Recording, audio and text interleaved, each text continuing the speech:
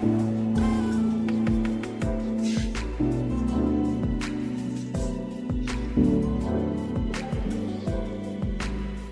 there, everyone. Welcome back to Utility Sports. The NBA trade deadline week is here. We are a little over 77 hours away from the NBA trade deadline, and I will be live for a majority of those hours, probably pushing 35, 40 hours of streaming this week, but I am extremely excited for it. I hope you guys are as well.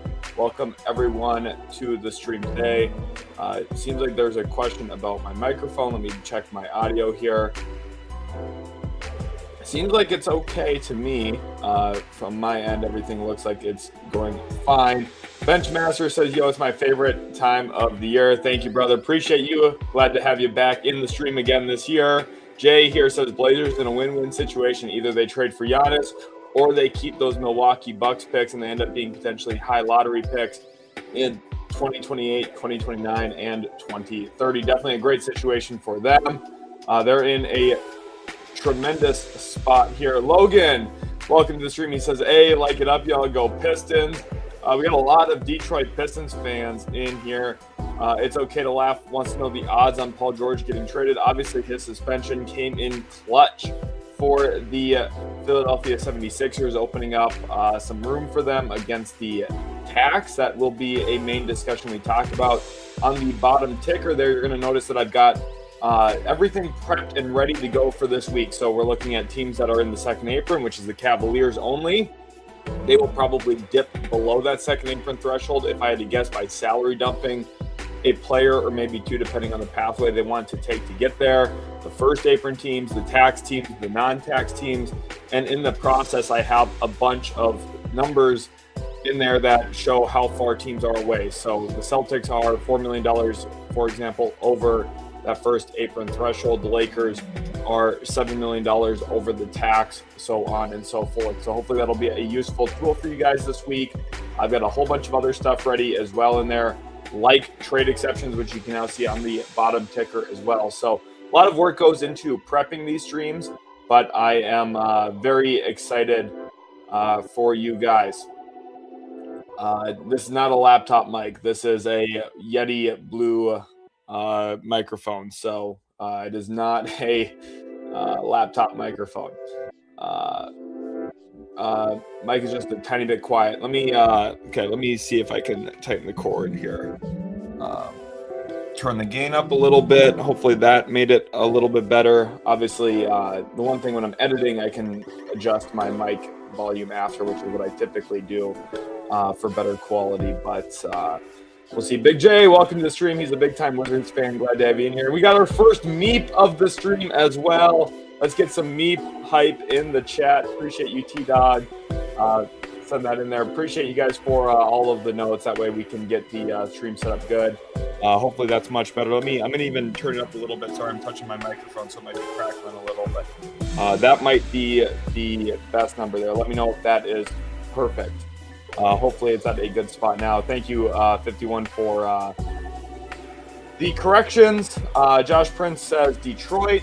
Benchmaster says seems better. Very good to hear. Glad to have everybody in here. Already 60 people watching live in the first just couple of minutes here. Again, we are 77 hours away from the NBA trade deadline, but a lot of different stuff. And I do want to shout out a couple of people stopping in even before the stream started. Dane, appreciate you. Ethan, thank you so much for stopping in here. Gabe as well. Appreciate you big time, my man. And then also we got No More Kings here, a big time Detroit Pistons fan. And then also Mr. Lucky Eric, appreciate you. He's always caring about his Hornets big time. So appreciate you guys all stopping in and showing some love, especially early on. Brian here throwing in some emojis. Appreciate you, Brian. Glad to have you in here. Delish wants me to turn down the background music. I can do that a little bit. I had it just a couple notches higher than I normally do. Turn it down just a little bit there, so hopefully that's even better. Jay Gill says, shout out to me from Portugal. Falo português também pouquinho, but I don't speak Portuguese very often, so don't ask me to give trade deadline coverage in Portuguese. Appreciate you, man. It's always awesome to have people watching from all over the world, especially in Europe. It's just crazy and awesome. So shout out to Jay Gill. Appreciate you being in here. Sack fan is tough, says, hey, Sheldon here from Twitter. How long do you plan to be on today? God bless you. The plan is to be on for quite a while. And one thing that I do think is actually pretty important, appreciate you coming over from Twitter, by the way.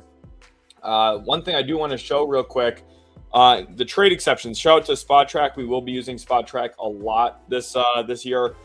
They have just tremendous stuff, tremendous coverage. There are a good deal of, and especially because of the PJ Tucker salary dump last year and then the Luka Doncic trade last year, and the timing on that, there are some trade exceptions that expire today. Now, the Clippers and Mavs cannot use these trade exceptions as they currently sit because of their hard capping situation at the first apron.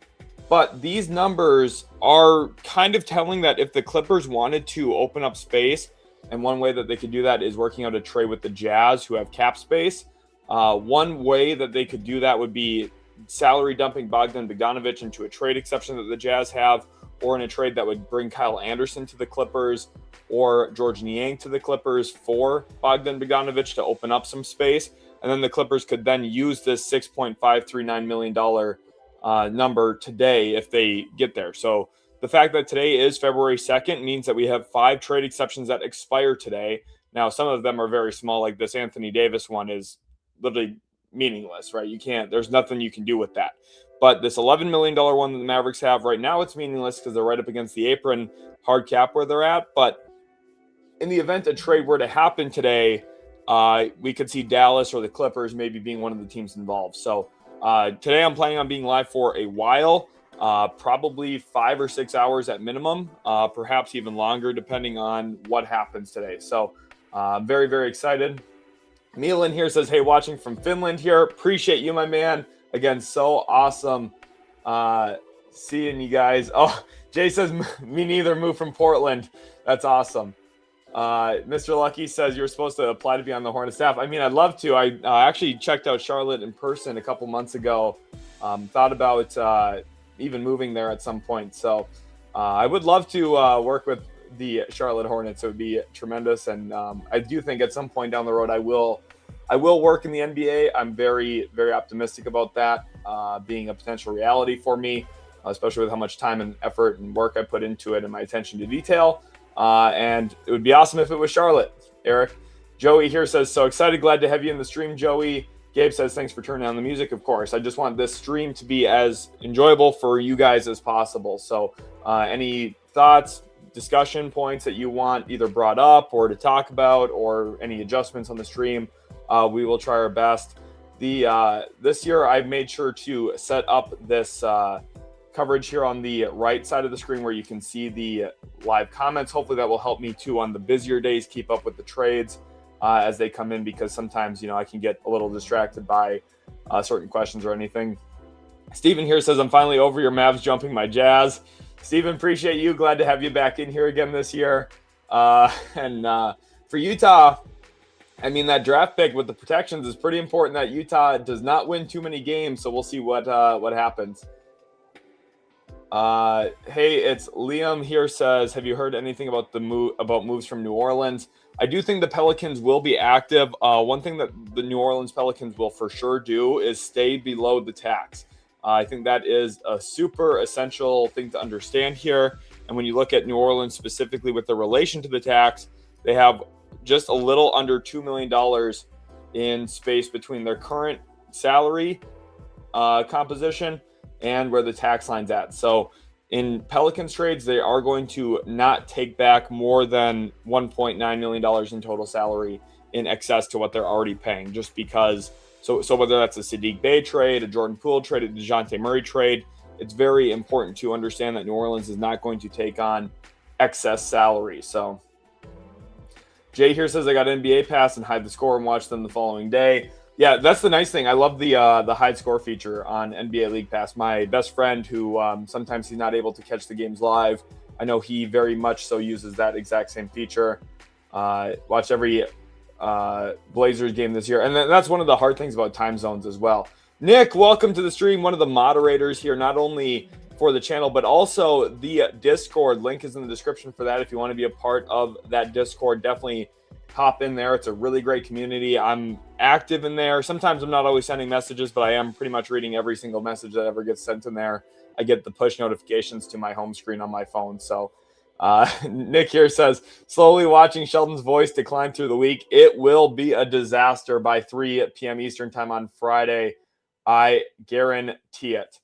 Pats or Seahawks in the Super Bowl. Obviously, we won't talk a lot of football, but I do think the Seahawks will win, but we'll see what happens. Big Papa with a throwback to last year. I could not believe that happened last year.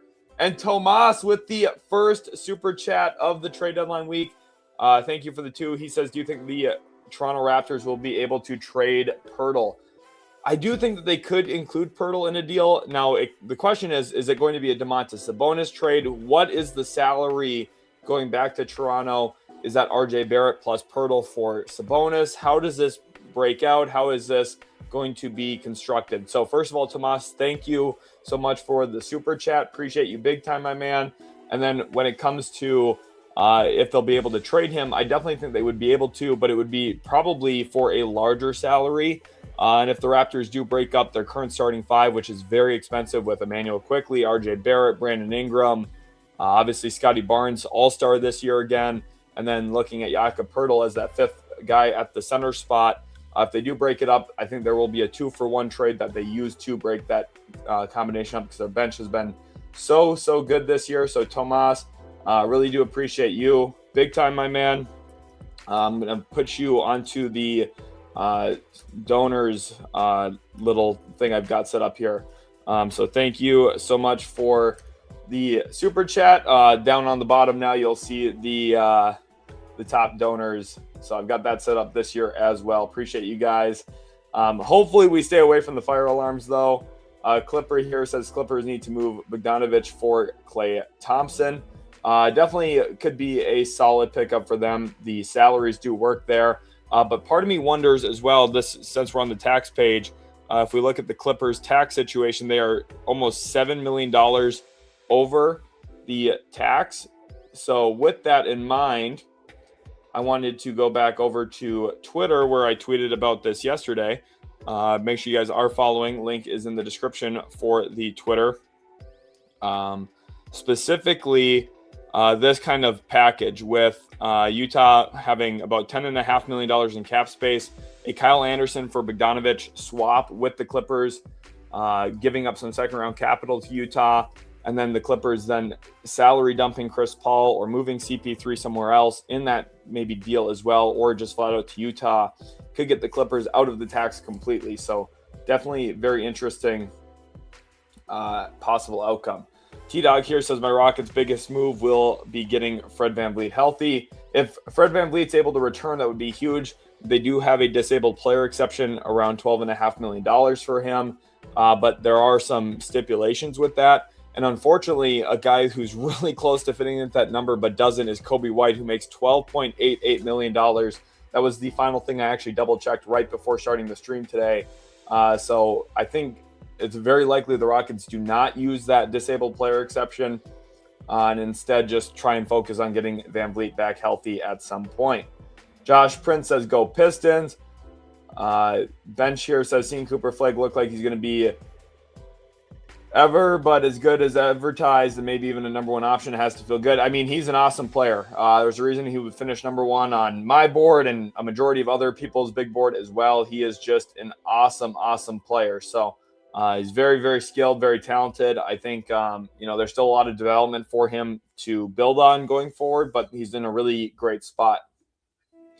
SC Horizon here, big-time Pistons fan. Appreciate you always commenting over on Twitter and everything as well, my man. He says, really want to hear your thoughts on Ivy. Detroit's Twitter cap guy thinks that it's very likely he gets moved, and if he doesn't, they could consider waiving him because of the large cap hold. Would make me sad. It's funny because I do have some thumbnails prepped with Jaden Ivey on them. Going into the week, I always try to get things ready ahead of time, and a big part of that is getting thumbnails prepped with players who I think could get traded, and I do have some with Jaden Ivey's face on them, which means I think there's a really good chance he does get traded. And I think a team that makes a lot of sense would actually be the Minnesota Timberwolves. But not sure if that's going to be the team. It could also be Houston. Golden State could be a team that makes some sense to me.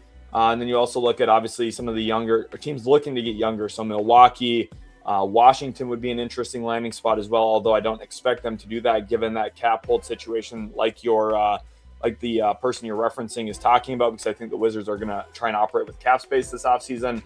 So a lot of different possibilities. Damos, welcome to the stream. He says, hey, from Germany here. Generally, Europeans either wake up super early, late for West Coast games, or just turn the scores off to watch the full games. Obviously it's just difficult. I go through kind of the same thing watching EuroLeague basketball myself, watching NBL. Now it's kind of reverse, right? Because it's not super late. It's actually early in the day. But the timing on it's very weird. And then the NBL is like kind of, sometimes it's 3 a.m, sometimes it's midnight, my time. Just kind of dances all over the place. But, I watch a lot of them.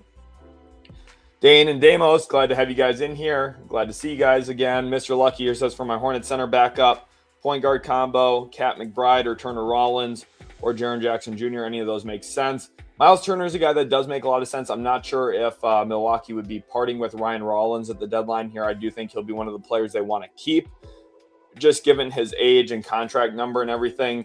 Jaren Jackson Jr., I don't think will get traded. I'd be very, very surprised if he does.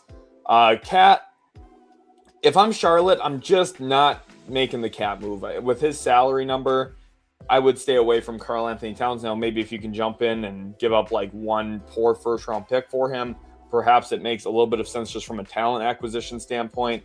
But I think for Charlotte, like a guy that makes a ton of sense to me continues to be Nick Claxton.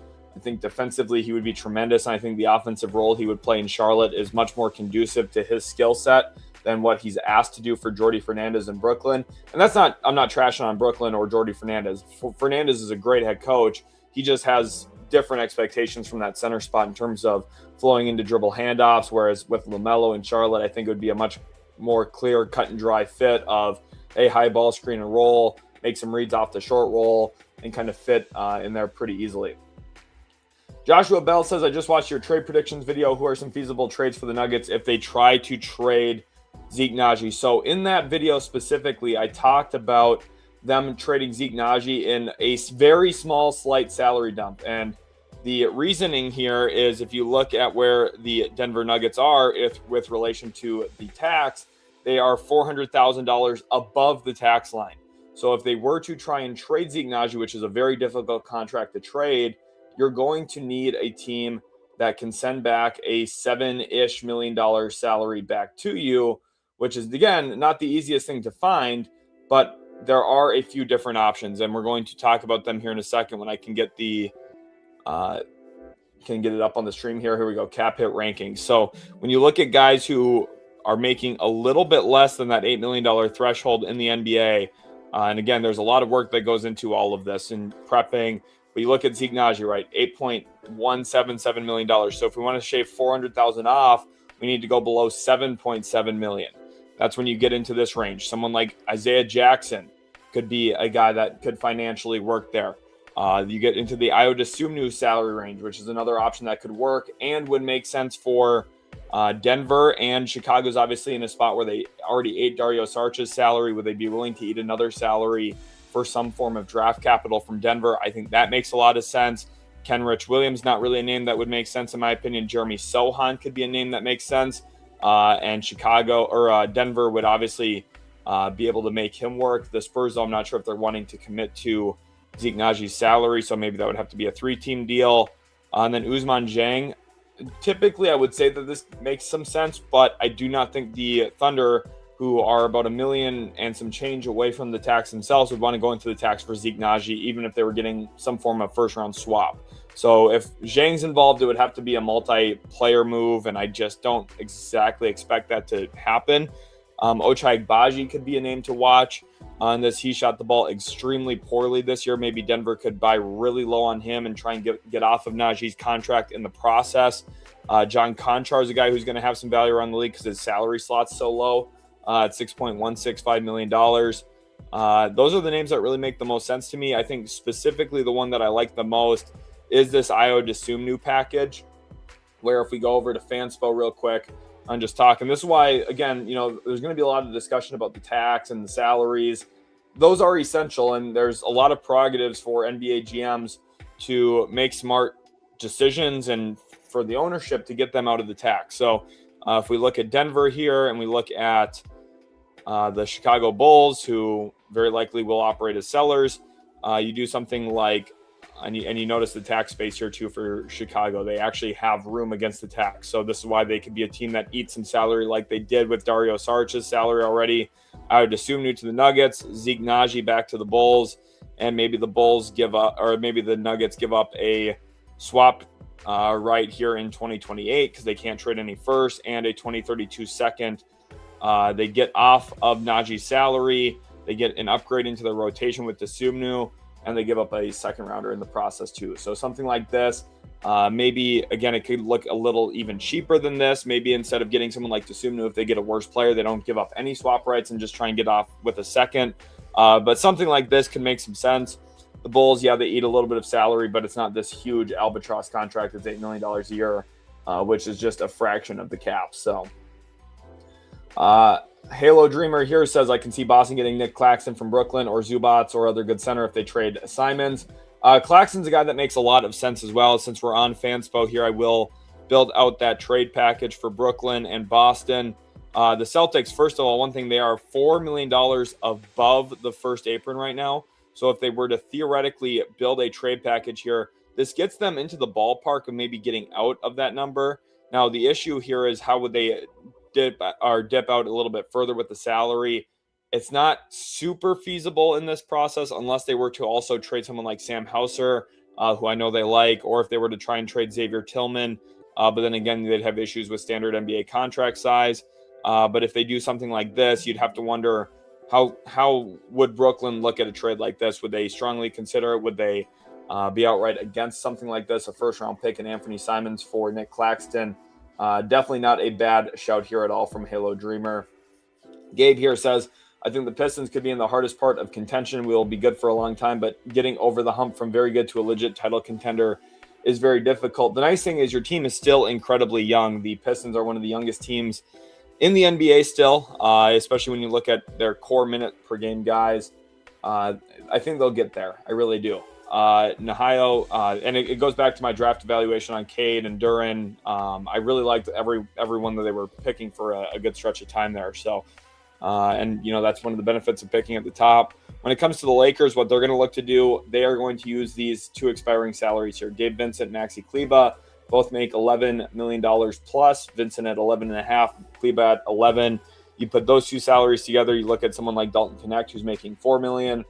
All of a sudden, you're playing around 24, 25, $26 million salary slots pretty easily, and you're be willing to make some of those moves. Plus, they have a second-round pick out in 2032. They have some tradable first year, 2031 or 2032. If they do trade one, they should trade the 2031 first, because then in the offseason, they could trade 2033 if they wanted to, which sounds crazy to say that out loud, but that is the reality. So Lakers could definitely do something. We'll see how aggressive they are. There's been a lot of reports that they want to continue working with cap space in like the 2028 free agency. Appreciate you guys all so much. Atu, thank you for the follow over there on Twitter. Extremely excited for the trade deadline again as well. We are keeping our eyes on all of the news. Nothing huge has broken yet. If something does happen, be sure to tag me over on Twitter. Again, links in the description for that.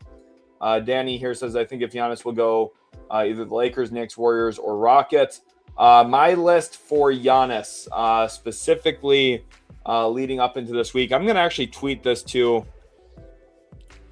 regarding my favorite destinations for Giannis now that we are in trade deadline week. 1, the Portland Trailblazers. 2, the Golden State Warriors. 3, I'm going to put while also considering the returns for Milwaukee. Golden State Warriors, Atlanta Hawks, much for ATL. And then fourth is the San Antonio Spurs. Probably won't happen. But the Spurs, I don't think, will be aggressive in making a move for him. But those are my 4 favorite destinations for Giannis Antetokounmpo now that we are officially in trade deadline week. Appreciate you, Danny, for being in here. Delish says trade deadline Thursday, February 5th, 3 p.m.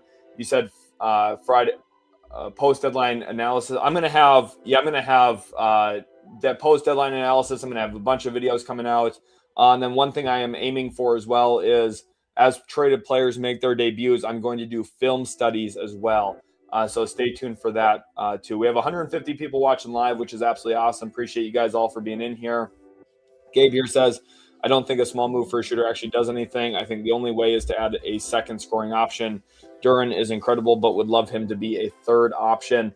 I think, they have the pathway to getting there. They have LeVert's salary. They have Jaden Ivey as a real sweetener in a trade. And they have, obviously, Tobias Harris's salary. We'll see if they do get aggressive, but definitely a lot to monitor.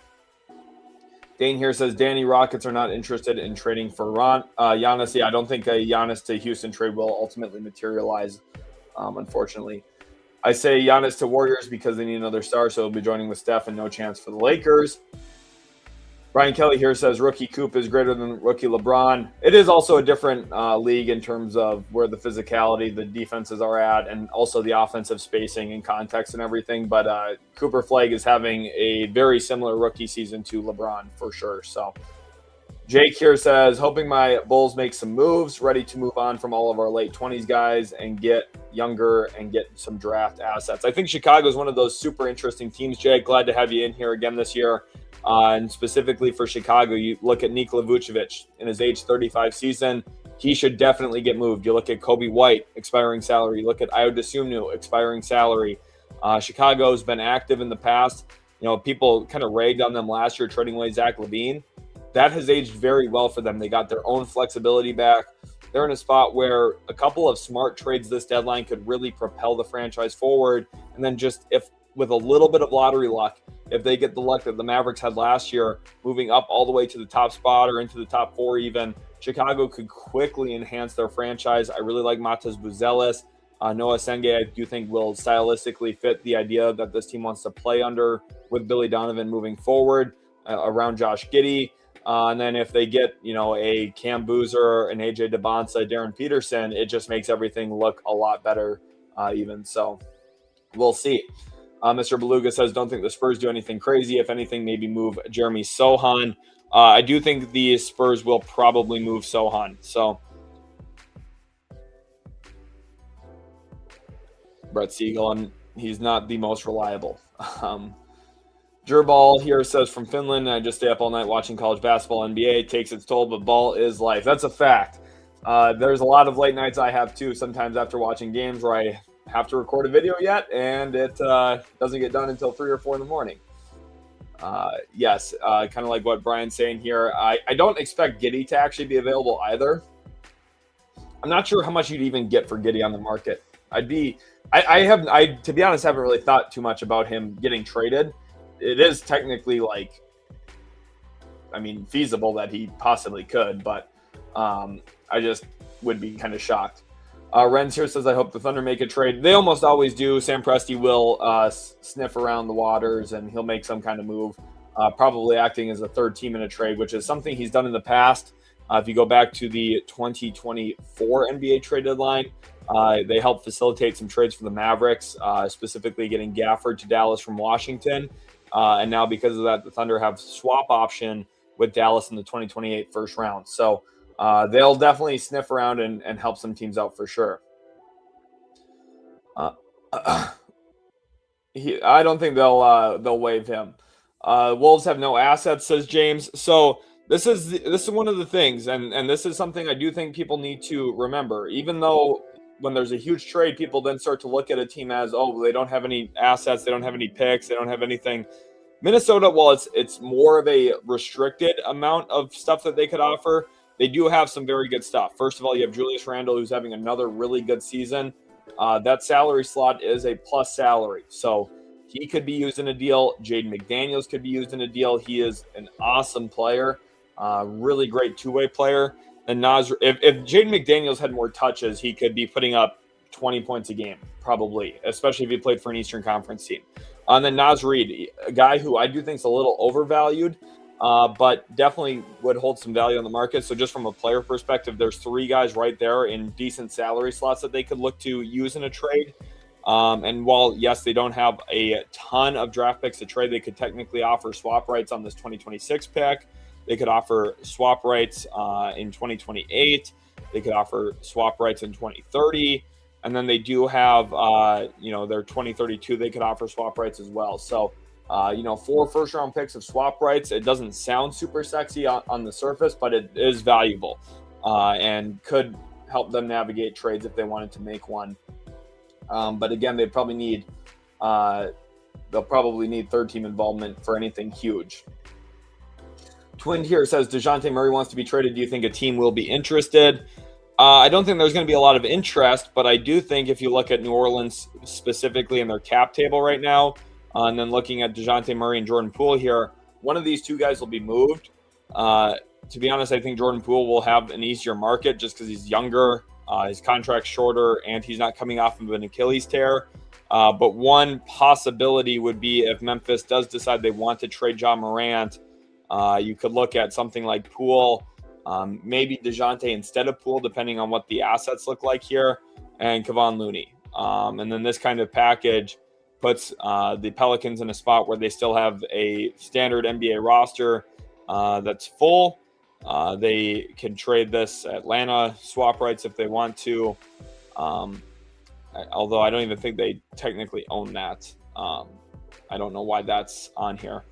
For Fanspo, but you could throw whatever second round picks, whatever you want, right, for Ja Morant, whatever that package would end up looking like. If the Grizzlies are done with Ja, they could be a team to land him. It could be Poole, it could be DeJounte. I'd be probably pretty surprised if it's DeJounte, but I don't think DeJounte probably gets traded just given the length on his contract and the fact that he's coming off a very serious injury. But crazier things have happened, so I don't want to completely rule it out. Of course, Giannis will be the headliner. Ware and Yakuchonis finally showed off yesterday. I really am believing Giannis will come to the 305. So talking about Miami, definitely, not an impossible possibility there. I don't know if the Heat will actually get him, but Big Papa here says Rockets will be boring and just grab Javon Carter. I think Javon Carter would help them. To be honest, if I'm Houston, I would rather just sign Javon Carter than trade for I would assume you. Silent Wake here says you should drop a link to that salary cap spreadsheet you got. Yes, that's still in the works here a little bit. I've been working on tweaking that this year, making some slight adjustments to that. So if I do have that ready this week, and when I do get that ready, I will share the link to that if we do end up using it. Yo-Yo here says you think Vucevic will be traded. I would be surprised if he doesn't. I would be pretty surprised. Expiring salary, he should definitely get moved. So, Yo-Yo here says Warriors want to trade Jonathan Kuminga. Will he end up being traded? And if so, what team would be a good spot for him? Could see him possibly end up in Milwaukee. Could see him end up in Chicago.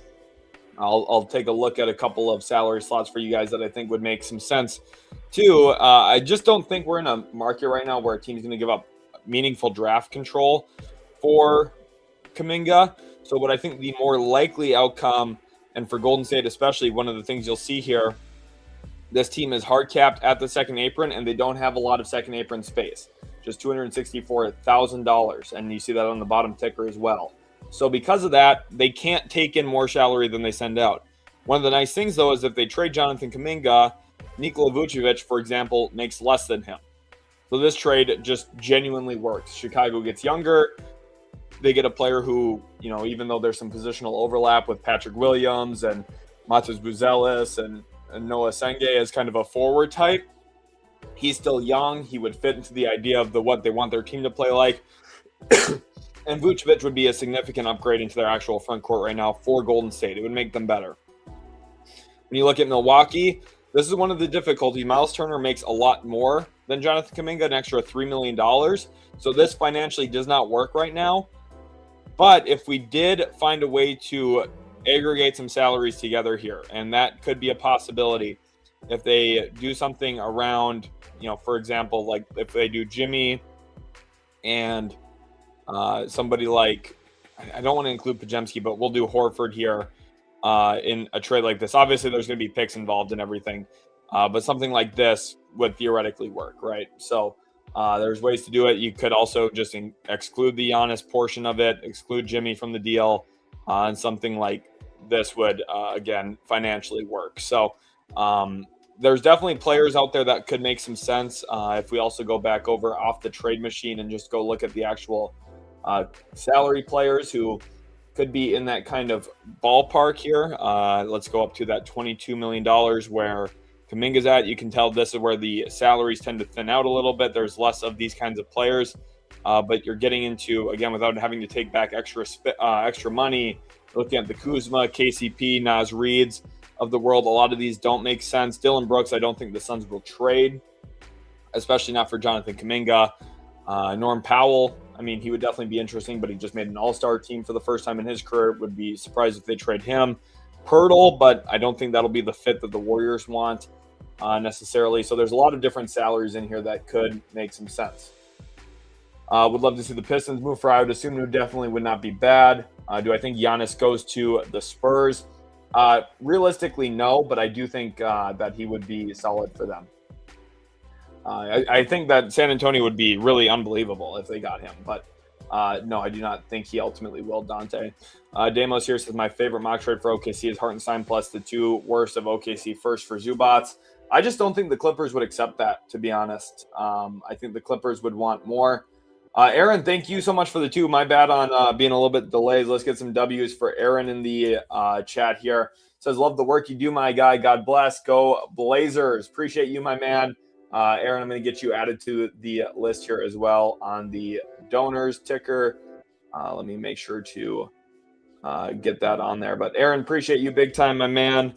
Aaron Beasley, 9018 with the $2. Appreciate you a ton, my man. Thank you so much for the super chat. And hopefully your Blazers make some great moves at the deadline here, which I am expecting, honestly.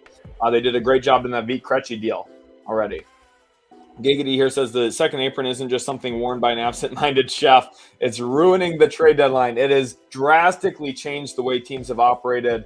And if you, again, look at our ticker down here below, the amount of second apron teams is just down to one. And I think Cleveland will try and get out of that second apron as well. So there's a lot that has changed because of the second apron. Will here says, how would you feel about the Cavs salary dumping Max Strus to Detroit? It makes them better. Plus, who's Cleveland getting under the second apron? So a couple of the issues here, and I will go back over to the trade machine to show this with Strus and the Cavaliers. This is part of why preparation is really important for the trade deadline, because it helps you think through ideas. Cleveland now, after making their trade, is 13 and some change away from getting out of the second apron. The issue is if you look at a team like Detroit, for example, who is at the top of the East, a trade here between these two.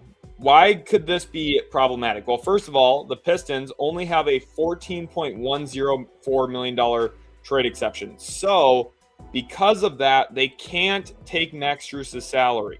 This is why Max Strus will not get salary dumped to a team like Detroit. And if you say, well, what about Brooklyn? They have cap space. Well, they have $15.4 million of cap space, and Strus makes 15.9. So Strus is seemingly less likely. Now, it is possible here with Utah because the Jazz do have this very large trade exception from John Collins, $18.38 million. So just flat out, they could just trade Max Strus to the Jazz, wash their hands of him. It would work. Obviously, it's going to say no because Fanspo is not registering this trade exception here, but that would work. That trade just genuinely works, okay? But if we go back over to Detroit, what the possibility here would be Dennis Schroder to the Detroit Pistons back into the exact same trade exception that they opened up by trading him away. Now, let's see what it says here. This one, I don't know why this one registers as working. But yeah, so like, for example, Detroit could take Dennis Schroder back in into that same exact trade exception they opened up by trading him away. to begin with. So Preacher says, can you do a trade of players you think the Lakers would trade for? Yeah, there's a good number of them. We will definitely talk about them here, but one guy that I think would make sense if we go back over just to the list of salaries, because I think that's some of the easiest ways to look at who's in the ballpark of who they could possibly acquire. They could be anywhere in that $27 to $25 million range. Anthony Simons probably wouldn't be the guy that they would target. RJ Barrett could possibly be a guy that the Lakers would acquire, look at as a positive. Trey Murphy III could be in that ballpark as well. They would have to give up some meaningful assets to get him. DeAndre Hunter's already been traded, of course. Then you're looking at kind of the smaller salaries where you do something plus of Connect plus Kleba or Connect plus Gabe Vincent, and you can get into this Grayson Allen ballpark if Phoenix was willing to trade him.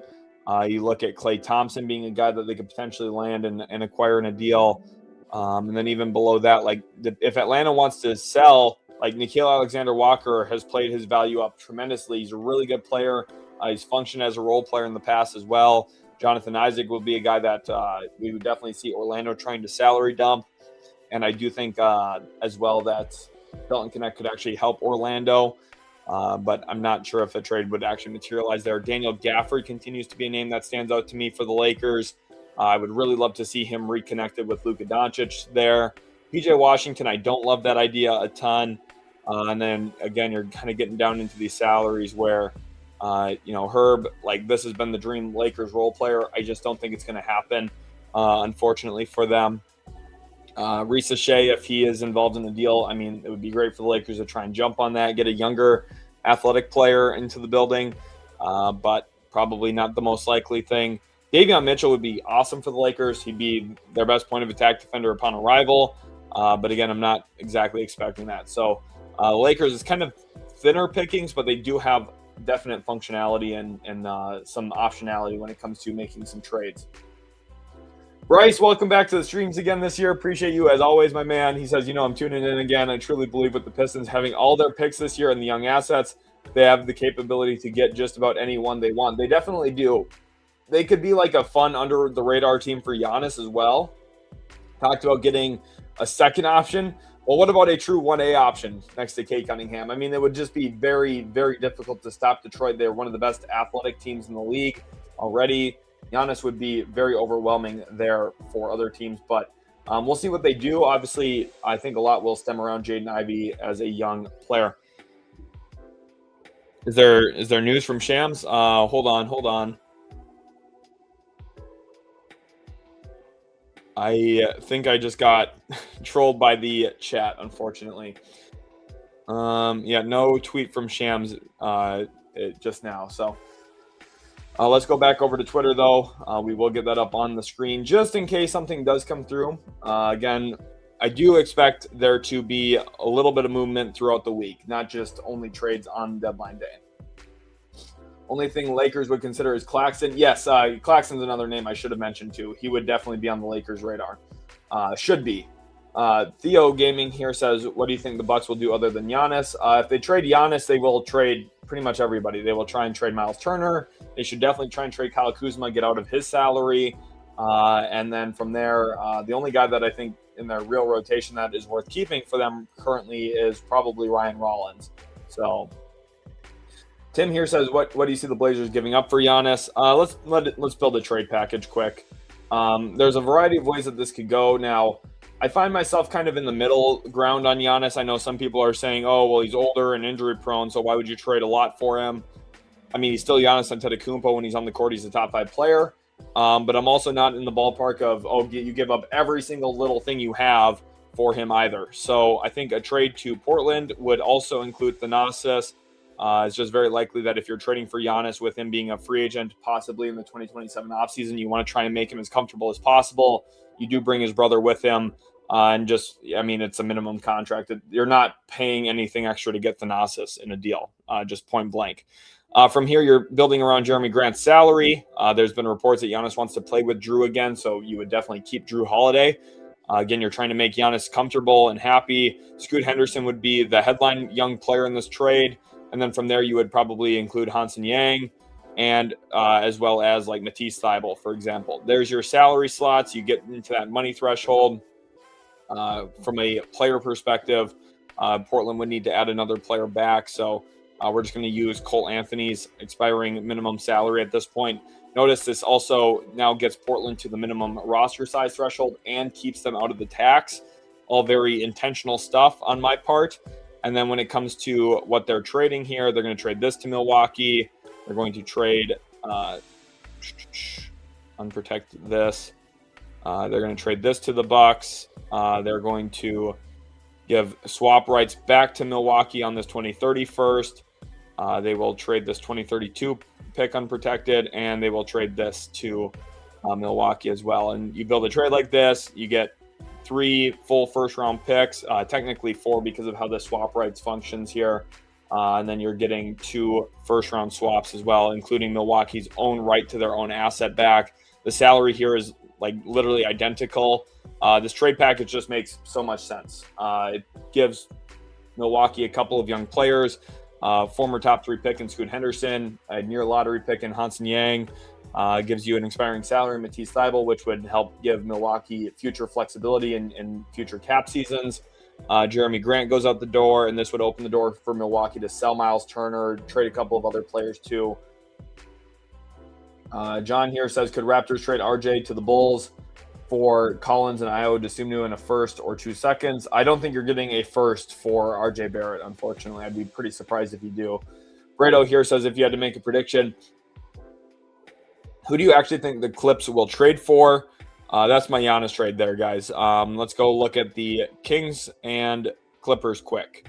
If I had to make like a firm prediction outside of just like the Kyle Anderson trade I floated for for Kyle Anderson, who I would actually like a lot for this Clippers team, a trade here like this, centered around these 2 guys, could make some sense. This gets the Kings out of DeMar DeRozan's salary next year. This would help the Kings duck being an apron team next season by just letting John Collins go in the offseason. And the Clippers get another creator, which I don't love this for the Clippers. John Collins has been really good for them, especially as a shooter, but definitely solid. Dark Horse Giannis destination Philadelphia, definitely a solid option for sure. Philly's got some actual meaningful stuff, so. Gabe here says, my biggest regret in life is not getting a job involving basketball. It's my true passion. I coach. My whole life is basketball. I coach basketball. I train players, athletes, and obviously YouTube and everything.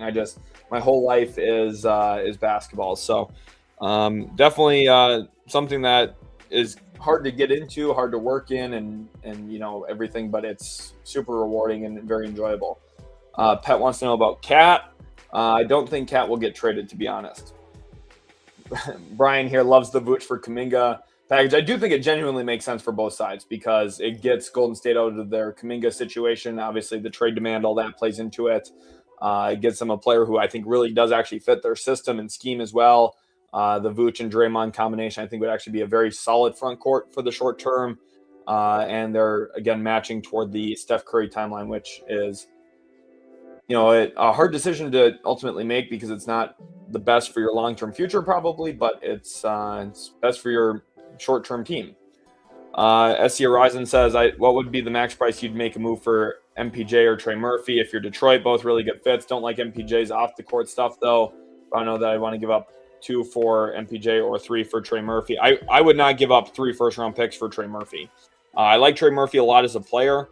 I would not do that. And if it's Brooklyn, I would not give up 2 firsts for MPJ either. What I would be willing to do if I was Detroit is something like this, where it's a first and a very near future swap option. This doesn't really hurt your flexibility because once you get to the draft this year, then your flexibility is basically returned. Your 2027 first is a swap that you could still trade if you wanted to.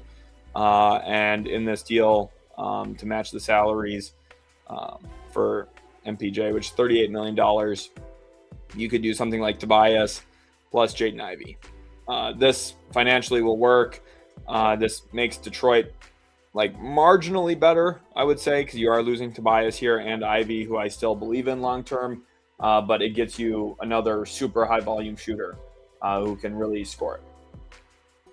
Yo says Kuminga is a 20-point-per-game player for most teams, just terrible fit for the Warriors. The one thing that I want to remind people is it's not necessarily about points per game. It's about winning impact. And Kuminga, I do think, listen, I agree with you. The Warriors have minimized Kuminga's value and his impact. But at the same time, I don't think Kuminga is just an obvious, hey, he gets to this team, all of a sudden he's a breakout star and they're winning games. Like, think about when James Harden got traded to Houston from Oklahoma City. The Rockets became immediately relevant because they were winning games because Harden was able to score so effectively and efficiently. I don't necessarily think the same is true for Kuminga, where he gets to destination X, Y, or Z and the team becomes relevant because they're winning. It might be, yeah, he puts up his numbers, but does he propel them toward winning at the level that a guy like James Harden did? And listen, that's a very unfair criticism because James Harden's a top 30 player all time. Kuminga's obviously not going to be that. It doesn't mean that he's not a valuable player and can provide value somewhere, but it's not as just obvious as, oh, he gets somewhere and they win games because of him. So Giggity here says, as a Jazz fan, the last 10 games are the first time Cody Williams has looked like an NBA player. Before January, I could have seen them moving him for a second-round pick. I especially think his playmaking has been actually really solid as a wing player. It's part of why I liked him so much pre-draft. He had really good pick-and-roll indicators, some really solid passing numbers at Colorado, playing next to other talent there with the Buffaloes in his freshman season. So, like, I would, if I'm Utah, there's no reason to really rush a Cody Williams trade. I would just play it out. Worst case, you just don't keep him forever. True Vision, thank you so much for the 5. Let's get some W's for True Vision in the chat. Appreciate you, my man. Absolutely awesome. He says, Knicks, Dante and Jacques Landale, Timberwolves, McBride, Ty Jerome, and Gershon, Grizzlies, Dillingham, Pacom, and Clarkson. What do you think? Let's put together that 3-team deal. It's a very interesting composition, but it would return, very interestingly, it would return Dante DiVincenzo to New York, the Minnesota Timberwolves giving up, it looks like to me, the most value in this deal. But I also am a little bit higher still on Dillingham at this point than everybody else. So Dillingham goes to the Grizzlies. DiVincenzo goes to the Knicks in this. Jacques Landale goes to the Knicks in this as well. The Timberwolves get Miles McBride, who is actually a solid player. Really like that fit for them. Ty Jerome, really solid guard as well. He goes to the Timberwolves. And Gershon's contract goes to Minnesota as well. Pacom and Clarkson to the Grizzlies. So I just want to make sure I have this all built out the way that he sent it. All right, so let's look at some of the salaries here. So the salaries pretty much work across the board. This actually keeps the Knicks just narrowly out of the, although they would have to. So one of the issues here, the Knicks are hard capped at the second apron. This is one of the biggest issues. The Knicks financially would not be able to do this because of the salaries. So you're looking at a problem there where they would need to give up a bigger salary than what they're giving up. And that's going to be the issue here because they have so many minimums. So this trade, I like the idea and the premise of it in terms of where the players are going and the shifting and everything, True Vision. Just financially, this won't work for New York because of the apron status and the space there. But really great idea. Thank you so much for sharing that. And thank you again for the super chat as well. I'm going to update the top donors right now. True Vision 7623 with the $5. So appreciate you big time, my man. Thank you. I'm going to have those top donors on the bottom there now for a second. Appreciate you big time. Jake says, don't forget to take a sip of water. Sheldon, long week ahead. It is a long week. I did not prep any water today. I'm running off of Dr. Pepper alone. I got this 1 liter bottle from Walmart for $1.30. So I got that ready for today. Love seeing those W's fly in. Dez says, remember they tried to give you a tattoo over the summer? LOL, good to see the live again. Yes, Daz, glad to have you back in here. That was crazy. I could not even believe when that was happening. Theo Gaming here says, what do you think the Bucks will do other than Giannis? I did talk about that. I think Miles Turner traded is more than likely. Zach Fan here says, do you think if the Warriors miss out on Giannis, the Kings might reroute DeAndre Hunter for Kuminga? The money is almost perfect, almost like it was Scott Perry's plan, and keeping him is the backup plan. So Ultimately, no, I don't expect that. Now, I mean, like, is it impossible? No. The Kings can reroute DeAndre Hunter as long as they're not adding another player into the mix. The money does financially work here. I mean, let me see. What is this? Oh, actually, no, the money does not work. I misread what DeAndre Hunter was making. So financially, no. This actually does not does not function. Shout out to Benchmaster for becoming a member on the channel as well. Appreciate you big time, my man. Benchmaster 640. Thank you for joining as a member. Appreciate you a ton, my man. Very awesome. I'm updating that down at the bottom now for donors with the member tag on there for Benchmaster. Appreciate you a lot, my man. Glad to have you in here. Any big trades you think will happen that no one is talking about? There is one that I've kind of thought about in my head a little bit that would send, this would be kind of a crazy one that a lot of people would not be expecting, but it would be the Jazz ultimately trading Walker Kessler to Washington. And the Wizards, who at this spot they'd have to give back a salary. So like Malachi Branham would financially work here. And then it would be a first round pick here and a future first in 2028. So something like this. That's the second most favorable. So it would be 2 firsts for Walker Kessler. And the reason that the Wizards would do this, they're going to pursue Walker Kessler, I would presume, in restricted free agency. And if they just want to ensure that they can get him and then sign him, have his rights, this is a way to do it. And then Utah here would get 2 first-round picks instead of possibly losing Walker Kessler to Washington in the offseason for nothing.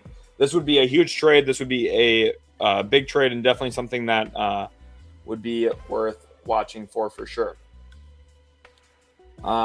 Azan, welcome to the stream, Azan. Glad to have you in here. It says, hey, Sheldon, it's me, Azan, back again this year. God bless for doing this. How about my Raptors? Anything on them? Sorry if you've already covered it. Do not worry about asking about your favorite team, even if I already talked about them. I'm going to talk about all 30 NBA teams all week long here, so I do not mind talking about teams multiple times over. One possibility that I do think, in theory, makes some sense is a Domantas Sabonis trade to Toronto and breaking up the salaries for RJ Barrett and Jakob Poeltl, for example. And then an additional salary here that, maybe the Kings could include would be like Devin Carter, which would actually be a really nice get for Sacramento. And then the Raptors here give up, like top 5 protected first this year. They're going to make the playoffs seemingly. But something like this where the Raptors pretty drastically improve their team. The Kings get off of Sabonis' long-term money and get a first-round pick in the process as well. I think this is a really great trade for the Raptors. This would make them, I think, a lot better, honestly, because Sabonis is just incredibly talented. But very, very good. Nick says, fake news will get you banned and timed out. Yes, do not send fake news into the chat, please. Ash says, I had to check, too. I mean, I got so worried. Milan here says, do you think Mathurin gets moved? Yes, I do. Milan, this is a great question.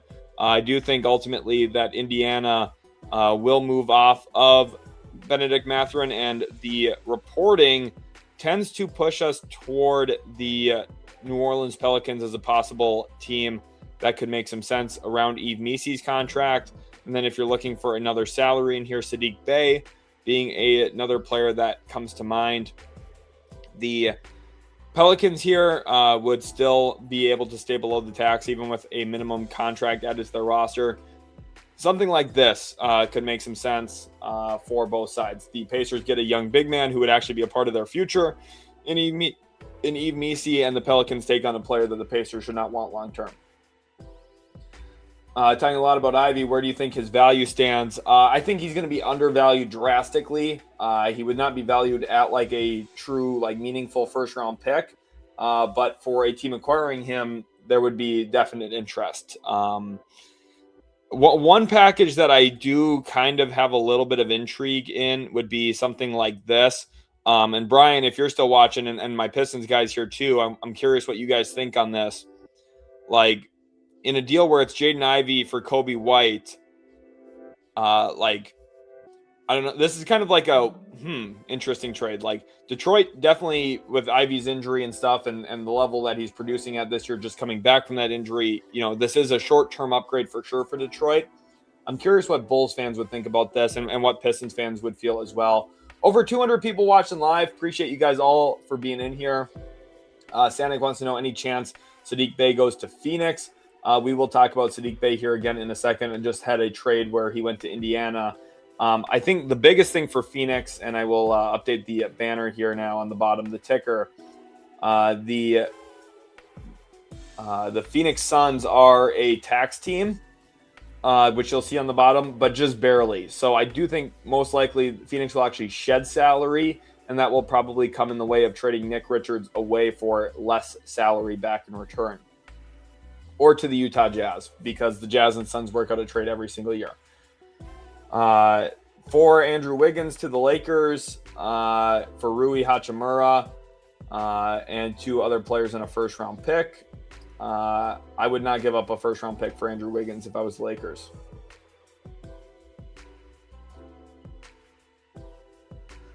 Knicks are foolish not to try and make a play for Giannis. I mean, they're going to try probably, but I just don't think they have the assets to actually land him, unless the only way that they will is if Giannis comes out and says, I only want to play for the New York Knicks and I will only re-sign with New York, which if he corners his market like that, he's going to effectively screw over Milwaukee. But he could do that. And if that happens, it would shock the world. And that's why if I was Milwaukee, I would have already traded Giannis by now, because every single day you don't is a day where he might wake up and say, hey, how about I corner my market? How about I decide where I go play basketball going forward? How do you see Walker Kessler 2026 restricted free agency going with Wizards and Lakers? I did talk about that briefly, but just to, again, recap, because it's funny because I brought this up after you had asked the question, but I hadn't seen your question yet at that point. I do think the Wizards are going to be super aggressive. The Wizards are going to have max cap space. They're going to pay a lot of money for Walker Kessler, and it's going to help them big time. The Clays here says, first stream I've been able to jump into this year. Glad to see you. What has been talked about for my Blazers? Well, we talked about Giannis for Portland. Very much like Giannis landing in Portland. I do think that they should be considered the front runner at this point, the Clays. And I really like their Vit Krejci trade as well that they made yesterday. My Kyle Anderson to the Clippers trade, that was in my trade deadline predictions video. So if you haven't seen that, it came out this morning. Make sure to go check that out. But essentially in that deal, the Clippers, who are over the tax right now by about $6 million, are almost actually $7 million. What they could essentially do here is trade Bogdanovic to the Jazz. I don't understand why, but they have this trade exception. It's just not firing off in Fanspo for some reason. Hopefully they'll be able to check it out. But it would be Kyle Anderson coming back in this deal, and then also since the Clippers, I mean, they would have to get a prorated minimum to stay below the tax here now. But if they make a trade like this and throw a second-round pick in, we'll just do that, and even something like this to the Jazz. What happens here is the Jazz get off of Kyle Anderson. They take in the short-term money. Bogdanovic has a team option, so that's really not a bad contract. It's just essentially an expiring 2 second-round picks. The Clippers get below the tax, give them some flexibility as well financially, and they get Kyle Anderson, who I still think would be an upgrade for them. Sam here says, what do you think about the 2027 draft class week? Any freshmen this year that will stay that might shoot up next year? So that'll be the biggest thing, Sam. It'll depend on who actually declares because there's a lot of talented guys. Even a guy like Christian Anderson. I have a mock draft scheduled to come out tomorrow morning, actually. And Christian Anderson, really good player. I'm just not certain that, his NIL package will deter him from the draft. Like, he's going to make a lot of money in college basketball. So if he decides to stay, it could change how this draft looks compared to next year's. I talked about that a little bit. So very excited for everything that comes with the 2027 draft. I don't think it's going to be that weak. I think it's going to be pretty solid. It won't be as good as the 2026 draft. So comparatively, people will call it weak. But there's really no such thing as a weak overall draft class. people were even saying that about 2024. Stephon Castle's now a guy that's being talked about as a headliner in a Giannis Antetokounmpo trade. Okay, and he didn't even go in the top 3. So everyone says it. It's such a lazy, bad narrative take. I avoid that as best as I can. It is, again, relative to draft other classes. So the 2026 class is an all-time great draft, in my opinion. So if you're comparing it, yes, it'll look worse, but it's still not overall weak. If I was Milwaukee, I would try to acquire Jared McCain. I think he has Jalen Brunson potential. I will. Here's a guy with Jalen Brunson potential. And this is a guy I actually tweeted about way before his draft, and I compared him to Jalen Brunson, and that is this guy right down here. The best contract in the league. If we look at his contract, it should be illegal. It should not. I mean, he's so good. I don't understand how this guy, look at his measurements, by the way. I don't understand how this guy was a second-round pick. He was dominant in college. Let's see if I can find that tweet really quick. I'm going to go to my bookmarks on Twitter because I do think I have it saved over there. But if I don't, it's okay. But I've been higher on AJ Mitchell than pretty much anybody for a very long time. Yeah, here we go. I'll go over to Twitter real quick on the share screen. But AJ Mitchell is the Jalen Brunson comparison. This was me 4 months before the draft. I compared him to Jalen Brunson. He then went in the second round like Jalen Brunson, and since then he has just been an awesome pickup for OKC. J-Ride Flips, thank you for the $20 super chat. He says, thanks, brother. Appreciate you big time, my man. Appreciate all of your guys' awesome questions in the comment section. It's one of the best parts of doing this is just the fact that we've got some really knowledgeable people in this community, some people who really love basketball, and it shows big time with the super chats and the great conversations and discussions on everything. So J-Ride Flips, appreciate you big time. Let's get some W's. We got to get a lot of W's in the chat right now for J-Ride Flips. I'm going to get the banner going on the bottom as well. But appreciate you big time, my man. Let's get those W's flying in for J-Ride. Really do appreciate you. Love your profile picture there as well, my man. But huge thank you again for the $20 super chat. It goes a long ways in helping support the channel. So I really do appreciate you. King here says, what should the Hornets do? Talking about the Charlotte Hornets, let's go back over to the trade machine real quick. So first of all, I want to talk about Charlotte because with their new ownership, they are in so much better positioning. Eric, I hope you're still here as well listening because I know you've been dying for some Hornets coverage. If we look at Charlotte, this team, from a draft pick perspective, they have 24 future picks under control right now. A lot of them are second rounders, but they have some quality first here too, specifically this bunch in 2027. They have this 2027 first protected 1 and 2 only from the Mavericks. This is from the PJ Washington trade. They have this lottery protected first from Miami. This is from the Terry Rozier trade, which was an all-time great decision for Charlotte to trade Terry Rozier. I love that trade for them the moment they made it. And it's aged even better given all of the federal trouble Terry Rozier has gotten himself into seemingly. Again, nothing is definitive at this point, so I don't want to indict him or anything, but, it doesn't look great or pretty right now. He's not playing for Miami, and then they have their own first in 2027. So these assets right here, this trio of picks in 2027 is super valuable. And because of that, they could wait until next year when they have a better idea. Okay, is Dallas good in Cooper Flagg's second year? Because then maybe we can dispose of that pick in a trade. Or how does Miami look? Is that pick going to be 18 or is it a lottery pick that would push back a year? Maybe we should hold on to that. Very likely the Hornets do patiently wait. But one thing that they have is optionality. Because if you look at their salaries, they have Sexton and Connaughton's expiring salaries, which you combine those together, that's $29-ish million, $29.3 million to be exact. Otherwise, you wait until next year and you have these two contracts here, Josh Green and Grant Williams, which would be expiring next year around $27 million. So the Hornets could be buyers now. They could be buyers next year. They could be buyers in the offseason. They have so much flexibility, actually.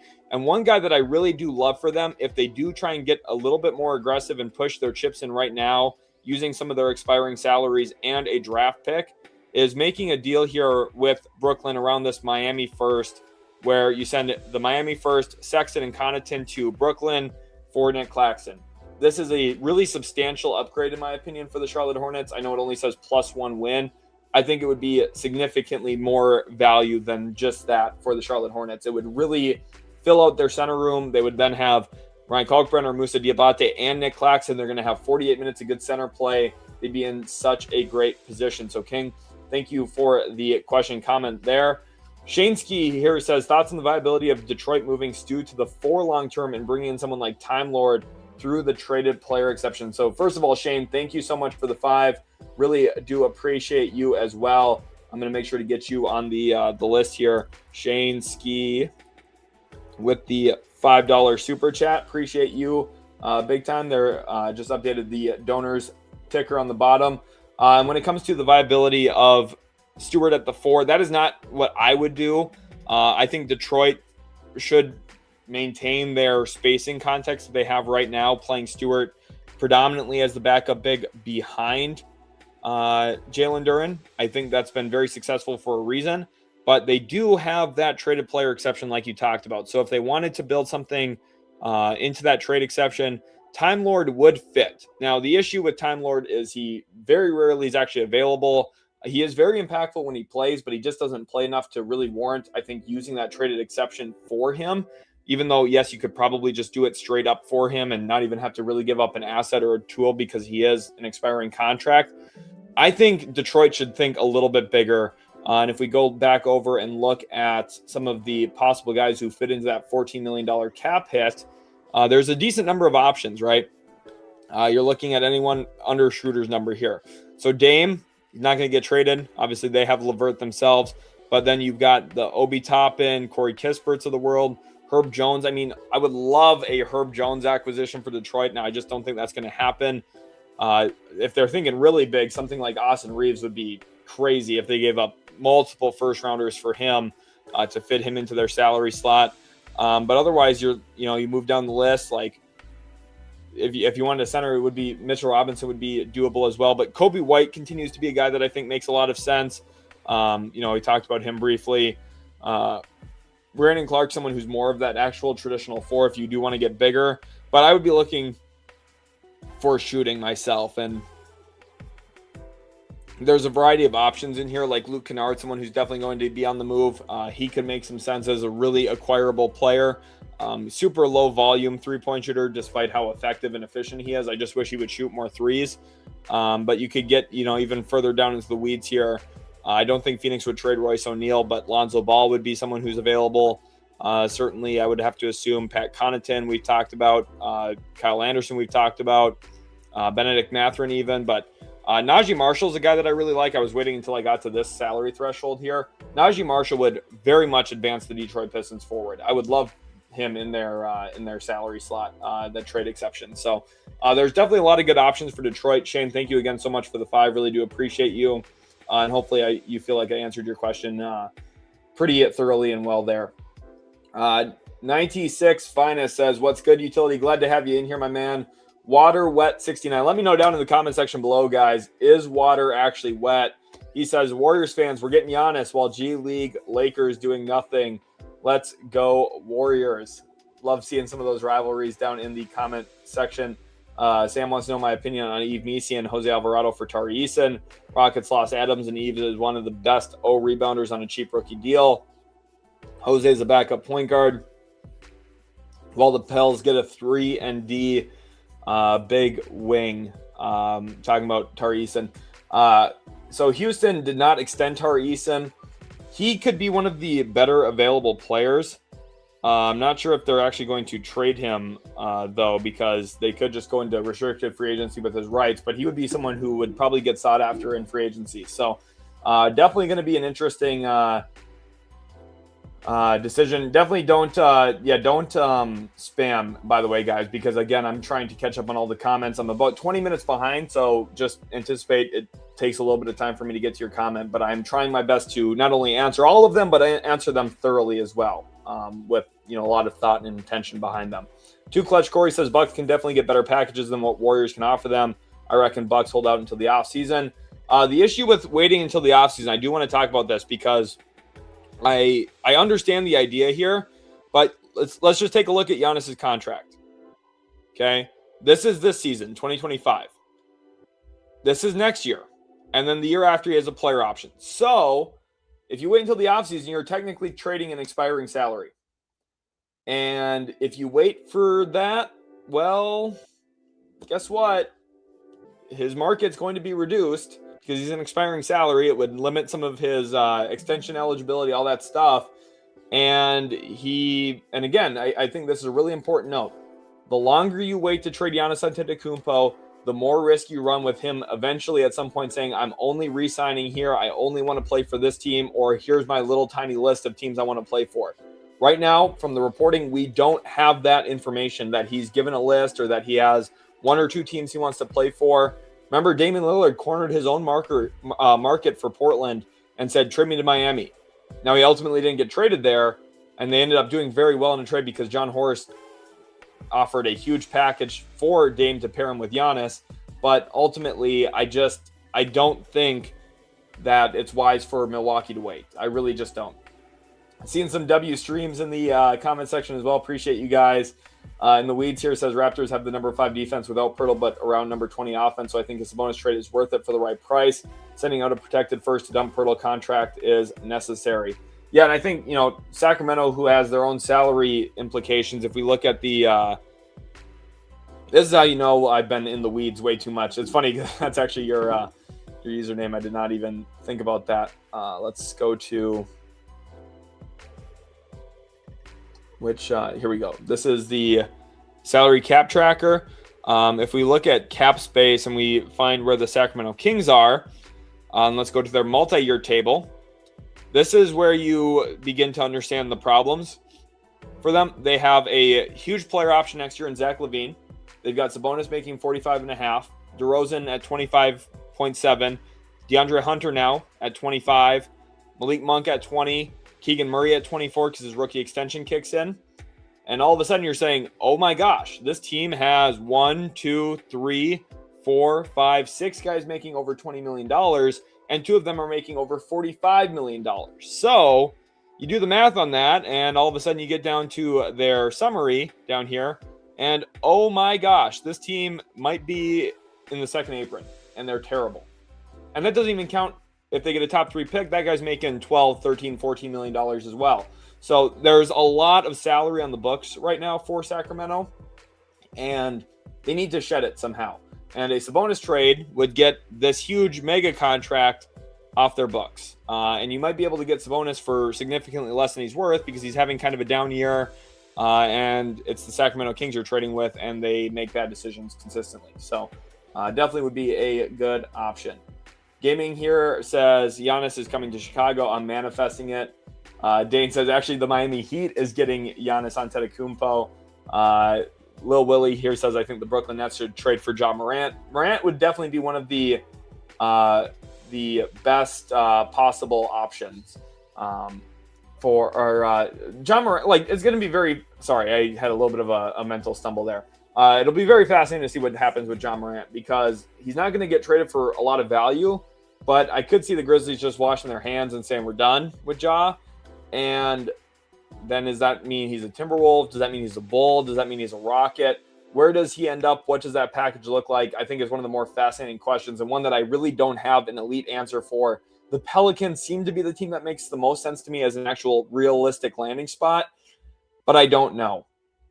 Benchmaster says you read all the questions anyway, so I figured I'd just sub. Appreciate you again for joining as a member. Appreciate you big time, my man. Donovan here says, as a Bulls fan, I don't see why he'd go to a team rebuilding. If you're talking about Giannis, yeah, I don't think he'll be a Chicago Bull, most likely. You see, 51's right here. Like, they could technically sign and trade him as well, but they could get out ahead of that if they wanted to. Benchmaster says, I have a friend who's a huge Orlando fan. He is over Paolo. He's ready to trade him for a bag of chips. He really likes some of Utah's pieces. See any fits? So here's the thing. Looking at Paolo Banchero, we'll go back over to the trade machine because it's the easiest way, I think, to show this. Paolo Banchero, I guarantee you, will not get traded this year. because he basically realistically cannot because of this little symbol right here. Poison pill. He is a poison pill contract. And what that means is if you trade Paolo Banchero, we'll just put the Jazz for now, okay? If you trade Paolo Banchero, he only costs as a $15 million outgoing salary, but he counts as a $42 million incoming salary. So how do you balance a salary trade here? It's very difficult. Now, realistically, these two teams could, because the Jazz do have cap space and they could make something work here. But it's just not going to happen. Paulo is not going to get traded, not this year. At the earliest, he could maybe get traded in the offseason, but I would be very surprised by that even. I think that would be a 2027 offseason discussion at probably the earliest.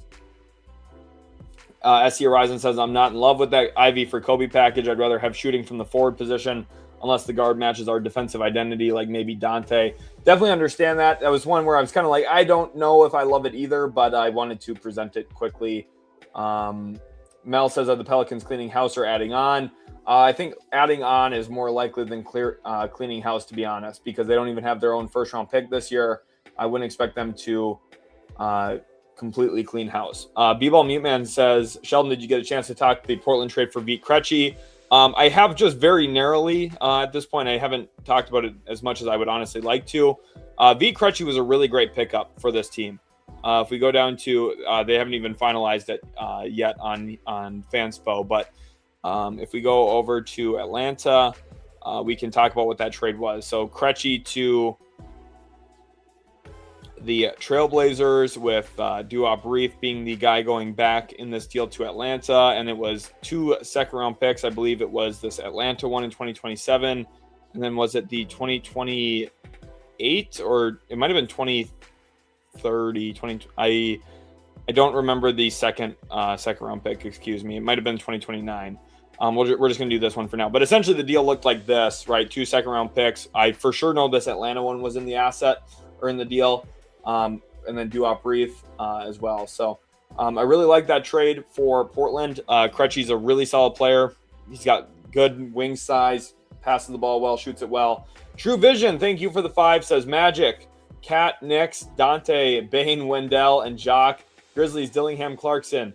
Nets, Pacom, Gershon, 2030 pick swap. Wolves, McBride, Jerome, and Jet. So we got another big trade here from True Vision to talk about and look at.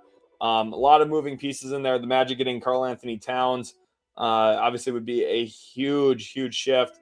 I do think, again, financially, first of all, I just don't think Orlando would do this because they just made, and part of the reasoning here, even though things haven't gone well for Orlando, they would lose the fan base. If they trade Bane right now for Karl Anthony Towns, they would lose the fan base because they just give up so much stuff for Desmond Bane. And because of that, it's going to be pretty much impossible to trade him for the value they gave up to get him. So as a result, it's just definitely probably not going to happen. But True Vision, appreciate you again, big time, my man. Thank you again for the $5 super chat. 31 Zella here says, dream job for you would be coaching or GMing in the NBA? This is a great question from 31 Zella. Let's get some W's for Zella in the chat there. I'm putting one in. Dream job. So I would love GMing because it would be like you have control of so much stuff, right? You're in control of draft pick decisions. You're in control of signings. You're in control of trades. Just so much fun stuff. But at the same time, coaching is like really my biggest passion. I love coaching. I coach high school basketball right now. I've coached high school basketball in the past.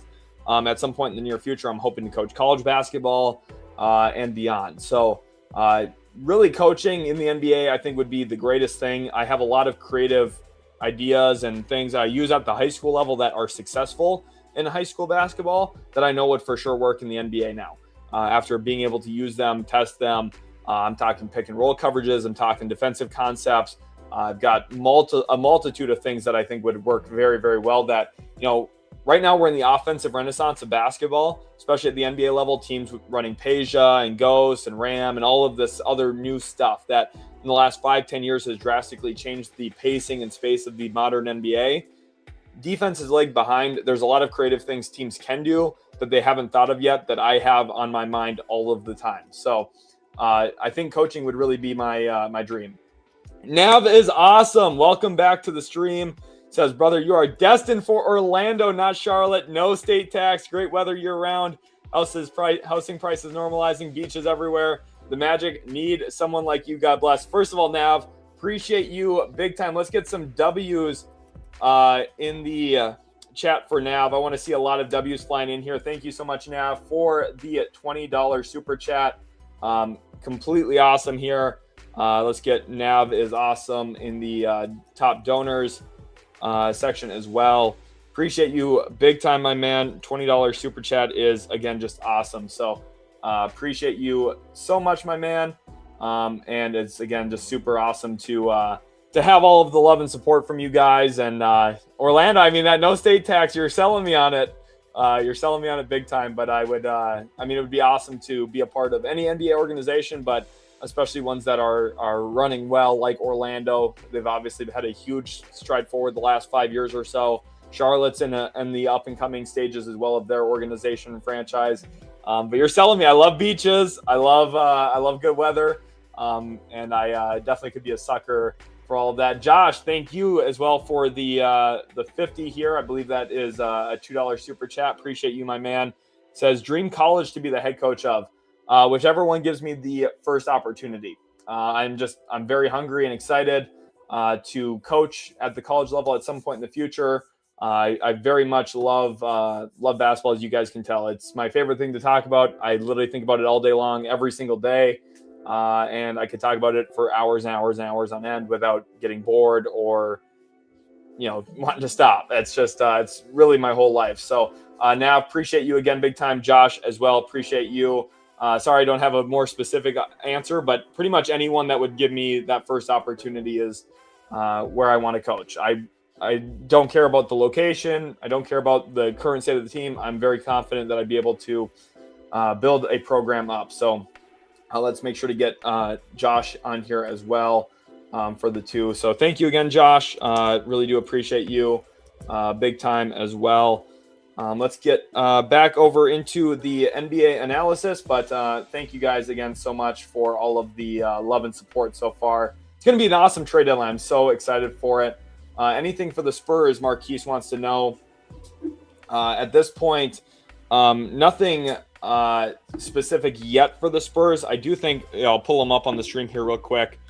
When it comes to San Antonio, you're looking at this Kelly Olynyk salary, a guy who doesn't have a really big defined role for them.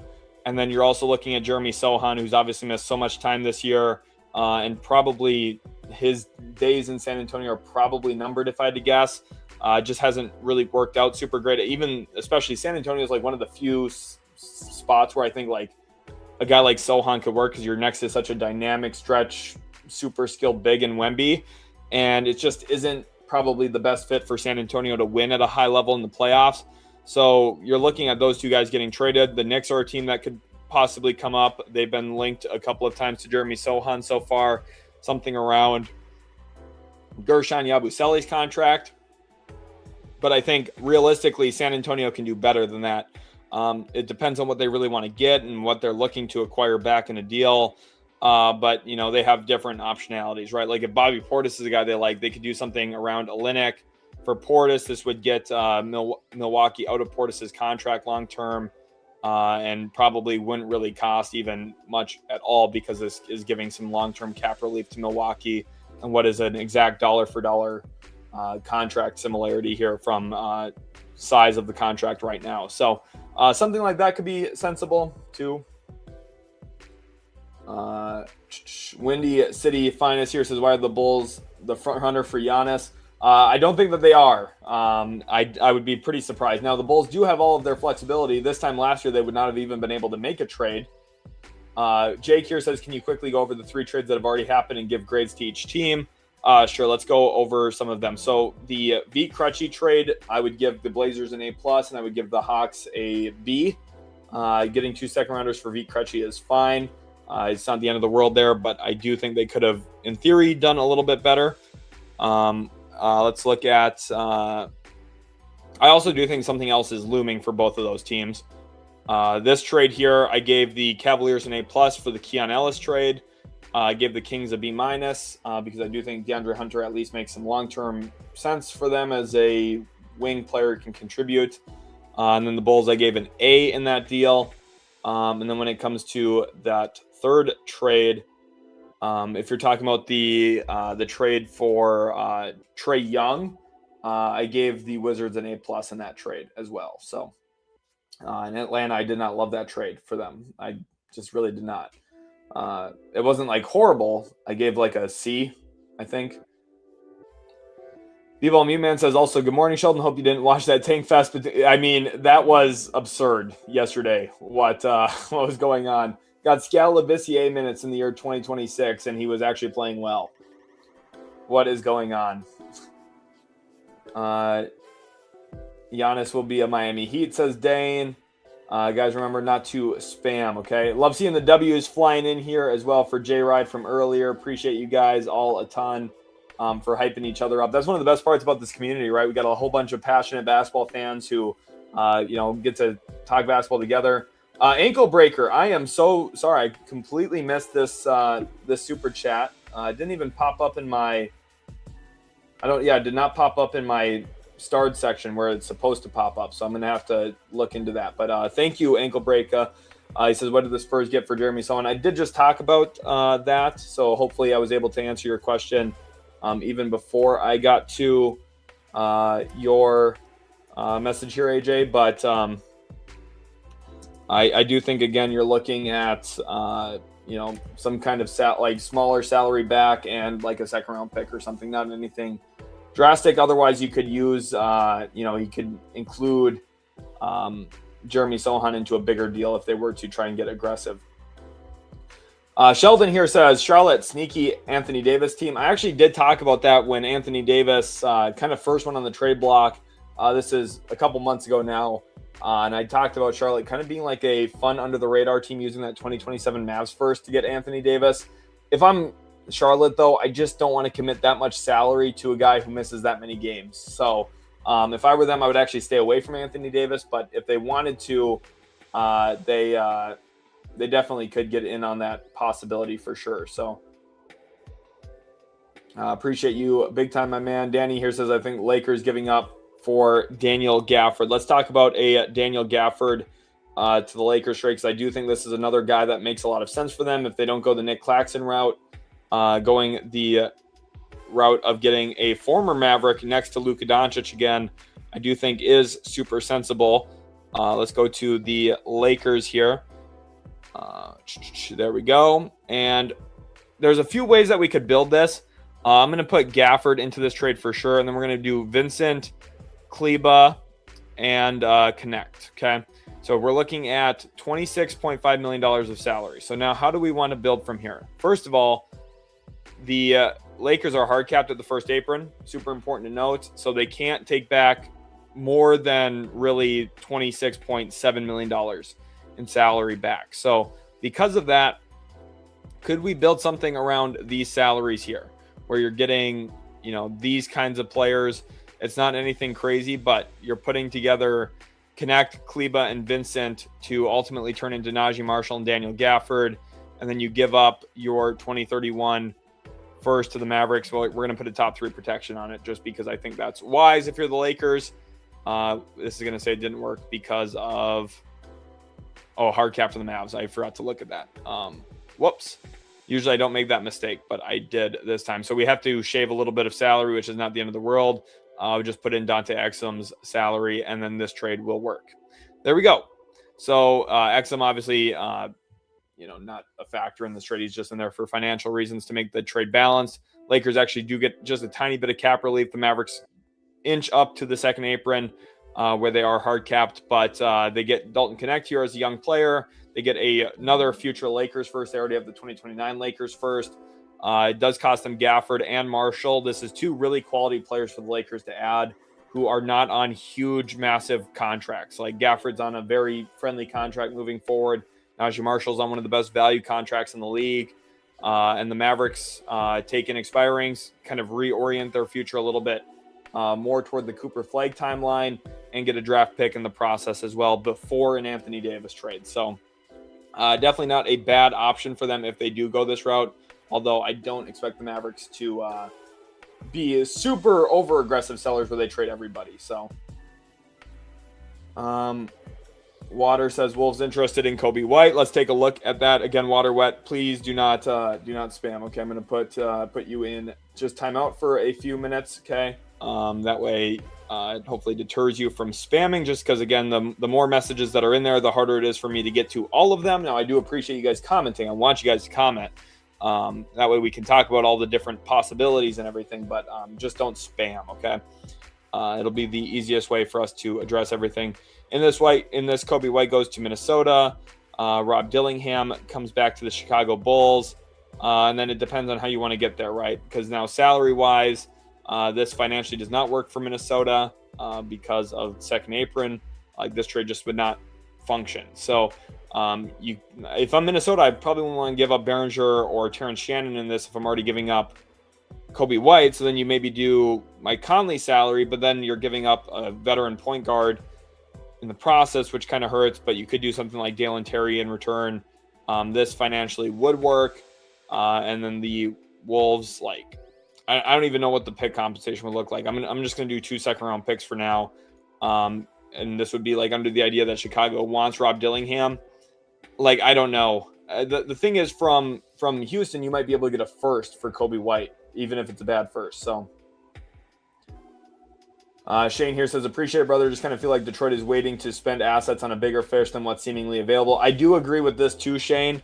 This is one thing. This is another thing that could happen.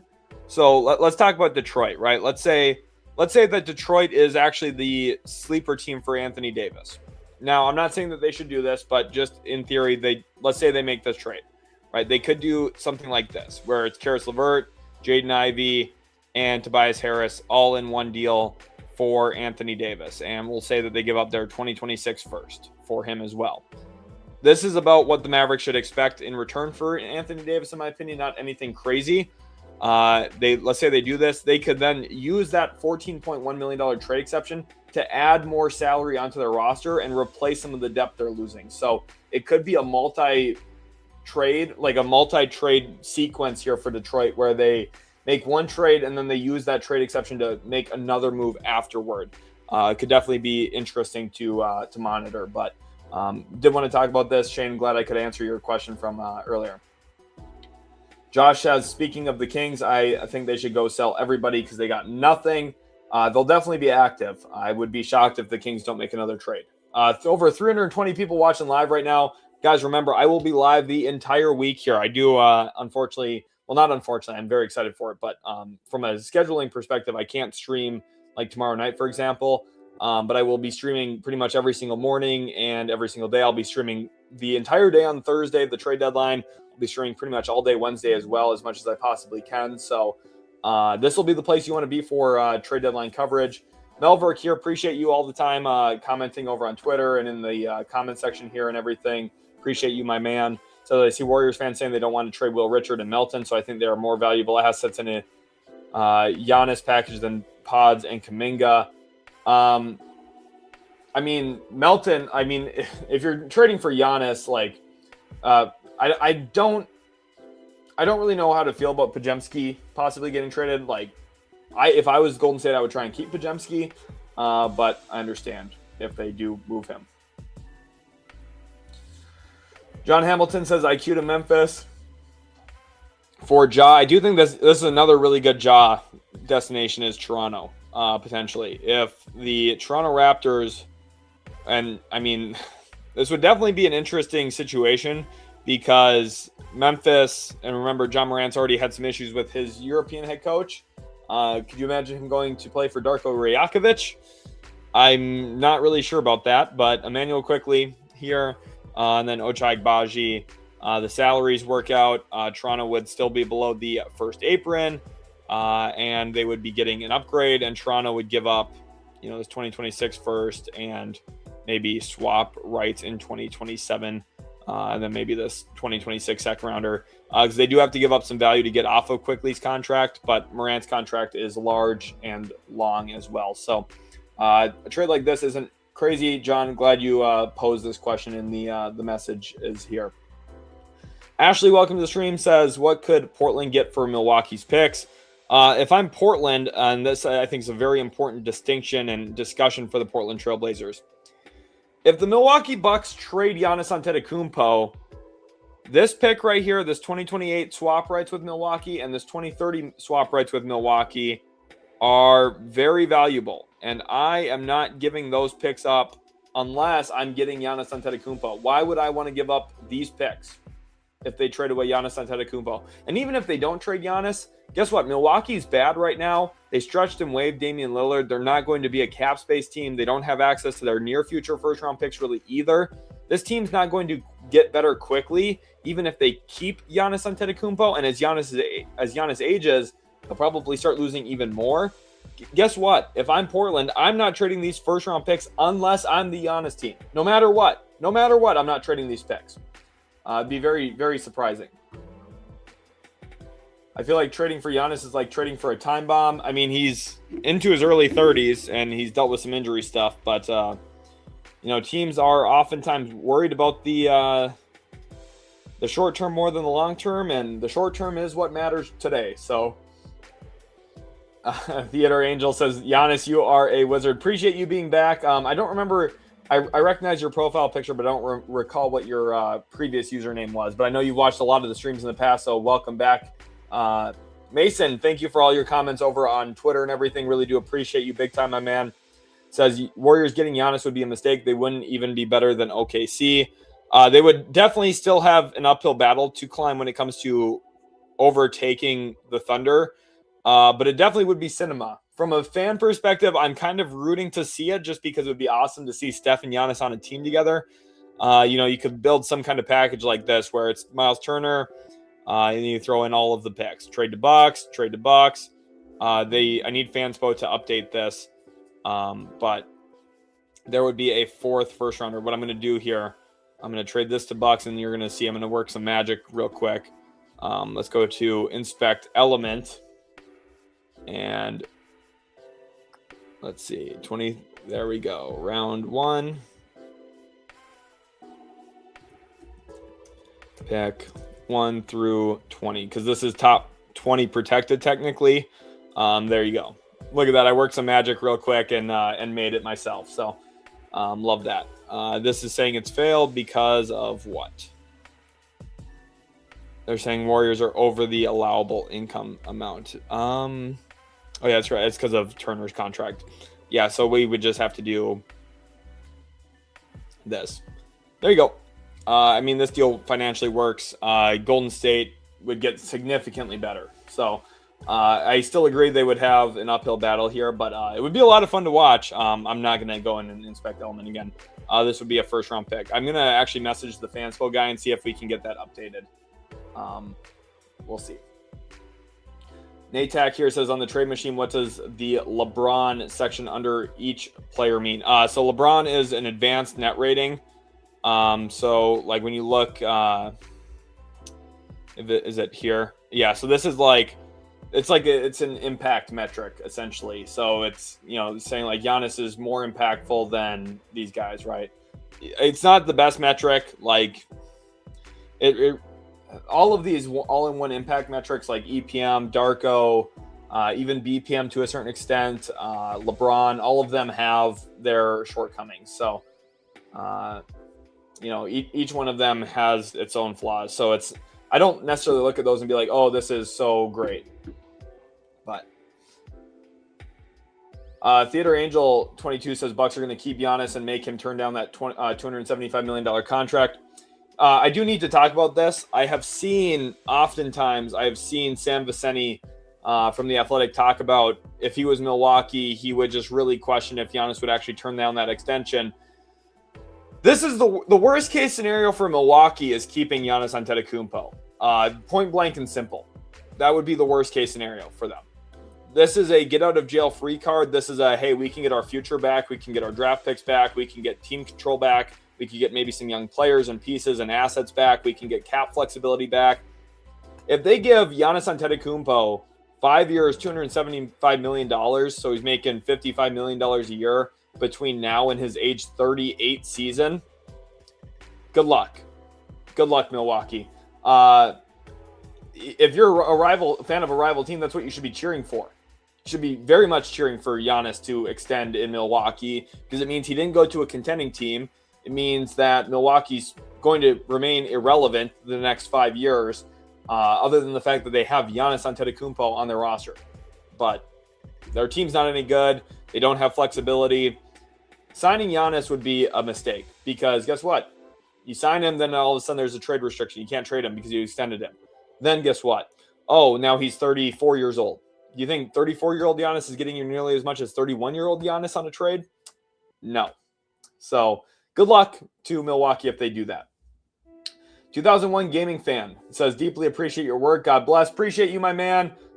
Thank you so much for the super chat here. I'm going to get you added to the list as well here on the donors tab.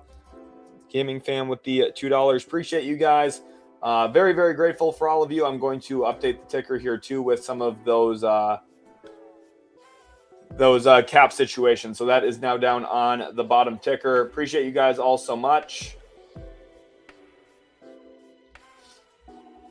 King Nacho says Bucks should fire Doc and hire Sheldon for the rebuild. Probably win more games than Milwaukee does, to be completely honest.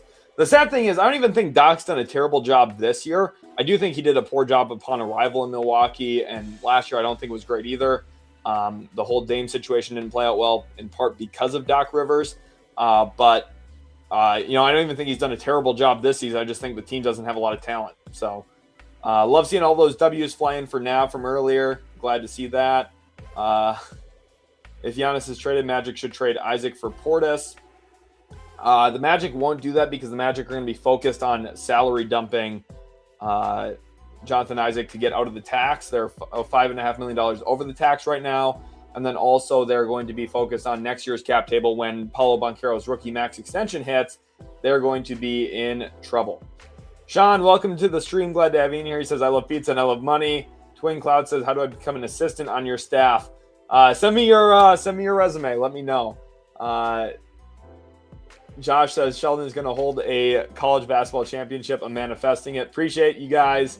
The nice thing is, I know that you guys are going to be huge supporters of me no matter where I go in life. So I'm very, very grateful for all of you.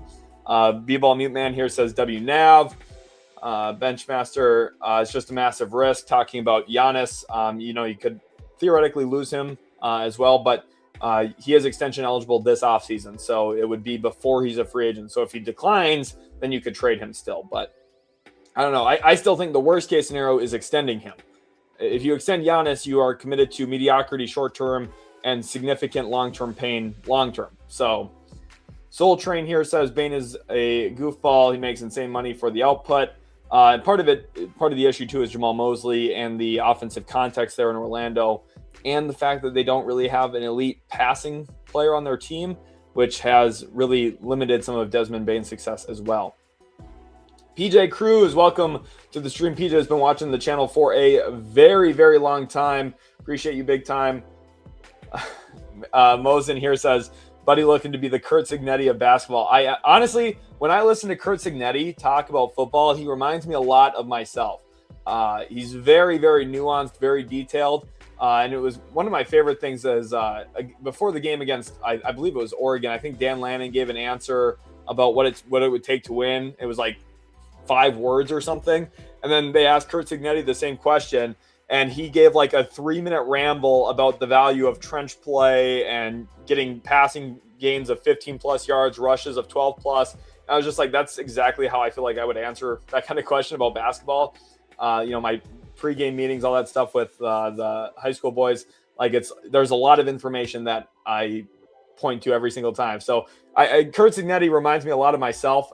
Hopefully I ever find the success that Kurt Signetti has as a coach, because he's an all-timer already at this point. So that would be awesome if I found that success. But just from like a perspective and kind of personality standpoint, he does remind me a lot of myself. when I'm coaching, I get very, very upset when we're not doing things right as well. So Josh says, could the Spurs trade Fox next offseason and start Harper with Castle? I mean, theoretically, but I think it's a little too far out to look at. At this point, I think it's better to just sit and be patient. Benchmaster says the blowouts are starting to hurt Cade's stats in terms of his per game averages. Mosen said, I saw a trade I liked. Make sure to send it to me, Mosen. Twig Gaming here says, what's up, Sheldon? Can't wait for Bobby Portis to San Antonio. Appreciate you big time, my man. Glad to have you back in the streams again this year. Twig Gaming has been watching us for a long time here on the channel. So really appreciate you, my man. Glad to have you in here. 22 Paolo Logarta here says, I do wonder if the reports for OKC about them adding another center is legit, but if they were, I think they should try and get Robert Williams or Day'Ron Sharpe as a third center if iHeart goes down. Could definitely see Day'Ron Sharpe. His very cheap contract could easily fit into the salaries there in OKC. Luca YouTube 26 says, who could work as a big next to Embiid? I'd give up the farm for Bam, but realistically, Jalen Smith, Claxton, Wendell Carter Jr., Anthony Davis. I mean, Giannis could be, a guy that would make sense too.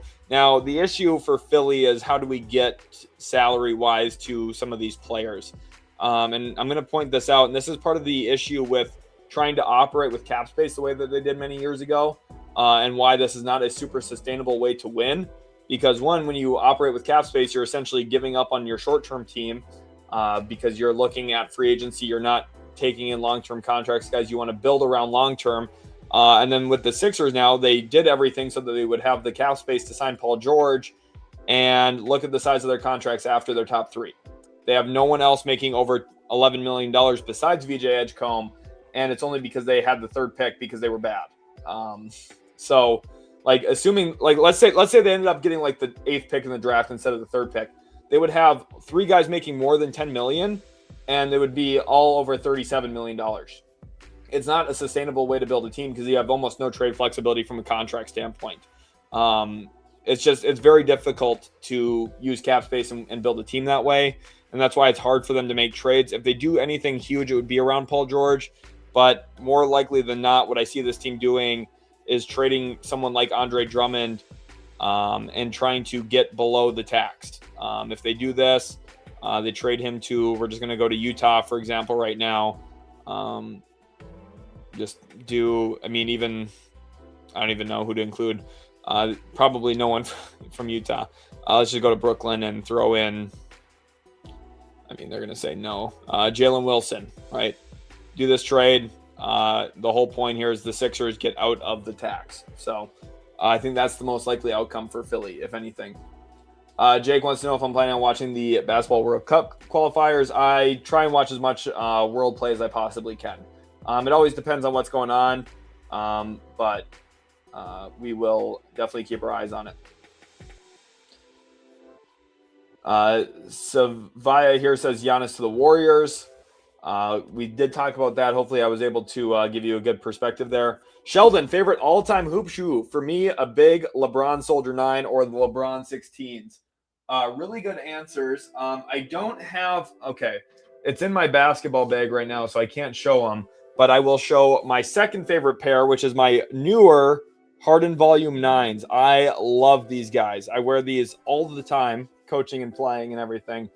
These are super comfortable. So I'm not sponsored by Adidas. Maybe I should be because I have every single pair of Hardens from Volume 3 all the way through Volume 9. I'm probably going to buy the Volume 10s here soon.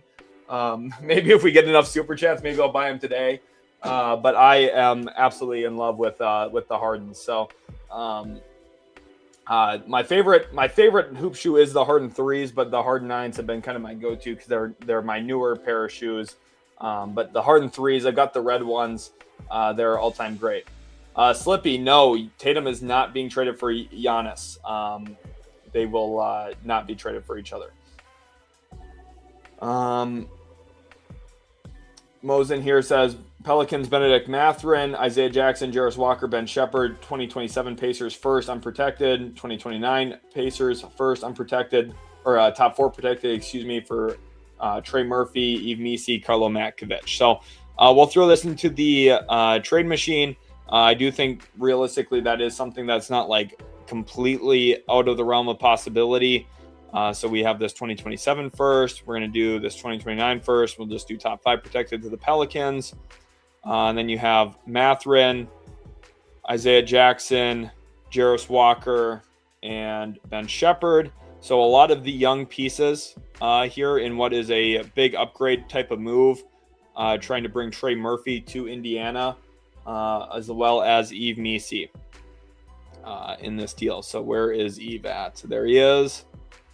And in this deal, 28 for 26, financially that works. So that kind of deal, I mean, very interesting. Sends a lot of young players to the Pelicans. I actually kind of like this deal for New Orleans, like getting 2 first-round picks for Murphy and Yves, and you're getting some young pieces back in Jarris and Benedict Mathurin who are solid.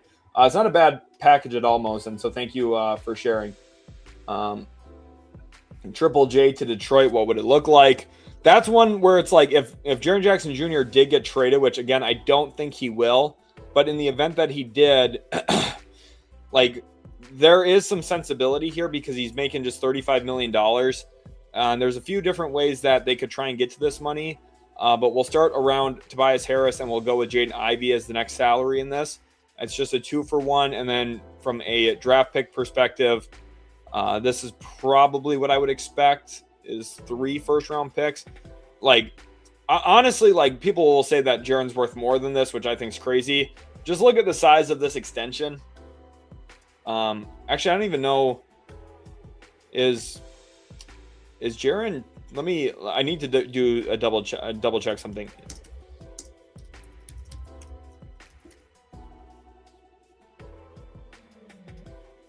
Okay. Yeah. I mean, like, I don't know. If I was like, this is a player that makes sense, like roster standpoint wise for Detroit. This would be like a huge upgrade for them that would complement Duren and Stewart and everything. Cade, obviously, but I don't know. It's just such a huge contract. It's such a huge contract. I mean, I would love this for Memphis, to be honest, to get out of the money long term, but Sean says, I hate Portland, but they should hold tight on their draft picks. Yeah, I mean, those draft picks that they have are so valuable. SC Horizon says, I think Detroit has to be confident the player they acquire will push them this year. I don't know that they will ever be this much better than other Eastern Conference Finals teams, even if they are better in subsequent years. I mean, the hard thing is Boston will get healthy, right? Tatum will come back, and that definitely drastically changes the outlook of the conference big time. Andy Schultz says, buddy, this package for Giannis alone is terrible, but add Turner to it, grade A garbage. Andy, I know he's talking about my Warriors one. Andy, let's do a little bit of critical thinking here. Let's look at the ages here. Steph Curry, 37. Draymond Green, 35. Buddy Hield, 33. Al Horford, 39. And then if you add Giannis and Turner to the mix, which hasn't been a great mix for Milwaukee. They haven't won with that. And now you're trading him to a more difficult Western Conference, 31-29. How good is that 2032 first-round pick from Golden State going to be? How good is that 2030 first-round pick from Golden State going to be, given the fact that in 2030, Steph Curry will be 42 years old, 40 or 41 years old, excuse me. If you think, Andy, I hope you'll remember this. Just think in 2032 where the Warriors are drafting. I want you to remember this. Maybe you can even get swaps from Golden State as well. Like this, it's a lot of draft control. And again, like part of what makes a trade a great trade for a team is the future being uncertain. And the one thing that is almost certain is the Warriors are going to be very old. And if they have Giannis, like how good is Giannis going to be when he's 35, 36 years old? I don't know. The Bucks aren't winning with him at 31. So, I don't know.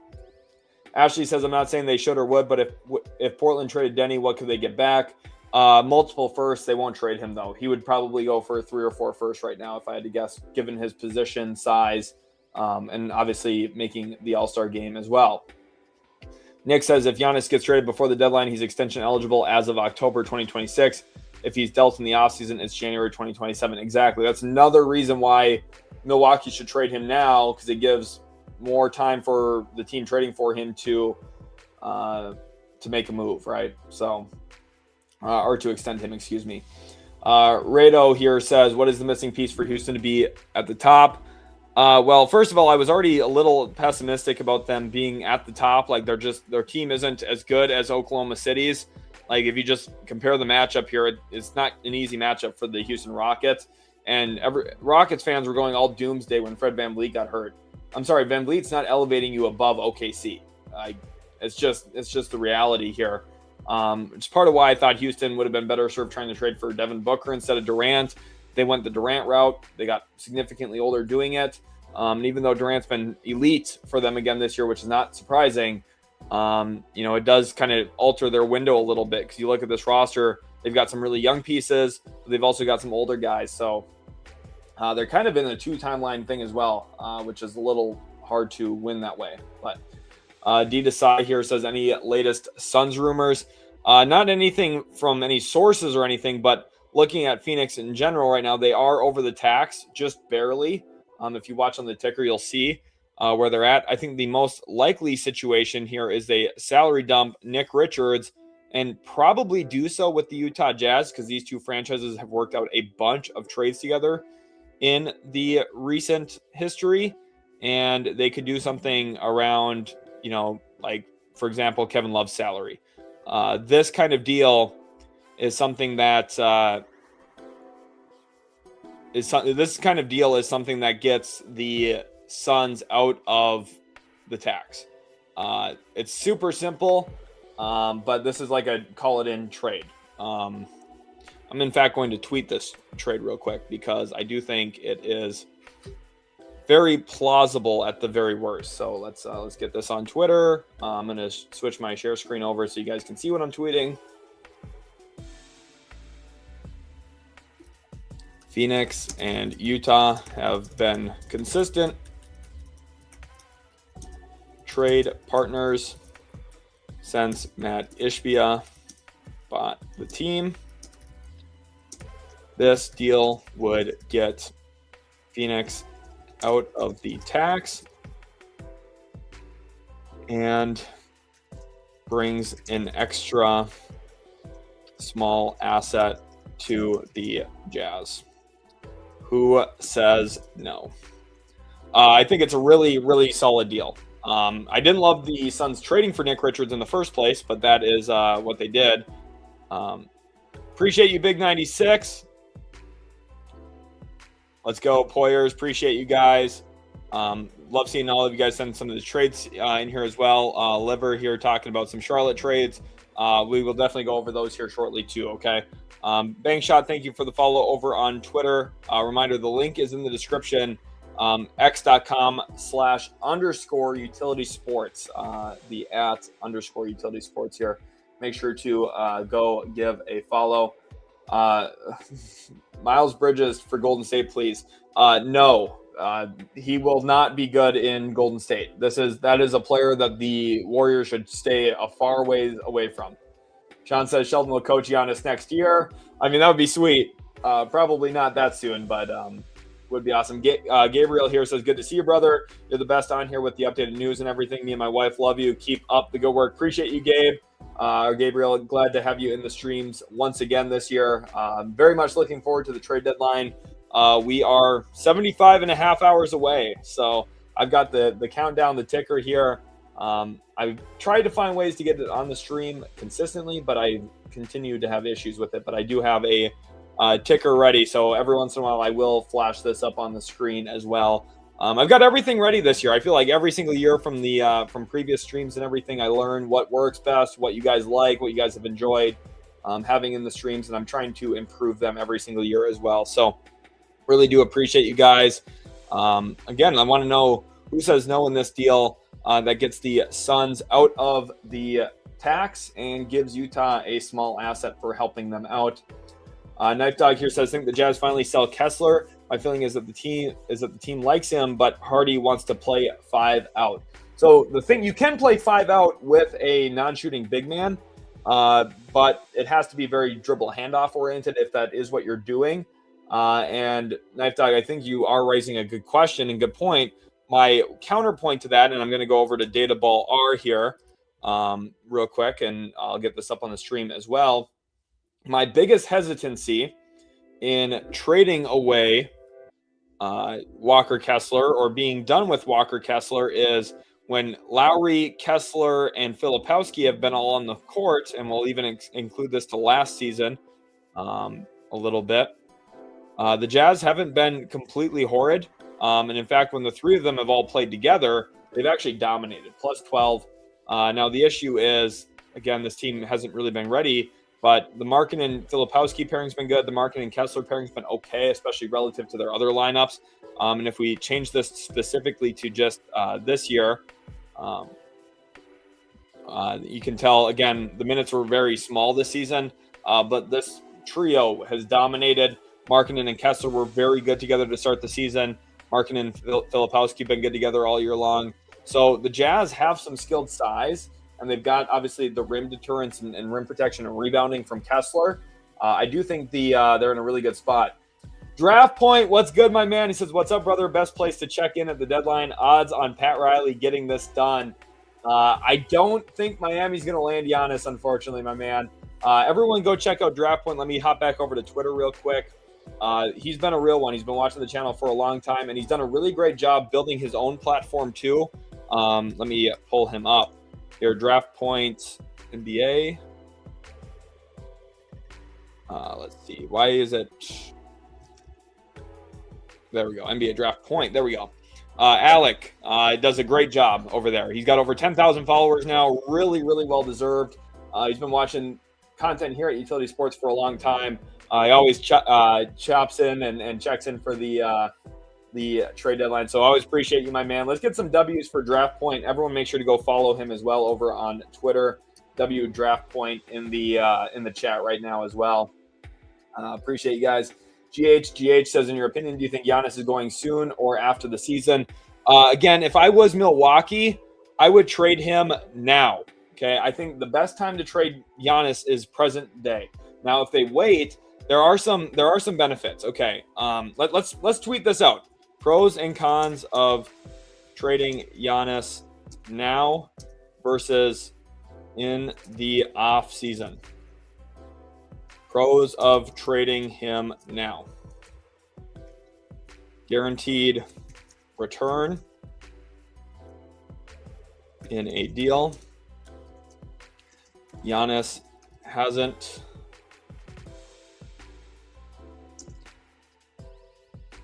forced a certain destination yet.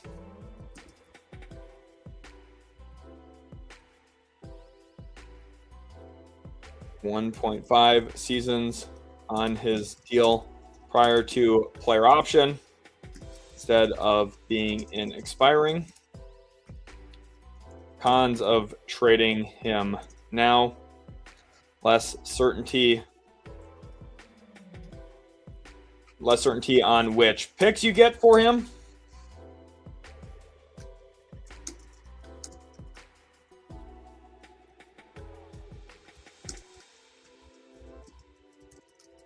Pre-lottery outcomes is what I mean. Okay.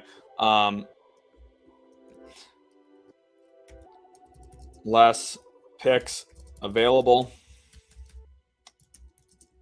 2033 picks become trade eligible on 2026 draft night, and 2026 picks are no longer Stepien obligated because of trading draft rights.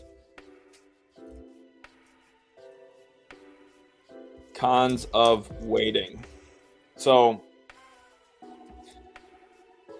I'm going to just clarify this to clarify my position.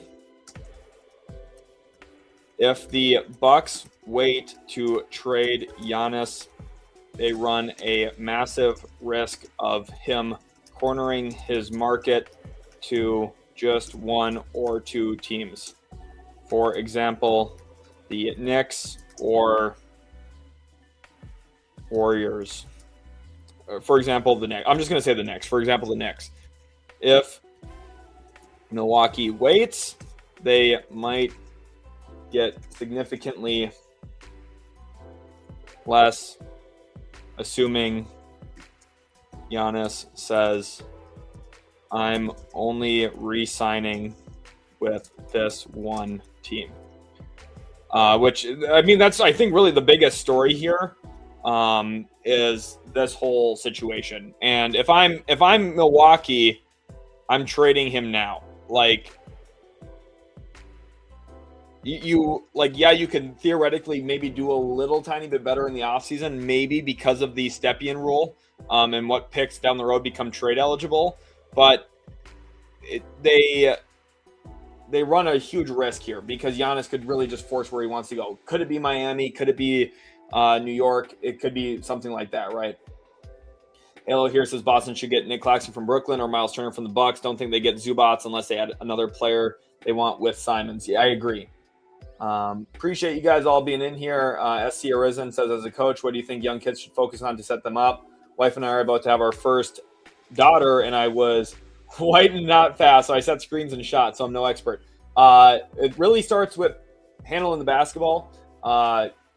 Handling the basketball is what opens up anyone's game. If they can dribble, they can score. If they can dribble, they can create space. If they can dribble, they can handle against press. You need to be able to dribble the basketball. That needs to be the fundamental skill that every kid learns in America. That's part of why Europe is starting to lap Americans, is because more kids in Europe can dribble, pass, and shoot. They are more fundamentally skilled than Americans are. And then secondly, I mean, shooting is always a great tool, but it really is footwork. Like, if you can stride stop, if you can step through up and under, if you can, learn step back footwork, all that stuff as you grow and mature and develop, like we're talking ages 10 through 13, 10 through 14. If you're starting to pick those things up into your game, you're essentially unguardable one-on-one. And basketball, at the end of the day, you boil it down to how many people does it take to defend me? If it's more than one, I've done my job. I've created advantage for my team. And then hopefully if you have skilled enough players around you, they can finish off those advantages, whether it's attacking closeouts, catching and shooting, or finishing at the rim and pick and roll or cuts or whatever it be. So it's really all about footwork and ball handling, SD Arisen. So I definitely think like learning those things, having like if your kid ends up being the best ball handler on his or her team, probably chances are they're the best player on their team as well. So Silent Wake 9 says, what are some options for the Pistons to pick up with their TPE? It is $14.1 million. We've talked about them a pretty good amount, but I do think it is a very good discussion, especially since they're at the top of the Eastern Conference right now. So I'm definitely very happy to go back and talk about it again. But here are some of the players in that range. Najee Marshall's one that I think makes a lot of sense for them because he can do a little bit of the playmaking stuff, but he's a wing player. I think that is a very, very good fit. Sam Hauser would be fun. I just don't think Boston's likely going to trade him. He would be a really nice shooting asset for them. Aaron Nesmith, probably not available, but he would be a guy that I would really want if I was a contending team. I think Aaron Nesmith's a real dog, a real baller, and a guy who fits around other talent at a very high level. Luke Kennard is kind of like this is uninspiring, but this may be what it'll do option. And then you look at, DiVincenzo, I don't think will be really available. Tari Eason could be a name to watch. He makes significantly less because he's still on his rookie deal. He would be terrific for them. Bobby Portis is a name that could definitely make a little bit of sense as a very easy to acquire buy low option. Herb Jones would be this is a pretty big trade, a sizable trade before his extension kicks in. And then this is where that Schroder number is. So Dennis Schroder could theoretically, since he's now been traded to Cleveland, he could get traded back to Detroit, which is not the worst option either. So those are some of the guys that I think make a lot of sense. Jay Gill says, who do you see Portland trading to create roster spots for Caleb Love and CD Sissoko? I'm not exactly certain that they're for sure going to even do that. It's definitely plausible and not out of the realm of possibility that they do that. But right now with where they're currently sitting, they could move off of Ryan Rupert. He could be a guy that goes if they do make a Jeremy Grant trade. Realistically, I think what you're looking at is Like if you go and make a move where you're trading 3 for 2 or 2 for 1, that will naturally open up one of your roster spots anyway. So if a Giannis trade does materialize, that will naturally open a roster spot, which I would assume they would give to Caleb Love, but I don't exactly know. And again, if they don't open something up, it's not the end of the world either, because I do think they're in a pretty good spot, especially after that Vit Krejci trade they just made. Abeem says Kobe White to the Clippers. I do think Kobe White will be one of the more sought-after players in the market this year, especially given the fact that he is an expiring salary if you go over to the Chicago Bulls. And let's talk about some of the destinations for him. The first one is Minnesota. This would be something like Kobe White to the Wolves for Conley, Dillingham, and then in return, the Bulls would send back Dalen Terry's expiring salary. And this financially works. The Wolves would probably throw in a collection of second-round picks to make this work. We're just going to do 2 for now. It could be more than that, 3 or 4 possibly even. But a deal like this, the Bulls get a really young player, former top 10 pick in Rob Dillingham. They get Mike Conley's expiring salary. This doesn't hurt their long-term cap table too much. They get some form of draft compensation for Kobe White. Otherwise, Houston could be the team that swings in here, jumps above Minnesota, gives a better offer than what Minnesota is going to give. And it could center around Dorian Finney-Smith's contract, which this one does hold some longer-term numbers on it. Excuse me, that's Kobe White. But these final 2 years are non-guaranteed, but it does complicate Chicago's cap space this offseason if they wanted it. But, Houston could come in and give, even like this Phoenix first-round pick next year, which is a really, really nice asset and something that would be meaningful. Let's see what financial breakdown is saying here. The hard cap. That's right. Let me.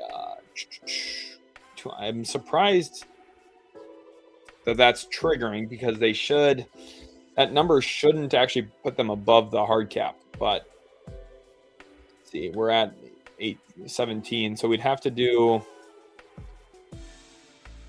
a non-minimum, which this is already a little bit more challenging to make work. They have the disabled player exception. They could do this technically around even Steven Adams' contract, but I don't think they'd want to do that, even though he's out for the year. The Kobe White contract should work there, so I don't think it would be. They could just prorate a minimum and add in a minimum guy too. That's the other option there. Otherwise, if we were to do one with the Clippers, like you wanted to see, we'll do Kobe White to LAC. And then the issue here is which contract's going back. It could be Bogdanovich. And then the Clippers, it depends on what they want to give up. But if we're looking at second-round picks, maybe the Clippers just inundate them with 4 seconds. And I don't know. It's not great. I don't love it for Chicago, but it's definitely an option. Spoonfed here says annual tradition, Sheldon, NBA trade deadline, Karl Anthony Towns moving. First of all, Spoon, thank you so much for the 2. Really do appreciate you a ton. My man, thank you again so much. And when it comes to Karl Anthony Towns, I would be pretty surprised if he actually gets traded. I just think at his salary, it's going to be pretty difficult to find a deal that works unless it's Giannis to New York, and I just don't think that's super likely. So I'd be very, very surprised by that.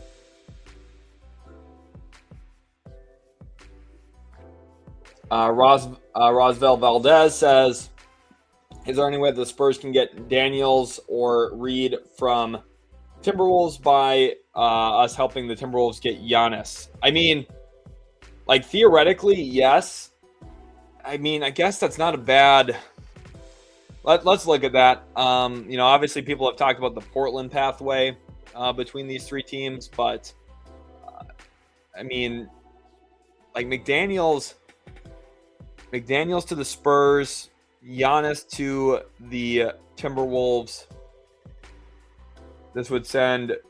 Let me look at the money here. So Minnesota is an apron team. So they'd have to send out more salary than they're taking in. So something like this. Randall to Milwaukee, McDaniels to San Antonio, Giannis to the Wolves. And the one issue is if you're San Antonio, why would you want to help Minnesota get Giannis? I think that's the one issue you're kind of running into here.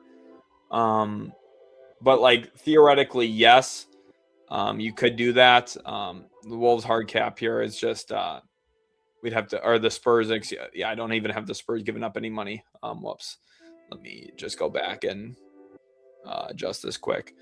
We would just do Olynyk and Sohan to the Bucks. That should financially work now. Obviously, there'd be more picks involved, whatever. This should not be going to Minnesota, by the way. That should be going to Milwaukee, but you guys kind of get the idea, right? Skull here says, hey, is the Giannis trade going to happen soon? I do think it will happen this week. I think it should happen this week. I'd be pretty surprised if it doesn't, honestly.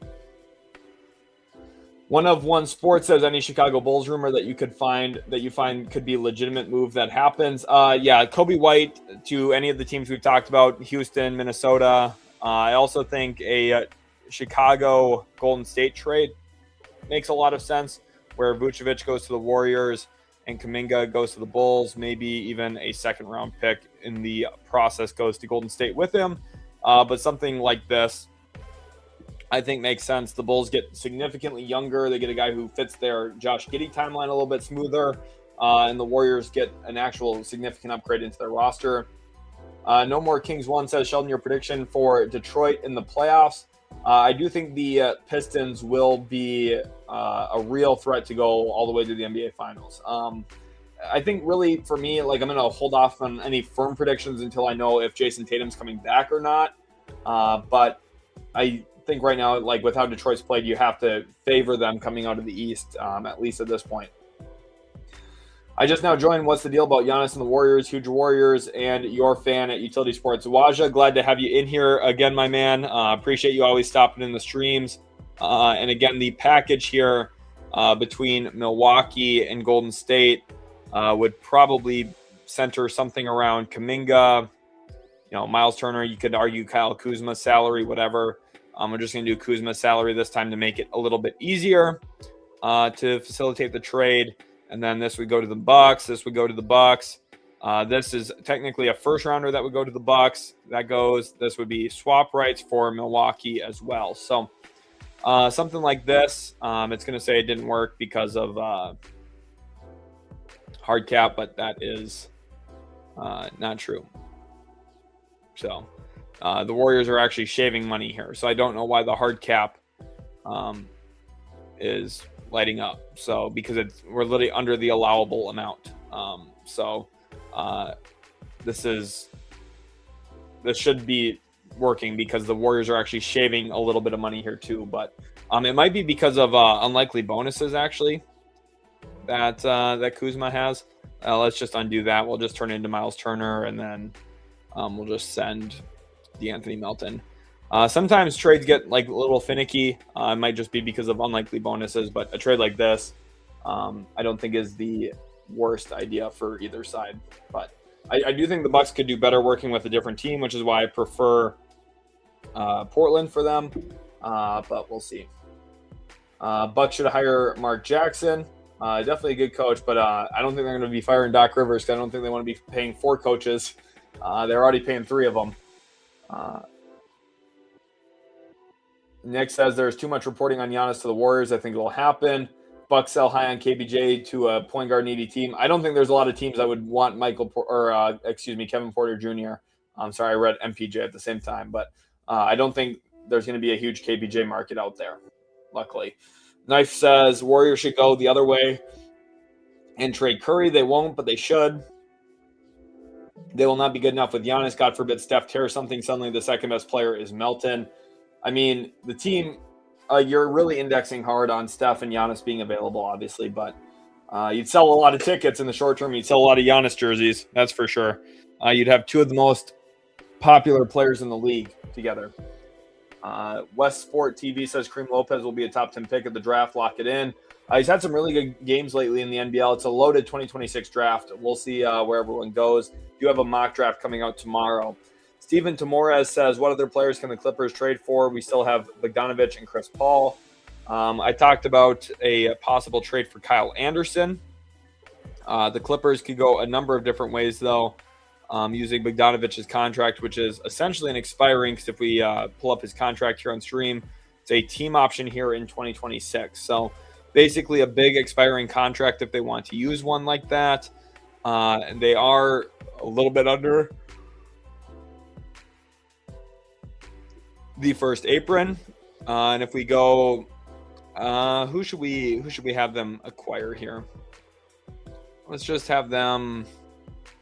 I mean, the Jazz continue to be a team that I could see them working with. We could look at Monk, maybe Monk for Bogdanovich and CP3. This gives the Kings some cap relief. Sacramento and the Clippers working together, whether it's a Collins for DeRozan or Bogdanovich and Paul for Monk kind of deal, I do think makes a lot of sense, because the Kings are going to look to get off of future money. And if you look at Malik Monk's contract, they've got a lot of future money committed here. So is this something the Clippers would be willing to take? Maybe. Twig Gaming says you should join the Discord if you haven't already. Link is down in the comment section below. Miami Sports wants to know if I like the Heat's offer for Giannis. Like, tentatively, it's solid. The issue for me is it's not that the offer itself is bad. It's just I don't know if it's better than Portland's or Golden State's in terms of draft pick control. Tyler Hero's a really good player. I don't know if that's like the centerpiece of a trade for me. Like if you do something like Rozier and Hero, like financially that gets you to Giannis and Thanasis, right? Like salary-wise, this works now.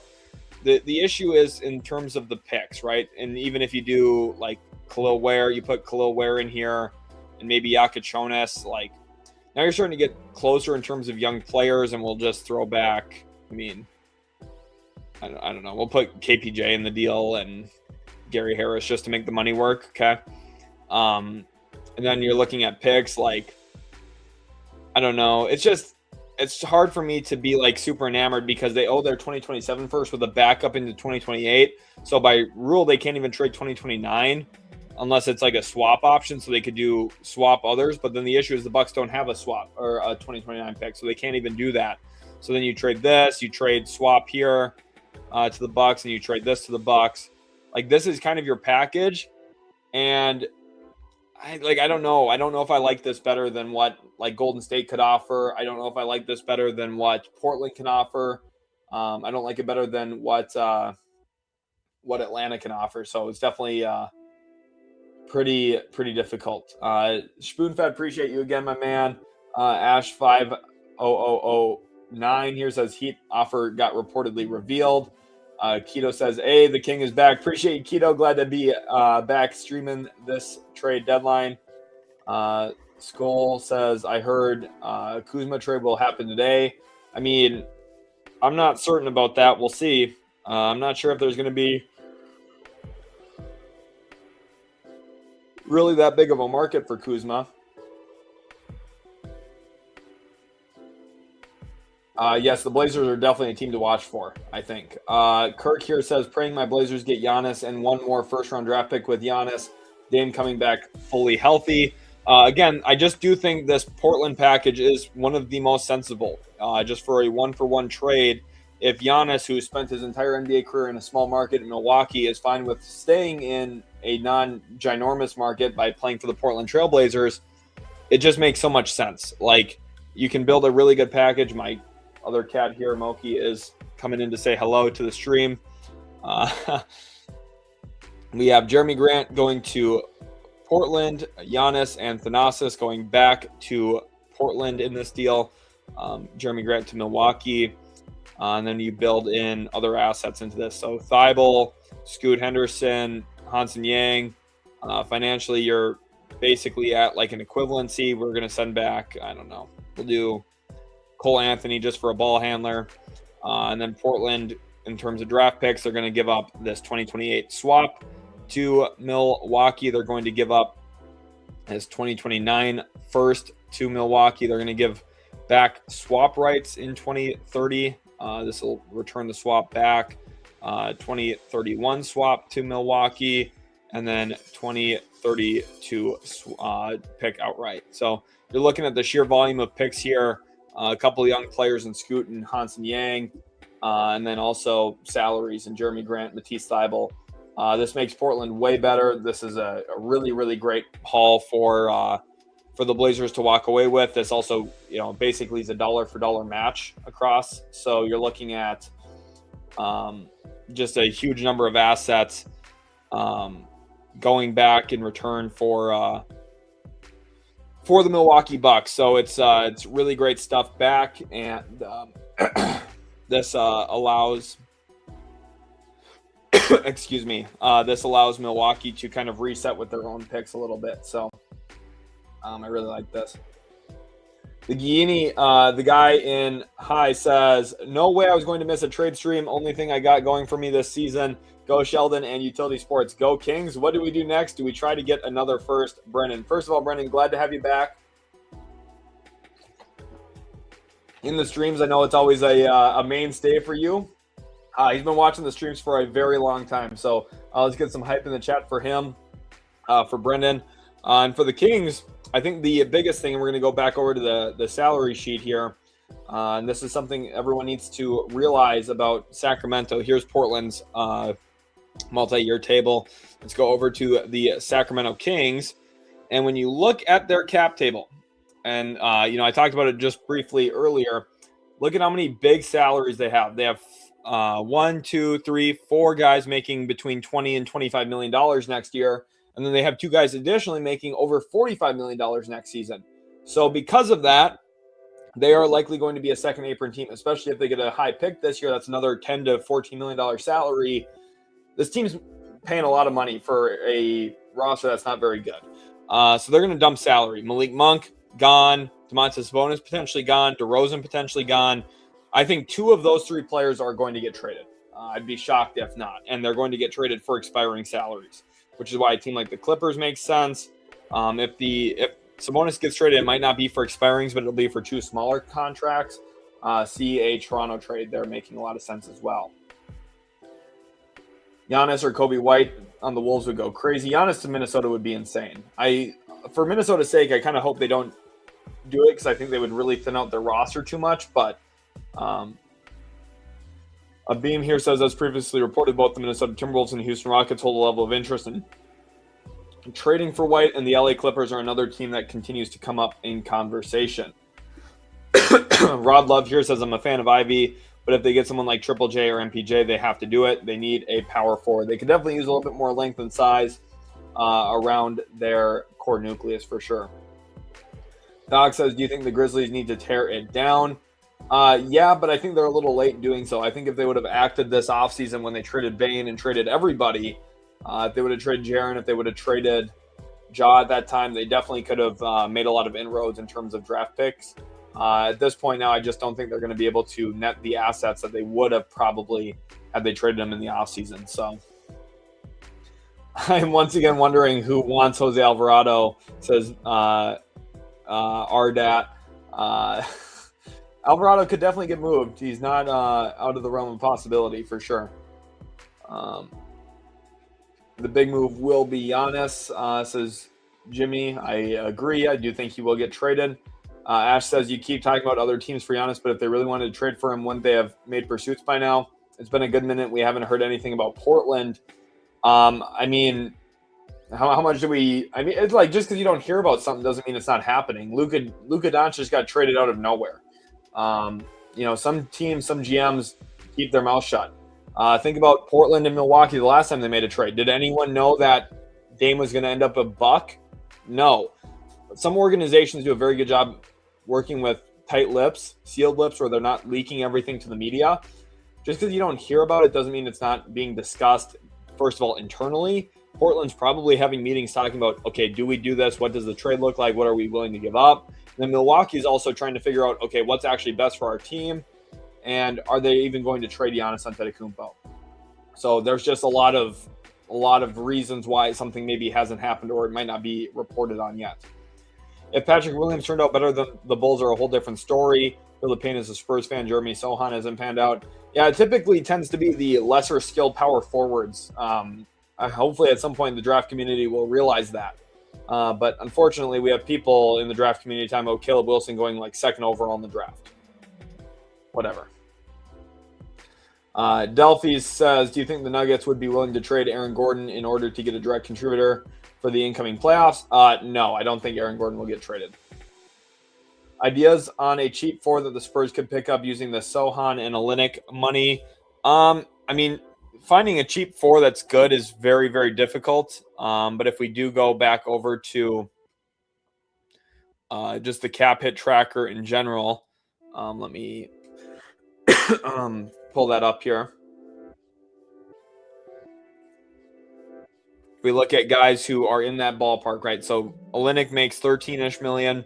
Sohan's at 7 million. So if you want to get into that $20 million range of combining those two salaries, like Santi Aldama is a guy that makes a lot of sense. He would be terrific for San Antonio. I know they have him listed here on Spot Track as a center. He's not a center. He's a four.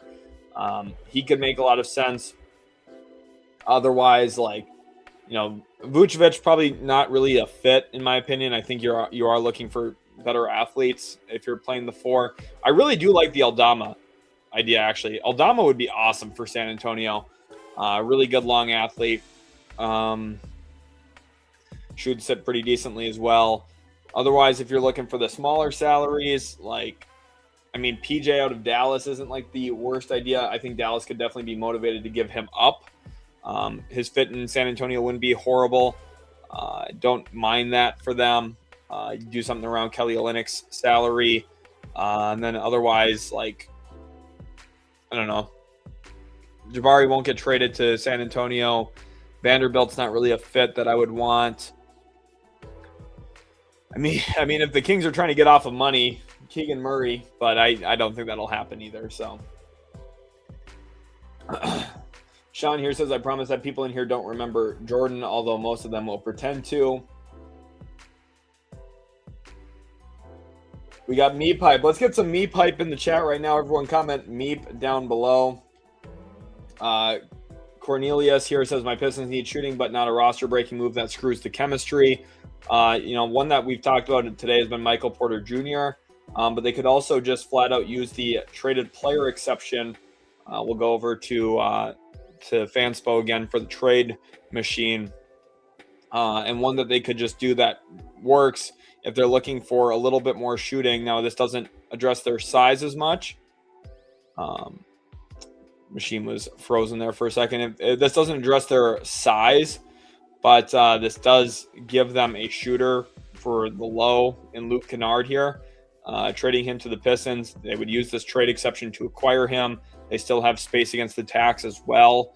And they give up, this Brooklyn or Dallas 2027 second to acquire him. Something like this doesn't tweak with your chemistry at all. It just gives you another impact player into who you can play in your lineup a little bit. So love seeing all those meeps fly in on the side there from Neo and Keto and Bench and Spoon and Justin as well. So appreciate you guys. Alrighty, I'm back. Did you figure out how to get Anthony Edwards next to Cade in Detroit? Good one there, Bench. I do think, okay, I'm not, guys, I'm going to go quiet here for a second because I'm not allowed to say this out loud, okay? I don't want to be burned at the stake, but I'm not saying it.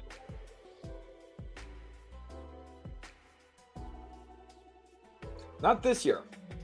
Not next year. 2028? I didn't say anything. Let me refresh. I didn't say it. But you saw the team. Monte Ellis. Man, shout out to Monte Ellis was one of my favorite players. I loved watching Monte. Cornelius, appreciate you. Nay here says, just saw on Twitter the Mavs are taking calls on Anthony Davis, and Toronto and Atlanta are two teams to watch. Could you do a trade for AD for both of those teams? Yeah, we should talk about some Anthony Davis. Thank you for this question here, Nay. Let's look at a trade with Atlanta, first of all, because this one is one that I think is very plausible to happen. Anthony Davis to the Hawks, and then you combine a couple of salaries to get to the money threshold. Now, remember, they traded Vit Krejci. The issue here financially, this deal does not work as is, just these two salaries. So how do we get the salaries to function? The issue, Corey Kispert's been recently traded. They can't use him right now in a trade. Dyson Daniels is poison pilled. They don't have anything else really in that range. They could maybe include Nikhil, but that wouldn't make sense in terms of winning. So Zachary Reese-Shea is in the deal, and then this Spurs first. Essentially, this deal. Mavericks are over. Okay, let's just. I love the second apron so much. It makes my life very great. There we go. This kind of deal: Porzingis, Reese-Shea, Kennard, and this first round pick, which would be like pick 20 in this draft, for AD and Dante Exum. This gives the Hawks a better player than any of the guys they're giving up. The Mavs get Reese-Shea and a 2026 first. Some really solid stuff.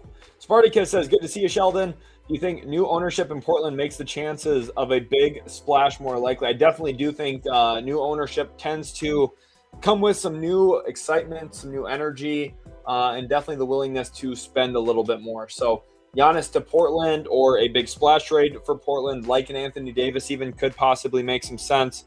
It's not out of the realm of possibility. Let's go over to Toronto quick and talk about a Anthony Davis Raptors trade. If AD does go to the Raptors, you would probably see Emmanuel Quickley or RJ Barrett, one of these two salaries, be the starting point in a trade, and then Jakob Poeltl possibly being the other salary. It just depends on how the Mavericks want to go about building this out. The Raptors would definitely be able to offer this 2026 first. The question here is, how do we want to build this? We could do Quickley and Poeltl, and that just gets us to $51 million. It also gives the Mavs a little bit of relief against the apron.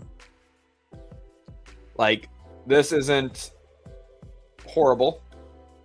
And in fact, I think the Raptors should give up even a little bit more than this, just because they're getting off of Quickley's really bad contract as well. I mean, I don't know. I don't love this for Dallas. I specifically prefer Atlanta's offer just because I'm not getting stuck with one of Quickley, Poeltl, or Barrett. But I wouldn't rule Toronto out for sure. So, Nay, thanks again for your comment here. If I was Detroit, I would probably not trade Ausar for Trey Murphy at this point. Abim says, I think as a Clippers fan, we need to get like Kobe White and Kyle Anderson both. I definitely could possibly do that. Like, it's not out of the realm of possibility. Caleb McKinney says, sorry, just joined. Could you go over Benedict Mathurin moves? No worries, Caleb. Glad to have you in the stream. Appreciate you being here. Let's go over some Pacers trades. One that I think specifically makes a lot of sense is one with New Orleans, where you would see Sadiq Bey and Yves Missi going to the Pacers for, in this deal, Benedict Mathurin. And that deal still keeps the Pelicans out of the tax, gives them enough room to fill a roster spot if they so choose to. And then the Pelicans probably send like a far out second in this deal as well. I like this trade a lot for the Pacers. Gives them a big man who they can play next to Halliburton long-term when Hallie comes back. The Pelicans get the upside swing part here on Mathurin. The Pacers get Sadiq Bey's contract, which they could use in a big trade next season. If you watch my trade deadline predictions video today, you'll know what I think about Indiana going forward. Bogdanovich for Lonzo is just not going to happen because Cleveland, just everyone take a look at this, okay? We're going to put Brooklyn and we're going to put Cleveland on here, and we're going to point something out, okay? The Cavs are $14 million roughly over the second apron. The Nets are $15.4 million under the cap.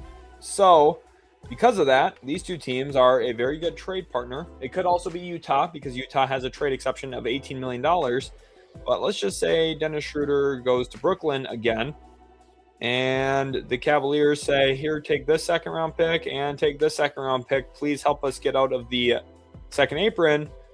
And boom, look at that. The Cavaliers save a lot of money. They get out of the second apron altogether. Woohoo, big W right here, second apron space. Great to see. And the Nets, and by the way, the Cavaliers did a 2-for-1 trade already. Keon, Ellis, and Schroder for DeAndre Hunter, so they don't even need the extra roster spot. And then the Nets get Schroder back. They get more second-round picks for taking his salary back on. W. It's a huge W here for Cleveland. And it's a W for Brooklyn as well, using their cap space to get a guy back that was already solid for them.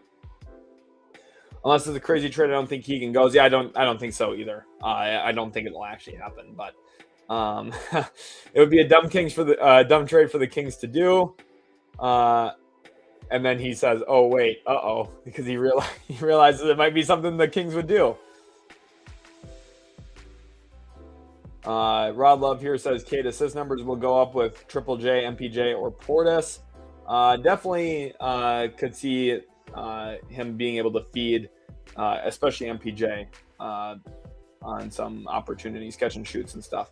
OM Ragey, welcome back to the stream. Said, can you do a mock Sabonis trade to Toronto? I do think that is the more likely outcome if we were to see something. And in fact, I'm going to expand this into a multi-team trade just because I think there's some real functionality here for the Clippers and Raptors to potentially all get involved on a deal here. Where is Toronto? There we are. Okay, so in this deal, Sabonis to the Raptors. That is what OM Rage is wanting to see, and I think there is a really good possibility of that. In this deal as well, we are going to send Bogdan Bogdanovic to the Kings.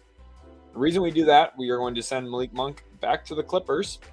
Now, this does put them over the apron, but we are going to send Chris Paul to Sacramento in this deal, give them a veteran. And then what we are going to also see is we're going to do Pirtle to the Kings plus RJ Barrett to the Kings. And in this process, now the Kings are taking in 4 players and trading out 2 so they can give up a salary. We'll just give Doug McDermott to the Raptors. That'll be fine. Every team's below the first apron here. The Raptors stay below the tax even. Probably need a draft pick in here. Raptors give up 2026 first to Sacramento. Something like this. You could maybe argue that this won't even be in there. But ultimately, the Clippers give the Kings next year cap relief by getting off of Bogdanovic and Paul. They upgrade significantly, getting Malik Monk in the building. The Raptors get the best player in the trade in Domantas Sabonis by a large margin. The Kings get RJ Barrett, Jakob Poeltl, and then again, the most important thing is that future cap relief because of the Clippers. So this is a pathway that makes sense where, yes, the Raptors don't give the Kings future cap relief, but they do break up this big salary into 2 smaller ones in Barrett and Poeltl. Now, I don't know if I would want to stomach Poeltl's long-term contract if I'm Sacramento, but they did just trade for DeAndre Hunter, and I wouldn't have done that. So. Eric here says Hornets should trade Bridges plus more for a star center and move Diabate to the 4, or should we not touch anything since we're on a 6-game win streak and everyone healthy? Also, I missed it. Lou Dort to the Hornets. I don't think Lou Dort is going to get traded to. I don't think Lou Dort's going to get traded to Charlotte, but I don't expect them to necessarily make a huge trade. I do want to go over to this here.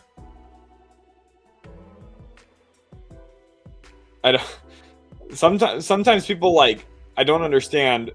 You're not trading for Kevin Love. You're trading to get out of the apron or out of the tax. I don't understand. And the thing is, I was very, very clear about why this deal would get Phoenix out of the tax.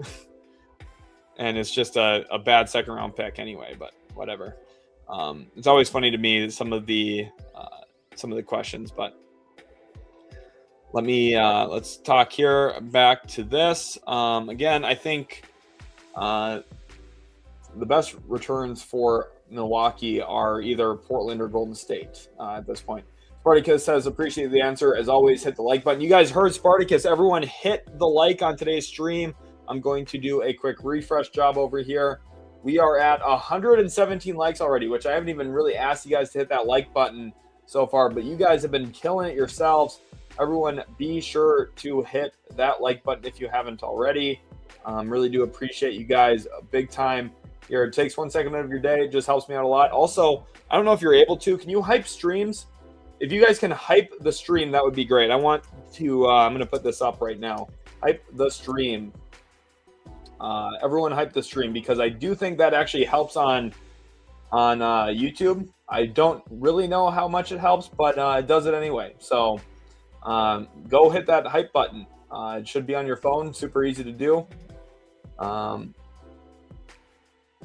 Dennis Schroder can be traded again. He just cannot be aggregated with another salary, Eddie. So the Cavaliers can trade Dennis Schroder.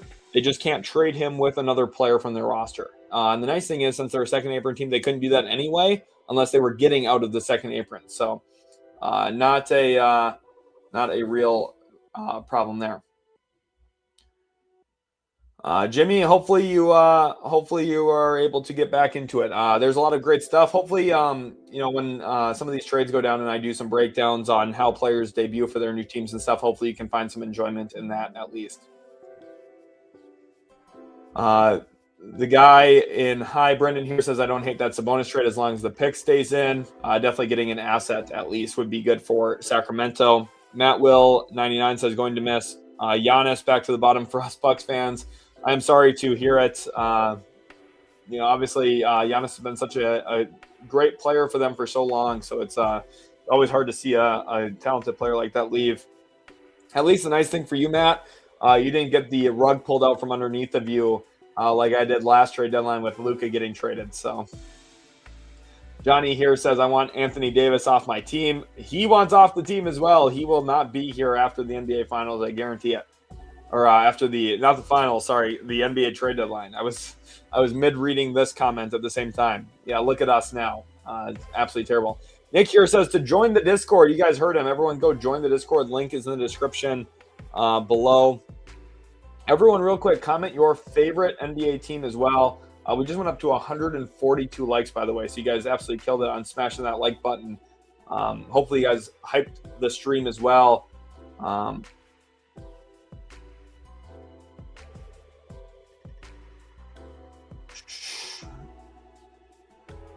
Comment your favorite team. Stuck with Cooper, poor guy. I mean, we got very lucky in the lottery, but just because we got lucky doesn't mean it was great, because we went from an NBA Finals team to a rebuilding team, just like that, which really is unfortunate. Arhan says, looking forward to a week of wheeling and dealing. So happy to see you streaming this year as well, Sheldon. Go Nets. Glad to have you back in here, Arhan. Appreciate you. Keto says the Spurs. Steven says the Clippers need a backup point guard for James Harden when he gets some rest. My favorite NBA team is the Clippers. Appreciate you, Steven. I do like Kobe White for the Clippers quite a bit if they were able to get it. I don't think they rigged the lottery. Do you understand the lawsuits that teams would be filing? They'd be freaking out if it was actually rigged. I just think Dallas got incredibly lucky. I do. First of all, I'm gonna be putting together some, like, I hate to call it an investigation. It's really not. But there's an issue with the lottery, and I'm going to talk about that in a future video. Benchmaster says can't figure out how to hype the stream. It should be. I don't even know if you can hype the stream even. But Nick says, bro, Sheldon, I remember this could actually be the year the Mavericks don't make a stupid deal like they have been the last 3 deadlines in a row. You're chilling. Yes, no Nico Harrison. I've been complaining about Nico Harrison for longer than anybody. I hated him when he traded Porzingis away. We are on, it's like 4 deadlines in a row now where he's done something horrible. I believe 4 deadlines ago he traded Porzingis for Spencer Dinwiddie and Davis Bertans. Oh my gosh. Then 3 deadlines ago he decided to not extend Jalen Brunson. 2 deadlines ago he traded the Mavs 2026, 2027, or 2027, 2028, 2029 first round picks. And then last deadline, we all know what he did. He traded away Luka Doncic. Mind of Ball 19. Let's get some W's in the chat for Mind of Ball. Appreciate you, my man. Thank you for the $5 super chat. Says, I'm a big Bagley fan. Any way that the Cavs can dump Lonzo's salary in a second to Washington for Marvin Bagley.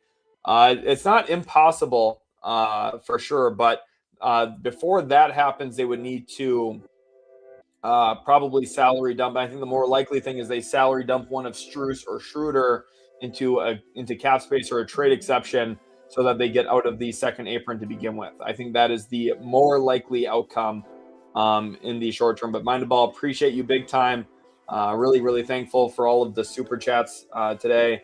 You guys have been absolutely awesome. Mindball 19. I'm updating my my super chat list right now just so I can thank everybody accordingly throughout the week. So that'll be now down on the bottom again for a couple of minutes. But appreciate you, Mindball. Hopefully that answered your question. It's definitely not impossible. Be fun to see Bagley on a team like Cleveland with the pick and roll talent they have. We'll see what happens. But I think the most likely thing for Cleveland is a salary dump first. Matt here says Bucks fan. Caleb says Pacers fan. Do you think the Rockets will trade for a point guard? I do think they will acquire a ball handler. I'm not going to commit to the word trade because it's possible they just signed someone like Javon Carter instead, who just got released by the Chicago Bulls after that 3-team trade the other night. So Beckham says live stream 3 days before the trade deadline is crazy. I do this every year. It's a good build-up. I use these first couple of days, first of all, to monitor trades because if something were to happen, I would want to go live anyway. So I might as well just go live and talk to you guys, have fun chatting with my community. But then it's also, I think, very, very useful from an informative standpoint to everybody because I've spent hours and hours and hours researching, looking at cap sheets, looking at trade exceptions, salary perspectives. I'm going to put it back on the bottom ticker now. But when you understand the trade exceptions, you understand which teams are going to try and get out of the tax, which teams are around the tax, which teams are in aprons that don't want to be in the aprons, like Cleveland, for example, which I'm now flashing onto the bottom there as well. The whole point is for information here. So the earlier I stream, the more days I stream for, the more likely it is I can convey messages to you guys that will be helpful for you understanding what's happening during the trade deadline. Very rarely on the day of the deadline am I super shocked by something. Sometimes something comes across, I'm like, whoa, was not expecting that. But for the most part, a lot of it is very sensible in the moment when it happens. And you can quickly put together what teams are trying to accomplish and do.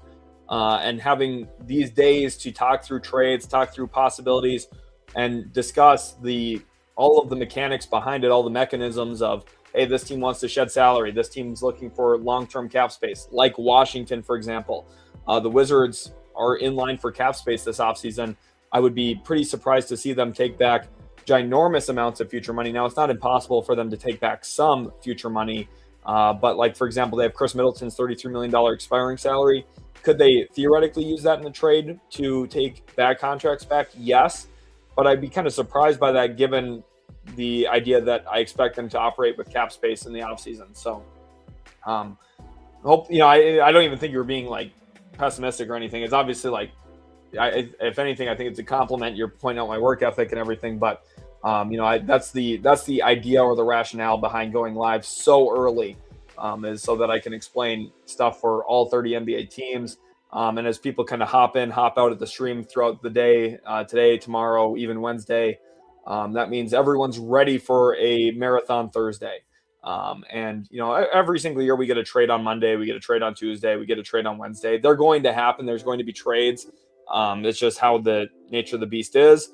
But we will, be ready for anything that happens when it comes. 2001 Gaming Fan says, if Milwaukee doesn't move Giannis now, does a deal to Utah this offseason make sense? Utah trades their pick 1 through 8 when they keep it, along with multiple other first and young guys.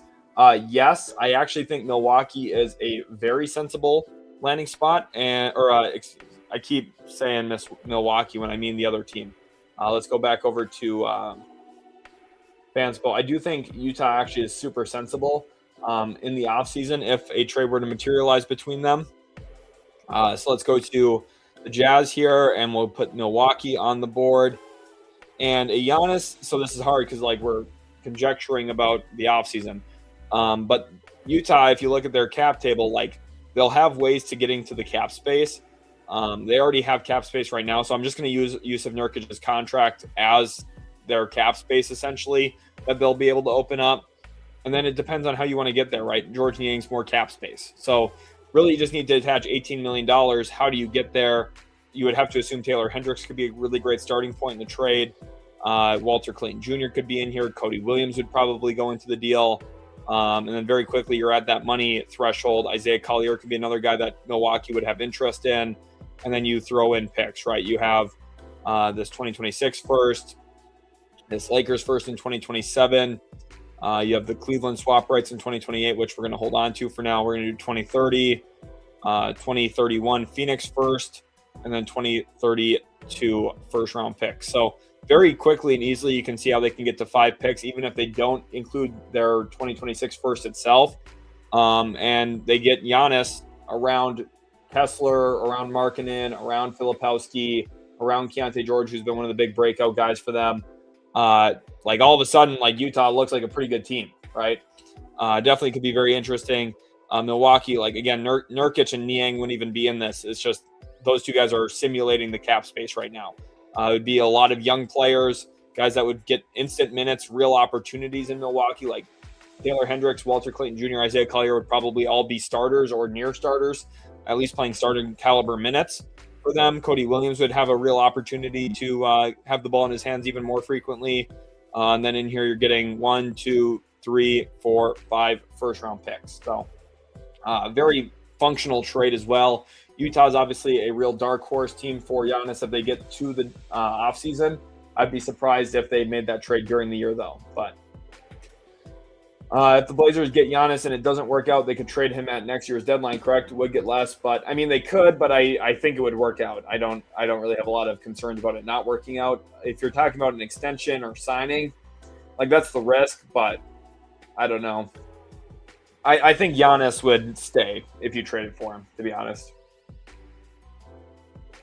I'm sorry if you answered. I didn't hear it. Can you see the Pistons able to get Christie? If you're talking about Max Christie, I don't think Dallas would trade him, to be completely transparent. But financially, yes, they could. If you look at his contract, he's on a very friendly deal.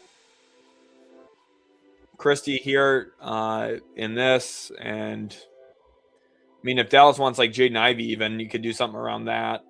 But I don't know. Then you throw in some form of picks. Dallas would have to attach. I meant to do this, but Exum. I keep forgetting to just throw in Exum. It's going to say that it doesn't work. $96,000, whatever. You guys get the idea. We could also do Jaden Hardy instead, to be honest. So, am I just out of touch? But I'm just not into this trade deadline. Someone make a big splash. I mean, if Giannis is available, you should be into it. Anthony Davis is a huge name that will be on the market, probably traded. There's a lot of important players getting dealt this year, so I definitely think it's worth keeping an eye on for sure. Interesting to talk about. Miles Turner is a name to watch on the trade market, and NBA teams are doing their homework on him, per Gary Wolfel. Nick and Dan, thank you for the comment here to make sure that I saw this. I appreciate you guys always tagging me over on Twitter. That way I see everything for the streams. Miles Turner is a name to watch on the trade market. We've talked about him obviously quite a bit. He's a valuable player, someone that I think Charlotte could definitely show interest in, someone that I think would make sense for Golden State, a few other teams as well. So JK here says, I'm 39 in the league is almost unrecognizable. The NBA has just changed too many rules, added new ones. Refs are terrible, and players sit out for something like a runny nose. I mean, everyone's entitled to their opinion. I very much enjoy the NBA, even the way it is with guys missing games and everything. Bombzoni here says, third deadline as a subscriber. Kind of funny how dead this deadline is compared to previous years, even though we all know the reason why. I mean, yeah, the deadline every year is like, I think it's important to remember too, it's always kind of slower paced at first. I know last year was an anomaly because Luka got traded 4 or 5 days before the deadline. That was crazy. I still think this deadline is going to be nuts. In fact, there's kind of like an eeriness to this trade deadline for me. For every deadline, I kind of go in, I'm like, okay, I have a pretty solid understanding of what might happen. Obviously, it never always goes the way you expect it to or anything. But this year kind of feels like there's like something lurking that I feel like I can sense it, but I don't know what it is. And I've never really felt that way before about the deadline. Even like the deadline where Brooklyn traded Harden to Philly, I was like one of the only people who really thought that trade was even going to happen. Everyone was saying Harden's not going to get traded. Harden's not going to get traded. I was kind of like, yeah, I think he's going to the whole deadline cycle, and then he did. Like that was kind of like an eeriness to other people. To me, I just knew that was going to happen. I could just tell. If you go back to my coverage on that, I multiple times answered that way. But like I really do think there is like something's going to happen this year that I really did not expect at all. I just have that feeling. Muhammad here says, Steph and Giannis, please. I've got my other cat here, Reese, now hanging out in the stream. Reese, say hi to the crowd. No, he's going to flop again. Appreciate you, Muhammad, for being in here. Big Papa says going from excited to sign Dorian Finney-Smith to excited to trade Dorian Finney-Smith is disappointing. The nice thing is at least you have that contract to trade. If you guys didn't sign him, you couldn't trade him. So that is one of the positives of getting guys under contract. Curry here says, how long are you going to be live for today? Kind of just feeling it out. I have been ever since the beginning of December even, which is crazy now because we're going on 3 months almost. I've been really struggling with my voice. It's part of why I didn't really record very much at all in December and the beginning of January because unfortunately my voice has just been kind of struggling. So I'm going to try and stream for as much as I possibly can today. But my guess is at least until 2 p.m. Eastern time, that would put us at 5 hours live. And that's at least probably what I'm going to do is 2 p.m. So trying to stream as much as possible. If I do end at like 2 or something today, I'm going to probably go live again tonight. But I've also got some more recording to do and stuff as well for this week. So a lot of really fun stuff. T-Dog says, I watch these streams every year. Best way to get through the workday. Thanks, Sheldon. Go Rockets. Appreciate you, T-Dog. Always glad to have you in here. You bring such a positive energy. Obviously very intelligent, too, about your Rockets and the NBA in general. So appreciate you, my man. Glad to have you in here. 2001 Gaming Fan says, what is Miles Turner value with teams looking into him? I would guess you're looking at a small or low-quality first-round pick. So I think you're looking at, a pick that is in the 20s, presumably, is what I'd have to guess. Vincent Rose, welcome back to the stream, Vincent. Glad to have you in here. I know he's a big-time Portland Trailblazers fan. Really glad to have you back in the streams again this year, my man.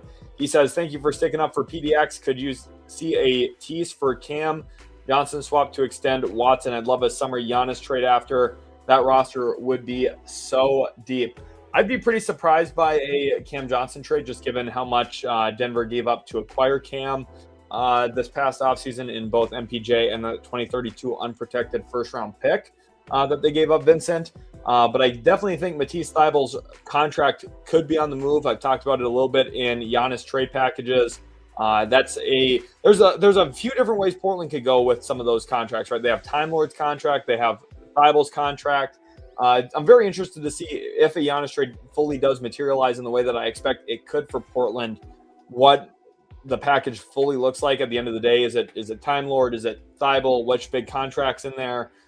This, that, and the other thing. But I think Portland's in one of the very interesting positions where they can give up a good number of stuff, a good number of pieces, young players, picks, and still have a very loaded roster, very talented roster, like you're saying here, Vincent. Thank you so much for the 5. Let's get some W's for Vincent in the chat. He's been watching here at Utility Sports for a very long while. This is definitely not his first trade deadline here with us. I appreciate all the newbies, but it's awesome seeing some of the OG supporters in here as well. So appreciate you big time, Vincent. Really, really do. So Vincent Rose 577. I'm making sure to update the donor list. Appreciate you big time, my man. And glad to see you back in the stream here today. I love sticking up for Portland. It's funny. Before the year, I recorded. Let me see if I can pull this up on YouTube really quick before I. YouTube.com. Let's go to YouTube, and I'm going to look up Utility Sports Sleeping Giants. Let's see if this pops up the way that it should. Okay, it does. So let's go over there real quick, and I do want to show this because I think it's important. Okay, this was 2 years ago. I called the Philadelphia 76ers the sleeping giant in the NBA. And this was right after the James Harden trade to the Clippers. And the reason I recorded this was it was super apparent to me that, this is like now 2.5 years ago. You can click into it, check the date and everything. And the reason I called the Sixers the sleeping giant is because they picked up trade assets. They have the Clippers picks, and then they had cap space. And in this video, I specifically talked about Paul George, which you can see right there on the screen right now, as a guy that they could potentially target. And sure enough, who did they sign? They signed Paul George. And I was on the button about them getting a huge upgrade player onto the roster. Now, obviously, it hasn't aged very well, but it was a player I knew they were going to target. Then last year, I called the Houston Rockets the sleeping giant in the NBA. I specifically thought it was going to be Devin Booker. It ended up being a different Phoenix Sun, but it was Kevin Durant, very pointedly. So Durant ended up in Houston, right? After this last season, I called the Rockets the sleeping giant, the team ready to make a huge move. Who did I say that for this year? Oh, would you look at that? The Portland Trailblazers. And check who's on that thumbnail. There he is, right in the center. Giannis Antetokounmpo. Will I go 3 for 3? I very much expect myself to go 3 for 3. I spent a lot of time looking at this stuff, spent a lot of time and thought about it, and I think Portland's very well positioned. So will I go 3 for 3? We'll see. I've been on the head twice in a row with Philly and with Houston, and we'll see what happens after that. But feel very good. Matt C says, been watching these streams for a couple years now. Any thoughts on the Spurs, Olynyk, and Sohan trades? Yes, we can definitely take a look at some of those options. There's a few different ways for the Spurs to go about building up a trade. If they're looking to package them or not together, they definitely have some real possibilities. One team I want to look at is the Memphis Grizzlies, who are in the midst of a down year. They just extended Santi Aldama. They could theoretically do something here with Olynyk's salary and then Sohan's salary, and then the Spurs giving up, some form of first-round pick capital down the road. We'll just do the how do we want to do this? We'll do this 2029 first. Santi Aldama is a really good player. This would help the Spurs pretty dramatically over either of Olynyk or Sohan. Aldama fits the timeline really well. This is a guy that I like quite a bit for the Spurs as a potential option, one that we talked about a little bit earlier. Otherwise, you can look a number of different ways, right? You could consider the Kuminga option, although I just don't love that for San Antonio. I would probably stay away from that myself if I were them. There's been discussions, okay, what about Lauri Markkanen? Just think the salary is a little too big for that to be what San Antonio really goes for. The Kings, Monk, he's just a little small. I just don't know if that's really the move for them. Then you look at a team like Chicago. Vucevic could theoretically be a fit. Otherwise, you could do something around, like Kobe White's salary if you wanted to get involved as a third team in something like that. There's a lot of different ways that you can go here. You could do something around Milwaukee's salary, like Bobby Portis for Kelly Olynyk, and maybe the Spurs give up like one bad second-round pick. We'll do their own in 2029, right? Like basically nothing. You're giving up almost nothing to get Bobby Portis here. That would help them in the short term without drastically changing their team too aggressively. Obviously, there's always the big trade possibilities too. Could they get involved in someone really impactful that would drastically change their team, like a Michael Porter Jr.? In theory, you could, right? You could build something around these salaries. Basically, you're upgrading Harrison Barnes into MPJ. Some form of draft capital would go back to Brooklyn in this, but they have optionality. That's one of the best things. Like talking about San Antonio, they've got so many different size contracts. They've got some of these mid-sized ones in Barnes and Olynyk, 13 to 19-ish million. They've got the Vassell number at 27. They've got Keldon at 17.5. They obviously have Fox's huge number, which they're not going to move him, obviously. You look at Harper at 12, Cornette at 11, Castle at 9.5, super valuable. They've got a bunch of different options. They're going to be in a really great spot. Griffin, welcome to the stream here, Griffin. He says, who would the Warriors have to give up for Giannis? Me and Griffin go way back. He's a really good friend of mine. Glad to have you in the stream here. And for a Giannis trade, let's put the Bucks back together. The trade package that I think is probably the most sensible is something around Miles Turner and Giannis. And then Kuminga is one of the headliners in the return package for Milwaukee. The Warriors would also have to give up the Anthony Melton's contract in this to make the salaries work. The nice thing here for Milwaukee is you're lessening your long-term cap strain because Turner on a 4-year deal, Giannis on a 3-year deal, and in the process here you're getting off of, or you're receiving shorter-term contracts. Jimmy becomes an expiring in the offseason. And just to kind of give an idea too on why Milwaukee would potentially do this, because there's been some confusion from others in the past, but if we're gonna include Philadelphia in this, assuming that this trade would happen in the offseason with Paul George, because Paul George, look at his contract. Okay, it's an extra year longer than Jimmy's. What ultimately happens here in this is the Warriors send this pick to the Bucks, they send this pick to the Bucks, they send this pick to the Bucks, they send this, which is actually technically should be a first rounder, should be considered one. But the website's not updated here. Again, I'm going to message the owner of Fanspo to make sure that gets updated for me this week. But all of this stuff goes there. And then ultimately, Jimmy's going to get rerouted to the 76ers in the offseason potentially for Paul George to go to the Bucks. That gets the Sixers off of Paul George's contract. And maybe the Sixers give up, this 2027 first as well. So the Bucks get an additional first-round pick. It's not going to work this year because of the Sixers, but this would be the idea, right? All of this stuff goes. Giannis and Turner go to from Milwaukee to Golden State. All of this stuff goes to Milwaukee, and then in the offseason, they could flip PG and Jimmy for this extra first. So you're turning Giannis essentially into 5 or 6 first-round picks, and in the process, you're opening up your short-term flexibility as well, getting off of some longer term salaries and then using your short salaries to eat bad contracts to get more picks. Very similar to what a team like Brooklyn has done historically, where they traded Cam Johnson for MPJ this past offseason, then played MPJ a ton. Now he's an all-star caliber type of player and, apparently to everybody. And then you can trade him again for picks. So, Milwaukee can go through that whole process of rehabilitating guys' value in ways that OKC's done when they did with Chris Paul, when they got him for Russell Westbrook, a bunch of different ways. Yo-Yo says, if you had to choose, which team does Giannis ultimately go to? I would presume Portland. Portland would be my prediction. Johnny, try not to spam too much, okay? Love seeing your comments, but Miles Turner to Toronto wants to know Lofo. Let's see here if that is something that is sensible. You could do something for sure. There is some salary slots just off the top of my head that I know will work if they wanted to. So Miles Turner, and then you could just do Jakob and Ochai.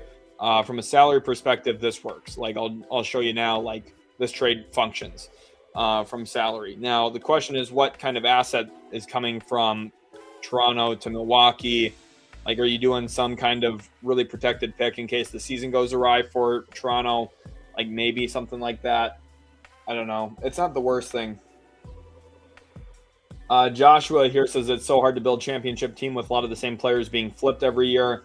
I mean, that's the thing is with the new aprons and the new rules, like you really want to have a set established roster with like you're planning on 1 or 2 rotation pieces being moved year to year. So very, very difficult. Mohammed here says, I can die happy seeing Steph Giannis duo competing in playoff basketball. It would be a lot of fun for sure. Would very much enjoy it. Bobo says, bro, send Miles Turner to the Celtics, please. That's another very sensible destination for him. You think about the value of a stretch big man for them. They succeeded heavily with Porzingis in the lineup and Al Horford. Miles Turner to Boston has been long rumored even back when he was a Pacer. And they do have the salary slot here in Anthony Simons to make something work. So something like this would be, I think, very sensible. So let's go. Let's tweet something real quick. I'm going to go over to Twitter. But yeah, Miles Turner for Anthony Simons in a first is not insane. Let's go back over to notifications here.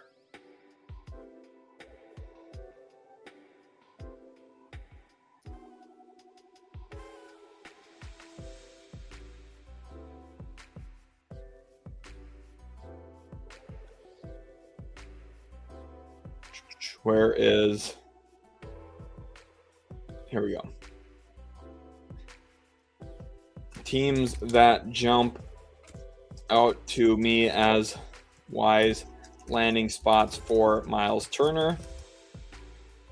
Golden State Warriors, Boston Celtics, Toronto Raptors, Los Angeles Lakers, and who else? Who else jumps out to me as a potential team that could use Miles Turner services? Let's think. I don't think it would be Orlando. Don't think it would really be Miami. Although Miami wouldn't be terrible. I really don't hate the idea of Miami either.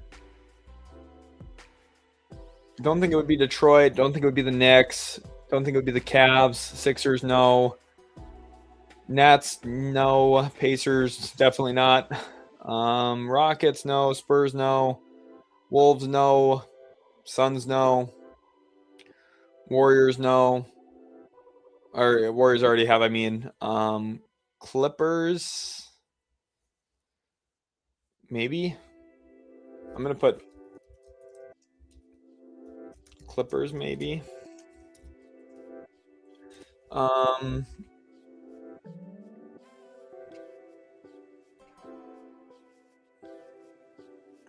Grizzlies, probably not. Pelicans, no. Kings, no. I don't know. Those are the teams that jump out to me initially off the top of my head. Spoonfed, thank you for the 2. Says Murray, trade, and team. Heard he's not injured anymore. Talking about DeJounte. It's hard to trade DeJounte because of his contract. Griffin, thank you for the $5 super chat. You did not put a message in there, Griffin, but I will. I'll be watching for a message. Appreciate you guys a ton for all of the super chats and everything.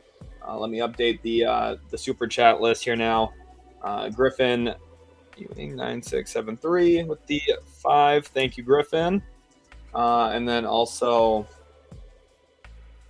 most recently as well, Spoonfed with the 2. So appreciate you guys both a ton. Griffin, I'll be watching for a message if you have one that you wanted to attach with the super chat. But I do appreciate you guys for the 5. Let's get some W's for Griffin in the chat, especially high school basketball teammate, absolute bucket, really great basketball player, very smart. Him and I actually coached together for a few years as well. And he's someone that in the future, when I am coaching somewhere, he is someone I'm definitely going to want on my staff because he is a very, very good coach, very, very smart, really great ideas, and also really, really useful for his staff in general too. He should be coaching basketball at a very high level because he's very smart.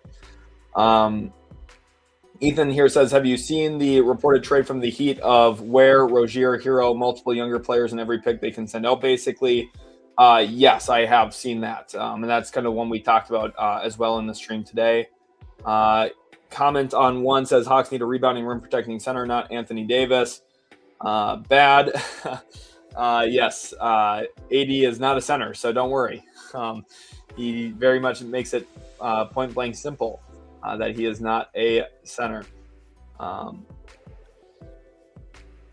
Double Agent Nico. Bench here says, I agree about Portland. Lots of good players, no great players. They have the players. They have the Milwaukee picks. Make it happen. Emperor Burton says, LOL, the NBA gave you a flag and you think they hate the Mavericks. No, I think Nico Harrison hates the Mavericks. And I don't think the NBA rigged the lottery. That's what I think. Derek says, would Kobe White be, or you might be talking to, you might be Johnny, talking to Johnny. Derek here says, would Kobe White be a good fit on the Rockets given their injury situation with Fred and Steven Adams? What would a framework of a deal look like to you? Any alternative trade options for Houston? Yeah, I do think there is some feasibility here to a Kobe White trade for the Houston Rockets. Now, going about building it, little bit more challenging than it even should be, given the contract numbers. But if we get Houston and Chicago on the phone, do something like Dorian Finney-Smith plus, we'll put Aaron Holiday in for now. He can return to Chicago for Kobe White, and then you're looking at either a huge collection of seconds or Chicago's own second, Houston's second, Portland or New Orleans swap. Like if you do something like 4 seconds plus these salaries, you can pretty easily get to a package that I think is semi-acceptable for Chicago. I don't really know what the deal is going to be, but 4 seconds is kind of the number that I have in my head for him. But we'll see what happens. Claytron here says, are you still a Trenton Flowers believer? I mean, yeah, I still think like he can return value to a team. Sometimes it takes a lot of time. Like, they're drafting kids who are 19 years old and then they don't maintain a roster spot for them. Like, I don't understand why Kobe Brown gets play time. I don't know. If I was the Clippers, I would still rather have Trenton Flowers on my team than Kobe Brown. So, yeah. Like, it's the thing about being a believer in a guy is it's not like, first of all, like when you're betting on some of these kids, like some of them will never really get a fair shake or a fair opportunity, which sucks.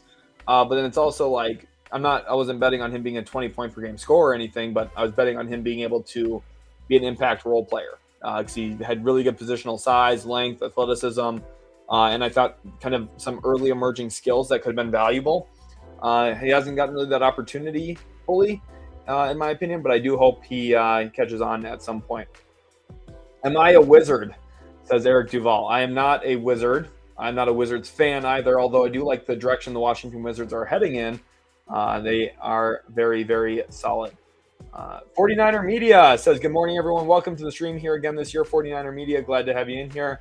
NBA trade deadline is not tomorrow. The NBA trade deadline is in 74 hours and 2 minutes.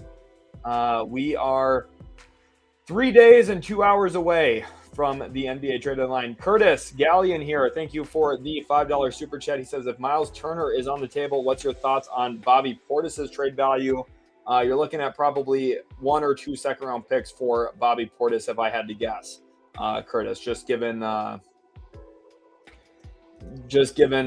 his contract, its length and size, and his skill set, I would be shocked if he goes for more than a second-round pick or 2. But Curtis, I really do appreciate you.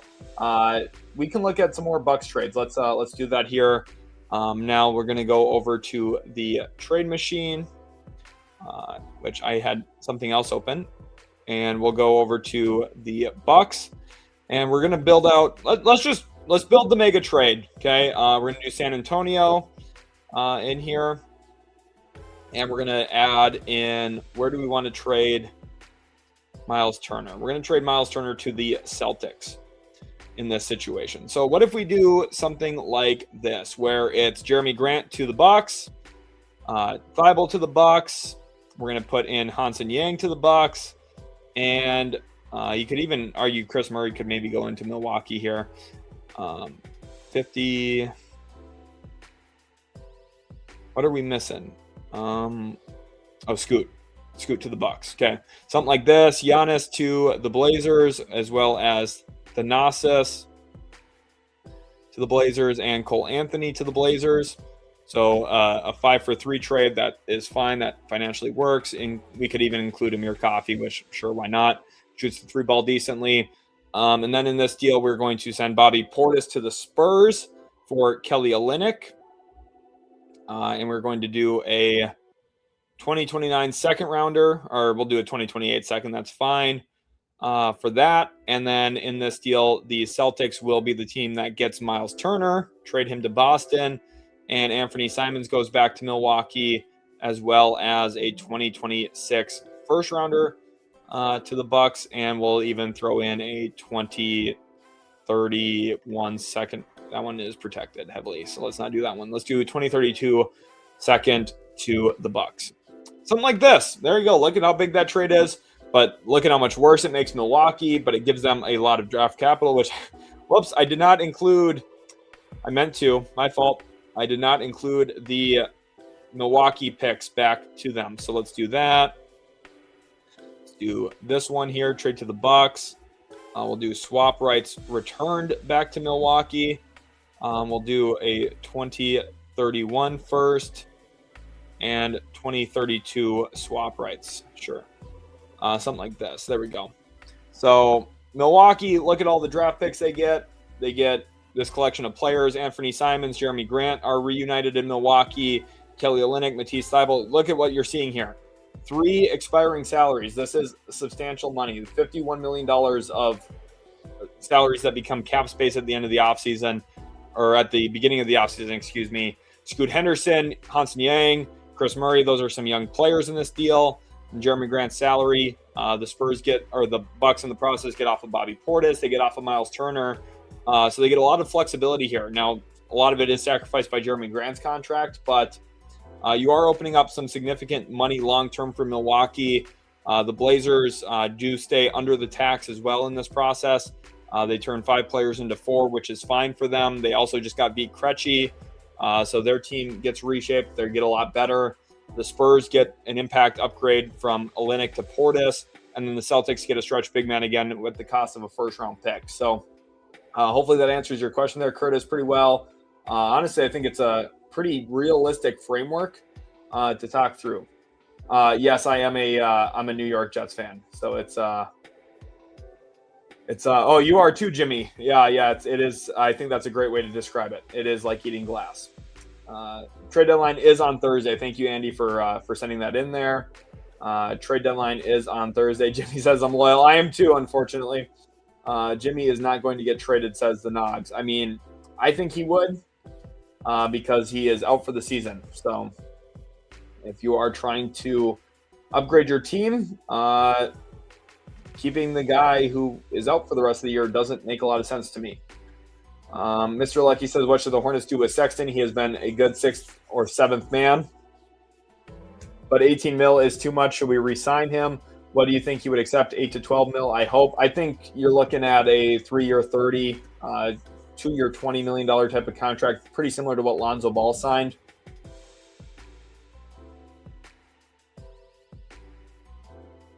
Michael Porter Jr. to the Dubs. We can talk about that as well, Tyler.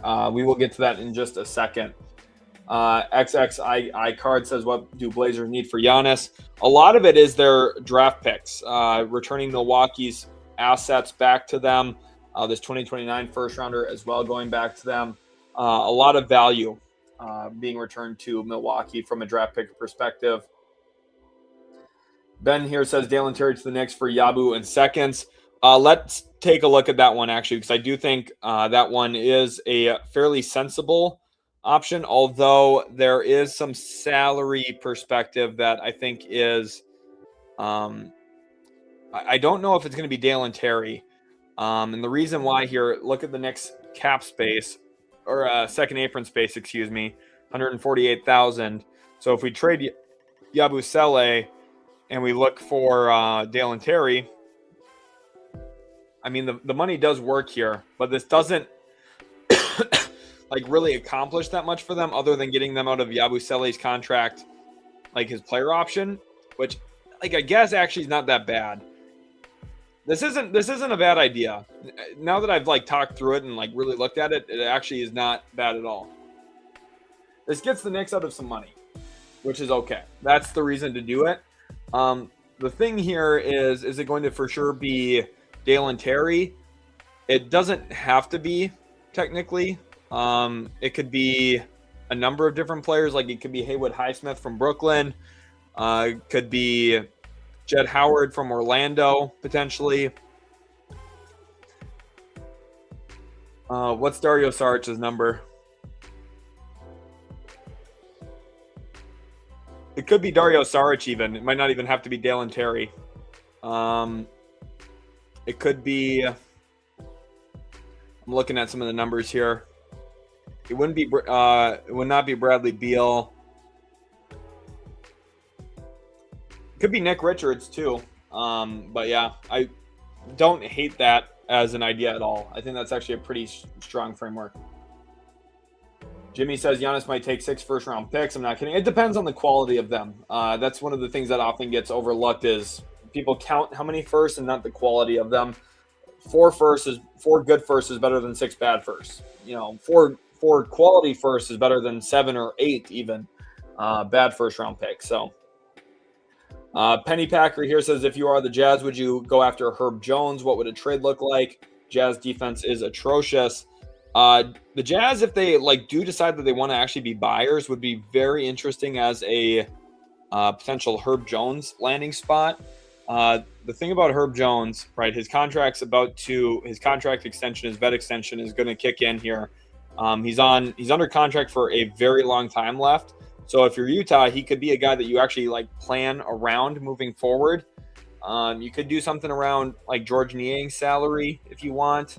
And then, some form of Kevin Love even. That financially gets you into the ballpark here. It actually gives New Orleans a little bit of relief against the tax as well. And then it comes down to which picks are you willing to give up? Could you convince him on that 2026 first, and then this Lakers 2027 first?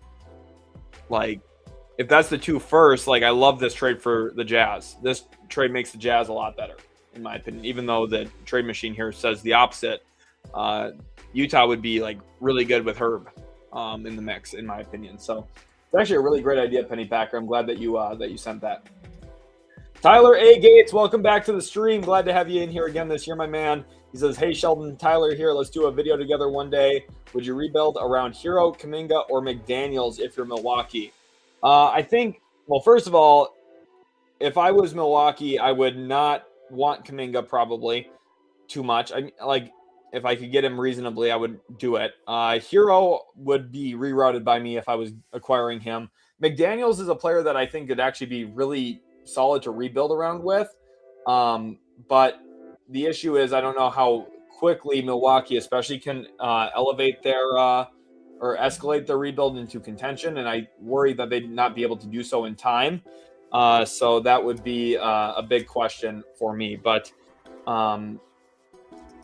I think I would prefer McDaniels out of the 3, to be honest, because I think he's the most role versatile, where he can score on the ball a bit. I think if he had more touches in Minnesota, he'd be scoring the ball at a much higher clip.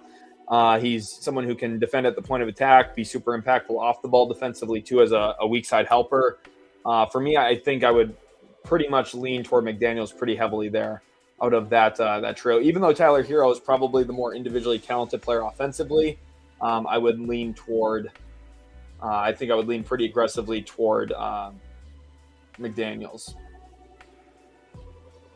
What's my favorite center target for Toronto? Lofo wants to know. My favorite center target is Sabonis for them. I think Sabonis would make them a lot better. And I think the Kings would be an easy team for them to work with. Hornets for Turner too. I didn't tweet that, but let me thank you for messaging that. I should have.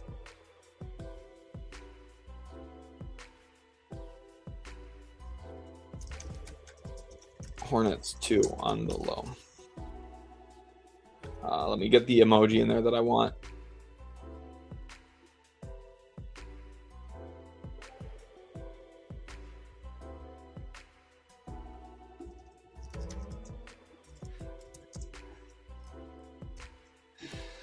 Shout out to Zach. He's been watching the channel for a long time. Appreciate you, Zach, for being in the streams as always and everything. Very much looking forward to it. Who's my biggest all-star snub? Kawhi Leonard should have been an all-star. It's actually shocking he isn't. And Michael Porter Jr. probably should have been an all-star as well. Vincent here says Shaden Sharp, JG, Yang picks for Gary Trent Jr. and Giannis in the summer. Definitely not impossible either. The one thing about Shaden Sharp, he will not get traded at the deadline for sure. Kind of like Vincent's pointing out, because he is on a poison pill. So would have to wait for the summer if he is in the deal, most likely. Miss Callie Savage says, first time chatting. Do you have any predictions on the Lakers this trade deadline? First of all, Miss Callie Savage, welcome to the stream. Thank you so much for chatting in here. I really do appreciate you guys all so much. Really do want to express my gratitude to you guys. It's such an awesome community that we've got here. And when it comes to Lakers predictions, I do think they'll trade Gabe Vincent and Maxi Kleber. Both of them are on mid-sized expiring salaries, $11 million for Kleber, $11.5 million for Gabe Vincent. Both of them will be traded. And then the question is for who. It could look like something for Miles Turner. It could be in something for Nick Claxton with Dalton Knecht involved. In either of those trades could include a future first-round pick. They could even break it up into a couple of deals. One for, say, Daniel Gafford with Dalton Knecht going to Dallas, or you could do it for a variety of other options too, helping a team out get out of salary, whatever that looks like. The Lakers have a lot of options around those contracts. Sid Justice 41 says Riley tactic is don't play Ware so often so no one wants to trade for him. I mean, the Khalil Ware situation is very interesting in Miami. I'm going to kind of leave it at that.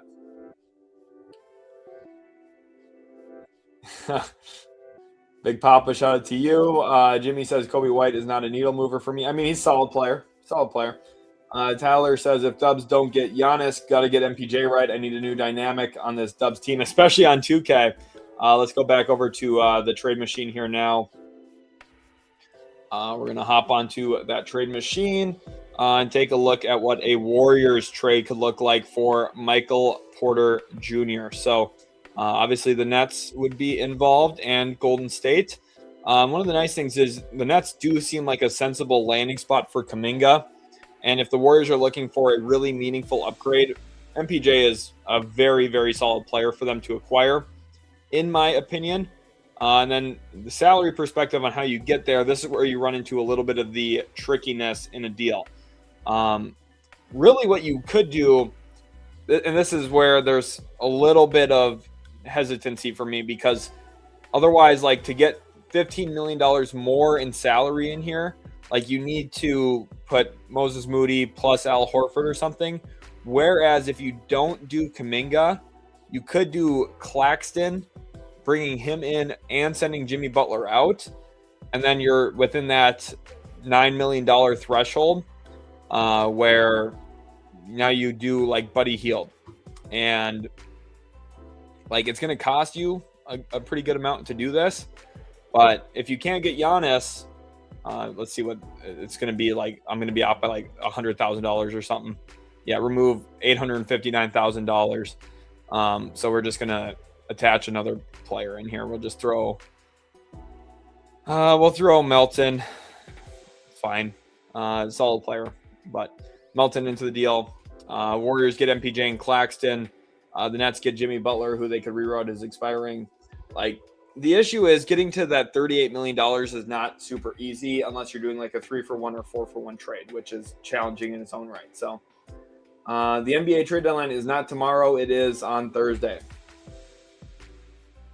Captain here says Portis to Detroit. Detroit has a $14 million trade exception and a ton of second-round picks.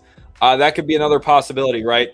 So if we are doing a Bucks trade, instead of the Spurs like we did in the last one, we could do the Pistons at the top of the East, and Bobby Portis goes to them into that trade exception, and maybe they give up this Brooklyn or Dallas second-rounder, and Milwaukee gets their own second back next year.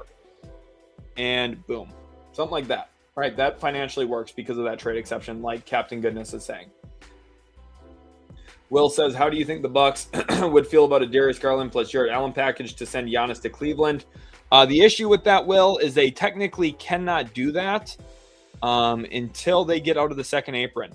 So since they're a second apron team, even though the salaries here do line up, they cannot legally do this. This will fail because they are a second apron team. They cannot aggregate players in a trade. So the only way to actually do this would be you need Brooklyn involved. And then again, if you're Milwaukee, I don't even know if you're really accepting this, but you get Cleveland involved, and then you're sending also Dennis Schroder out to the Nets. So now you're no longer a second apron team, and then this deal works. But it's a really drastic shakeup. I don't think Milwaukee even accepts this, to be honest with you. I don't know. It's just probably not going to happen. Cleveland could here's the one that would make Milwaukee really pause and think. But it would be this. And then we need to get out $7 million more. So let's just get Utah in here too.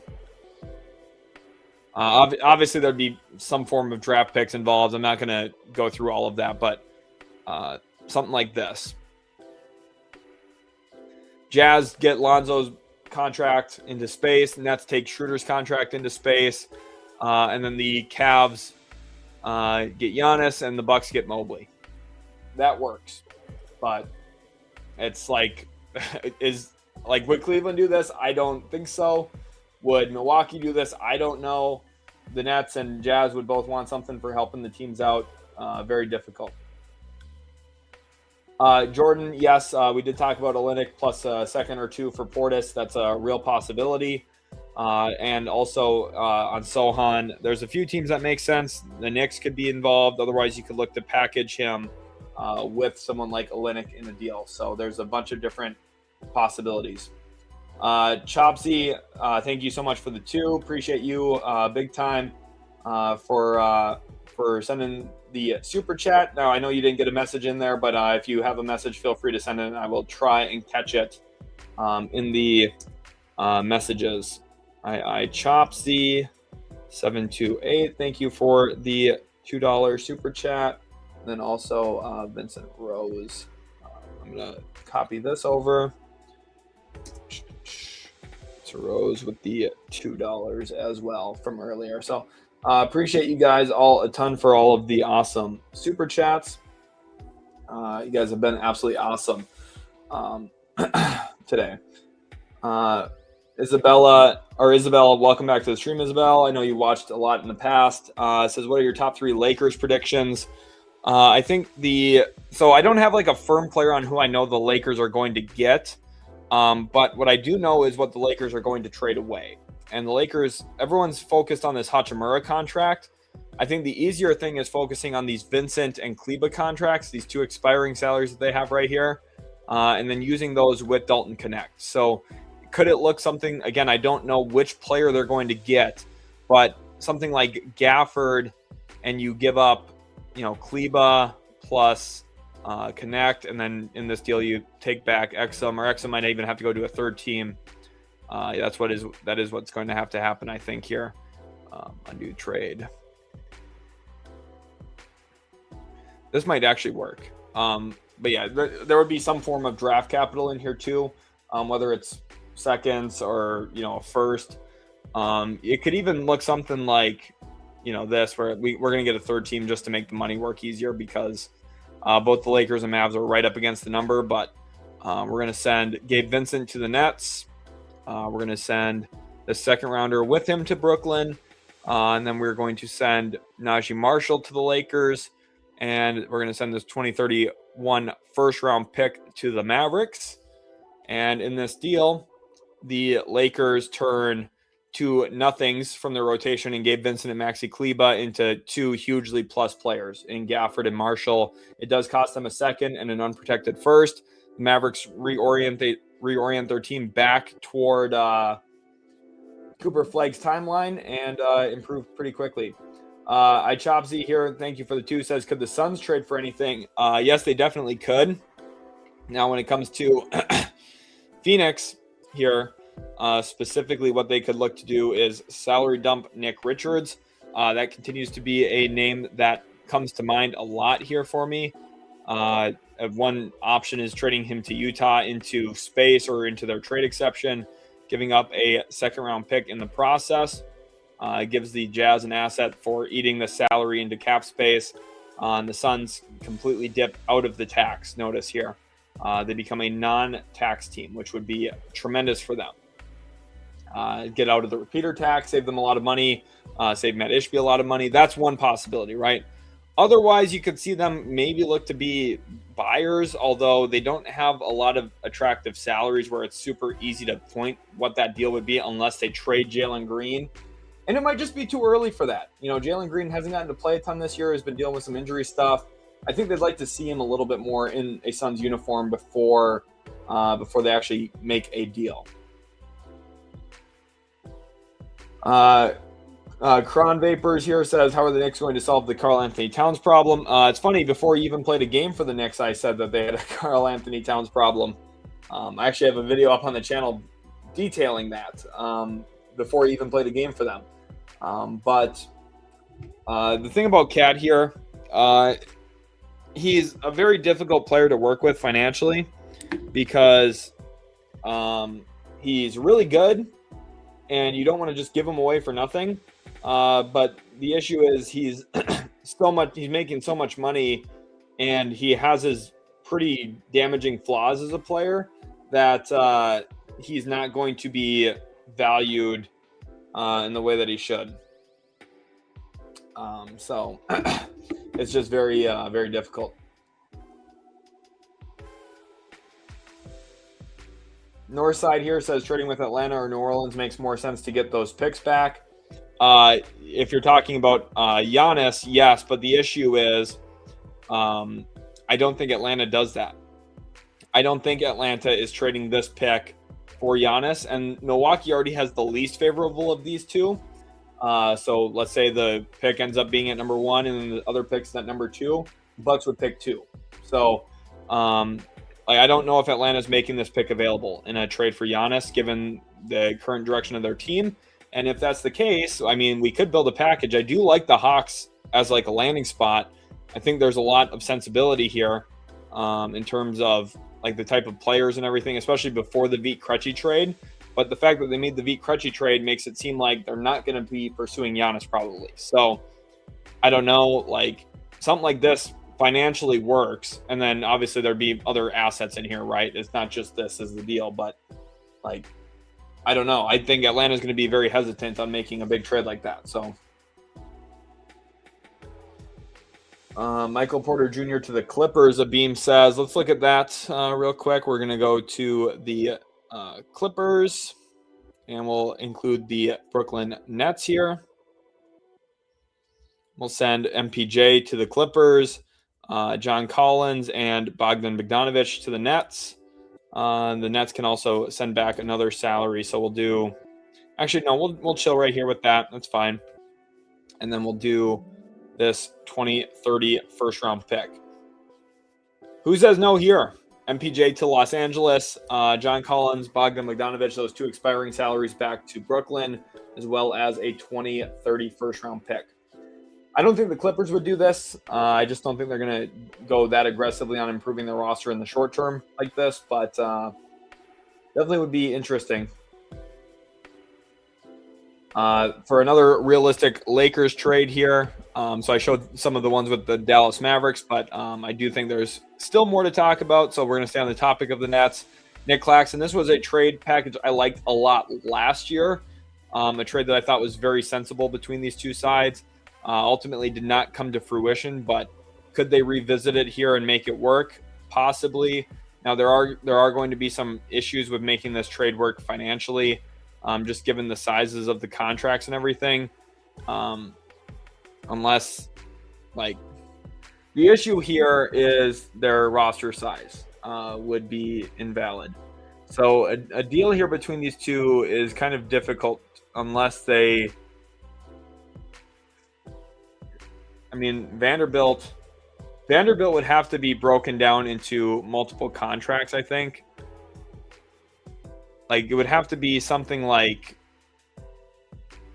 even this would work. And then Lakers give up 2031 and maybe even a swap in 2030 or something. This is like it's a pretty aggressive trade for the Lakers to make, but something like this. Where Claxton, Cam Thomas, Haywood Highsmith, like this is probably just less likely than any of those Mavs deals, just because of the situation. Andom Gamertag says McDaniels. I think you're probably talking about that question I answered earlier.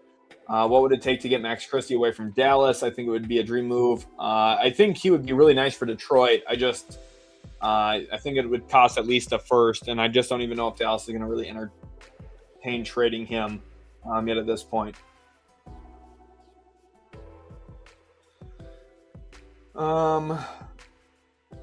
Northside Corey says, I think Giannis is at home laughing at all of y'all. I mean, it's not the playoffs, so I'm not sure if he's at home yet, but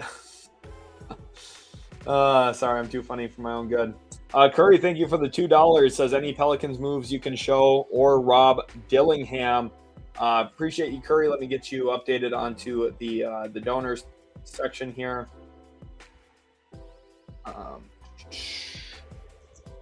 Curry 5943, the 2. Thank you very much. Trying to stay on top of that. And then let's look at some Dillingham trades, because the Pelicans, I talked about John Morant as a possibility. I do think there is some feasibility there. But Minnesota is really kind of the fascinating one. Where could they theoretically trade Rob Dillingham? Milwaukee could definitely be an outcome. Otherwise, you look at Chicago as another destination possibly. They have a player that Minnesota would badly want in Kobe White. And they have a contract here in Dalen Terry who could be attached into this deal. And then the Wolves give up a couple second-round picks as well. So maybe this one and maybe this one in 2026. Plus Dillingham.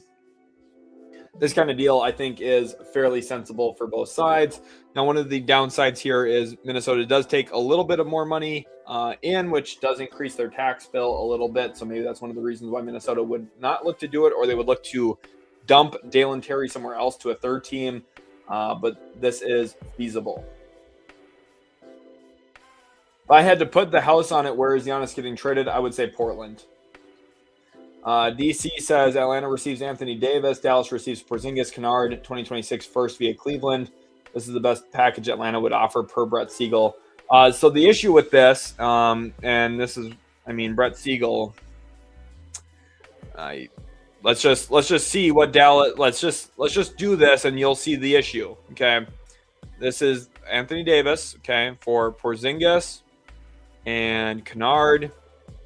And this first round pick that he is talking about here, the Cleveland swap rights one. Let's just do that. Oh, that financially does not work. And you'll see we need to cut incoming trade value for this to work for Atlanta. And the issue, this would also push and thrust Atlanta into the tax. So are they going to do this? No, that's not how this trade is going to work. There would have to be other pieces involved here. And you notice there's not other salaries, really. They can't include Kispert into this. Let's say they even do Asa Newell, right? It's another young player they're giving up. They're still in the tax now. So unless they find a way to get out of the tax, which would be some other package involving one of these other guys going out, and then all of a sudden you're looking at the roster size, they don't have enough players. Like, it's just not going to work unless you have Risa Shea. If you have Risa Shea, you can take back in, Dante Exum, for example, and you can stay out of the tax. Look at that, $7 million of tax space. But according to Brett Siegel, what he thinks is the best package they would offer, that best package doesn't even work. So he's just wrong. He's wrong. But that is not a new trend. He does every year. He tweets, this team would consider this. And then no one can check him on it because he just said, I didn't say they would do it. I just said they would consider it. So Big Papa says Goga Bitadze will be the most underrated pick up, whoever gets him. I do think he'll stay in Orlando. I do want to talk about the Magic. We haven't talked about them very much today, but I do want to cover all 30 NBA teams. Orlando is super interesting because this team is hard capped at the first apron. They have a little bit of space until that first apron, but the more likely situation here is they actually dump salary, specifically this Jonathan Isaac salary, which is not fully guaranteed. And we are just going to use Brooklyn because, again, the Nets are a team with cap space. It's super simple to work with them, use them. We're going to trade him to the Nets and give up a couple of future second-round picks, 2020, 2029 and 2030. We're going to trade those two assets to the Nets here in this deal. And what that does is it gets Orlando not only out of the aprons, but it also gets them out of the tax this year, and it helps them with their future salaries. Because if we go back again and look at their payroll, especially going forward, Franz Wagner, Bain, Suggs, Banchero, all making north of $30 million. They have about 100 and, let me do the math in my head here, 71 plus 82, $154 million in salary committed to those 4 guys.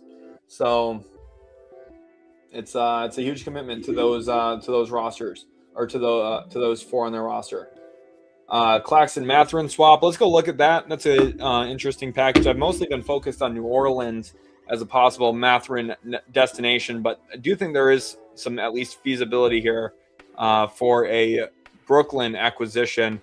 The issue is, okay, this financially is going to work just fine with the tax and everything. The question is, what salary do we use to get there? We could use Obi, but that kind of hurts my heart. We could use Isaiah Jackson, which is probably the most likely. And then could we use Jarris? Do we really use Jarris Walker for this? What if we use Ben Shepherd? It's 3 for 1. Pacers would have to fill their roster. This financially is not going to work to keep them below the tax. I think the salary might be too big. If anything, I think this would be like an offseason move because Claxton's a descending contract and the cap will jump next year again. But Mathurin, he's going to be a free agent, so it probably wouldn't actually work in the offseason unless you do a sign and trade. Gosh. Zach, I think this is a good idea. The feasibility of it is not likely unless we trade away Dayton legend Obi Toppin. And that just hurts my heart. That just hurts my heart. And we'll do... I don't even know what else would be in here. Like, lottery protected first with a backup into 2027 second, maybe. I don't know. Would that even be... I don't even know. I do not know. Very rarely am I, like, stumped on something. I just don't think that would work. Goga is awesome. I do like Goga a lot. Chris Compton wants to know where I see Kobe White going. Pretty much I'm between the Clippers, Rockets, and Timberwolves, with my most likely outcome being the Timberwolves, if I had to guess. iChops, glad that you enjoyed my answer. The Grayson Allen and Sohan swap loading. I would be pretty surprised if the Spurs took back Grayson Allen and his money. He's got a lot of money committed to him yet. 2 extra years, $37.5 million in those 2 years. I'd be fairly surprised by that. MPJ to the Lakers would be demonic. We could look at that. A lot of Brooklyn Nets talk. This is how Sean Marks likes it. He likes being in the news this time of year. Let's do Hachimura plus Vincent plus Kleba plus Connect. $6 million of salary. Ooh, do we have Haywood Highsmith comes back? Yes. And this 20. Where did the 2031 first though? There we go. Something like this. I don't know. Would be fun. What are your thoughts on a Chris Dunn and seconds for Mathurin deal? I don't think Indiana would do that. I think if they're going to trade Mathurin, they're going to get either a young player back or something meaningful for their rotation. Ondra here says, hey, do you view Krejci as a strong rotational piece for the Blazers, 20-plus minutes per game? I do think so. I think he'll be like right around that 20 minutes mark, maybe a little under it, just because they do have some quality players, in similar positions as him. You're obviously looking at Avdia, Shaden. Drew, he'll play 20 minutes. At least 18. He'll play at least 18 minutes. I really liked it. I thought it was a great trade for them. I really did. Vincent here says, can you do a 5-team trade with Blazers, Bucks, Wolves, Bulls, and Suns, where Jalen and Jeremy go to the Bucks, picks Giannis, plus picks Giannis and White to the Timberwolves. Jalen White, it seems like. Randall to the Suns, Turner to the Bulls. Desirable stuff to Blazers. Sure. Let's do it. Milwaukee. Let's get Minnesota on the phone here. Suns, you said. And then what was the last team? The Bulls. Yeah, this is Very interesting. Okay, so Giannis and White. So Giannis and White.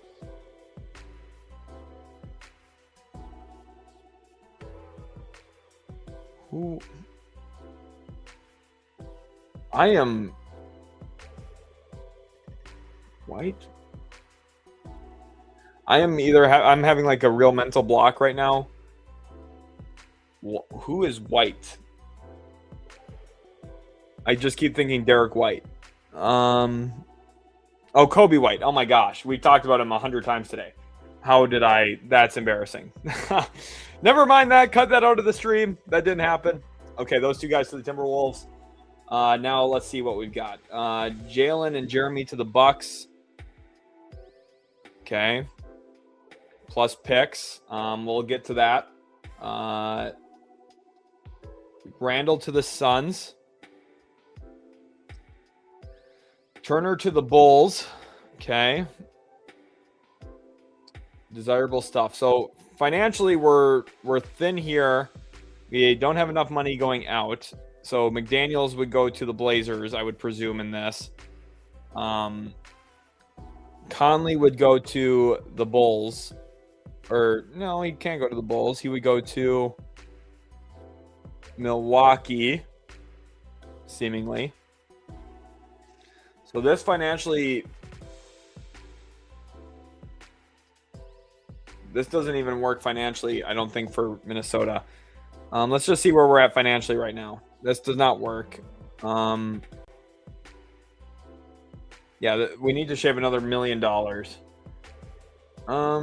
I mean, Dillingham to the Bucks, maybe in this.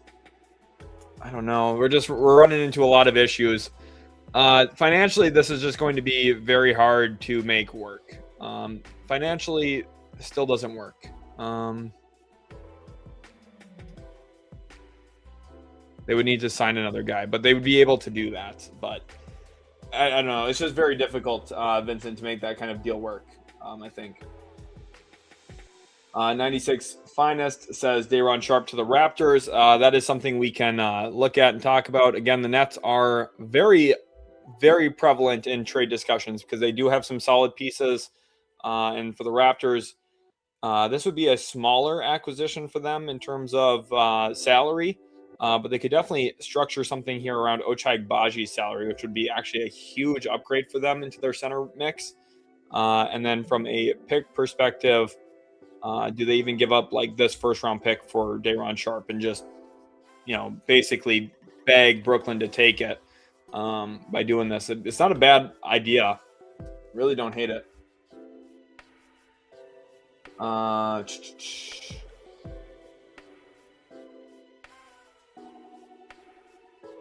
Jordan here says Portis would be my favorite for the Spurs to pick up. Need an enforcer and he can shoot as well. I mean, Brett Siegel, like, if you look through most of his stuff, he's just he thought Bogdan Bogdanović was going to be a Timberwolf.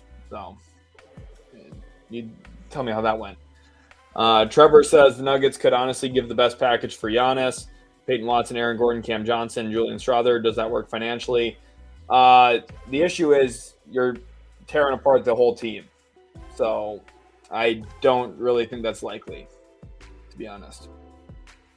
Mamba Mindset says Greek always wanted to team back up with Drew Holiday, so Portland sounds about right. Giannis back with Drew makes a lot of sense too, based on the reporting. MJ says, how much money and which team do you see Peyton Watson signing with in the 2026 offseason?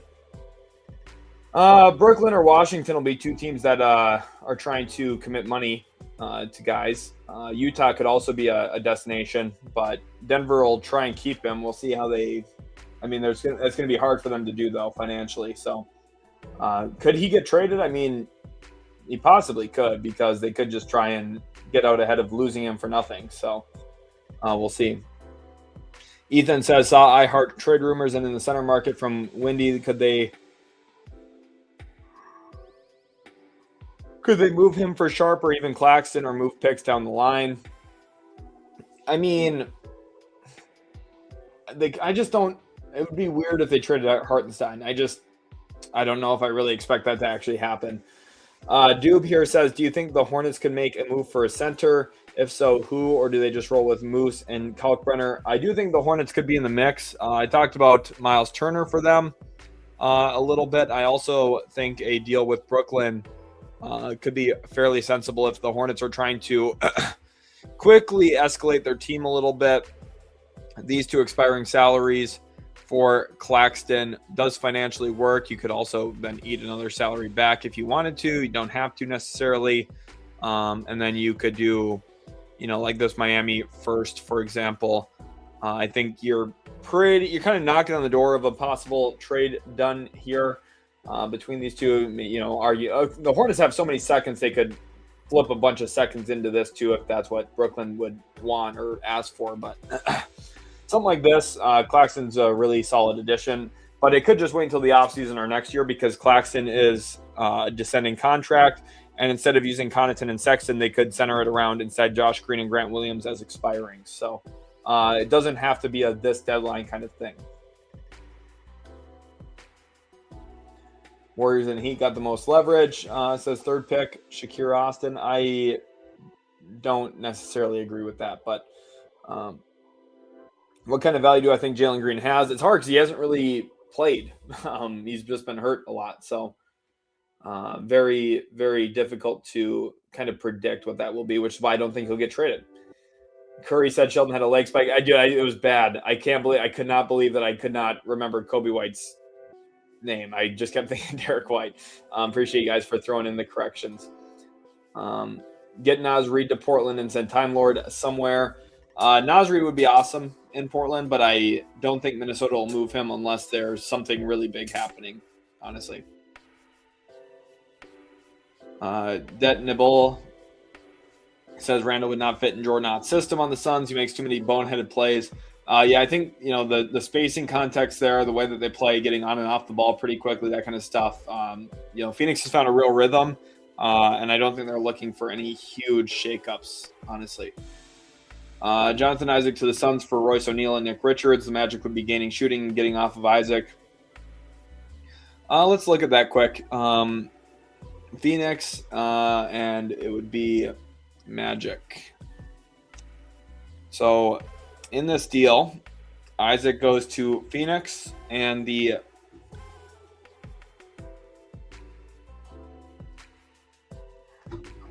so I think the only adjustment I would make here, we would need a third team. I'm going to get Utah on the phone here because that's where we're going to send Nick Richards. And it's also where we're going to send Jett Howard. That barely fits into the cap space. This gets the Magic out of the tax. The issue is it doesn't technically get the Suns out of the tax unless they did something else as well, which it could be trading Nigel Hayes, although no, because they'd have to fill another roster spot. But sort of like this in theory works a little bit. I don't know. Interesting idea.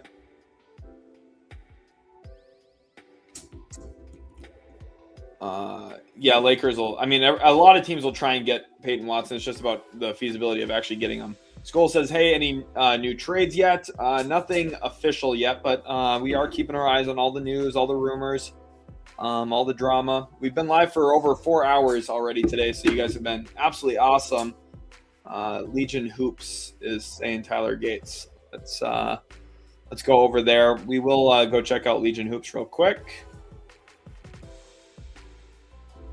Let's go over to Twitter. See, we got some possible ideas here. No Limit Jeffro. Not bad. I don't mind this. Fun package. Shout out to this still shot of me too here. Okay. We got a couple of trade offers here. Any chance Lakers get someone to help them? I think so. Let's go over to Legion Hoops now, though. Legion Hoops. I'm following Legion Hoops. I did not even know that. Warriors are the new favorites to land Giannis if he gets traded this week. Interesting. This is Poly Market, so I don't know. Part of me still thinks it should be Portland, but they're not even on the list right now. Too Clutch Corey says no way he goes to Portland.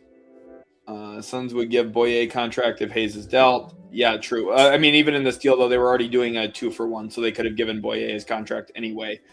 King Nacho. Conley and Turner to the Bulls.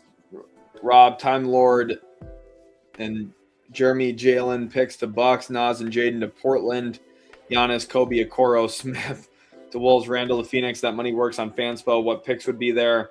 Bunch of picks to Milwaukee for certain, taking in those contracts. Pretty much all of them to Milwaukee, seemingly. And then the issue I'm having here is I don't think Phoenix would get involved in this, probably. So, I don't know. Too Clutch Corey says just because you can send back their own pick doesn't mean it's the best package. I think it is. To me, it's the best and most likely packages simultaneously are Golden State and Portland, which is why they've been at the top of my list this entire time. But let's just, again, we're going to go through this just to talk about Milwaukee and Portland and why this is very sensible. Giannis wants to reportedly play with Drew. That accomplishes this year. Jeremy Grant goes. We're going to also put in Thanasis and Cole Anthony into this deal. So now you're looking at $58.7 million. How do we get there? Well, we can use Matisse Thybulle's contract. We could throw Scoot Henderson into the mix, Hansen Yang into the mix, Chris Murray into the mix. And you're looking at right now what is a 5-for-3 trade. And so if we want to take another money or a little bit more money back, Amir Coffey comes back in, shoots the ball well, actually could fit into Portland pretty decently for what they need. And then first round picks. You're giving up this Milwaukee swap rights. You're giving up these swap rights back. You're returning this 2029 first, which is the most favorable of Boston, Milwaukee, and Portland. Very valuable asset. You're trading this first round pick. And then if you really wanted to, you could do, swap rights or whatever. Let me adjust this. Unprotected. There we go. And then we do swap rights here.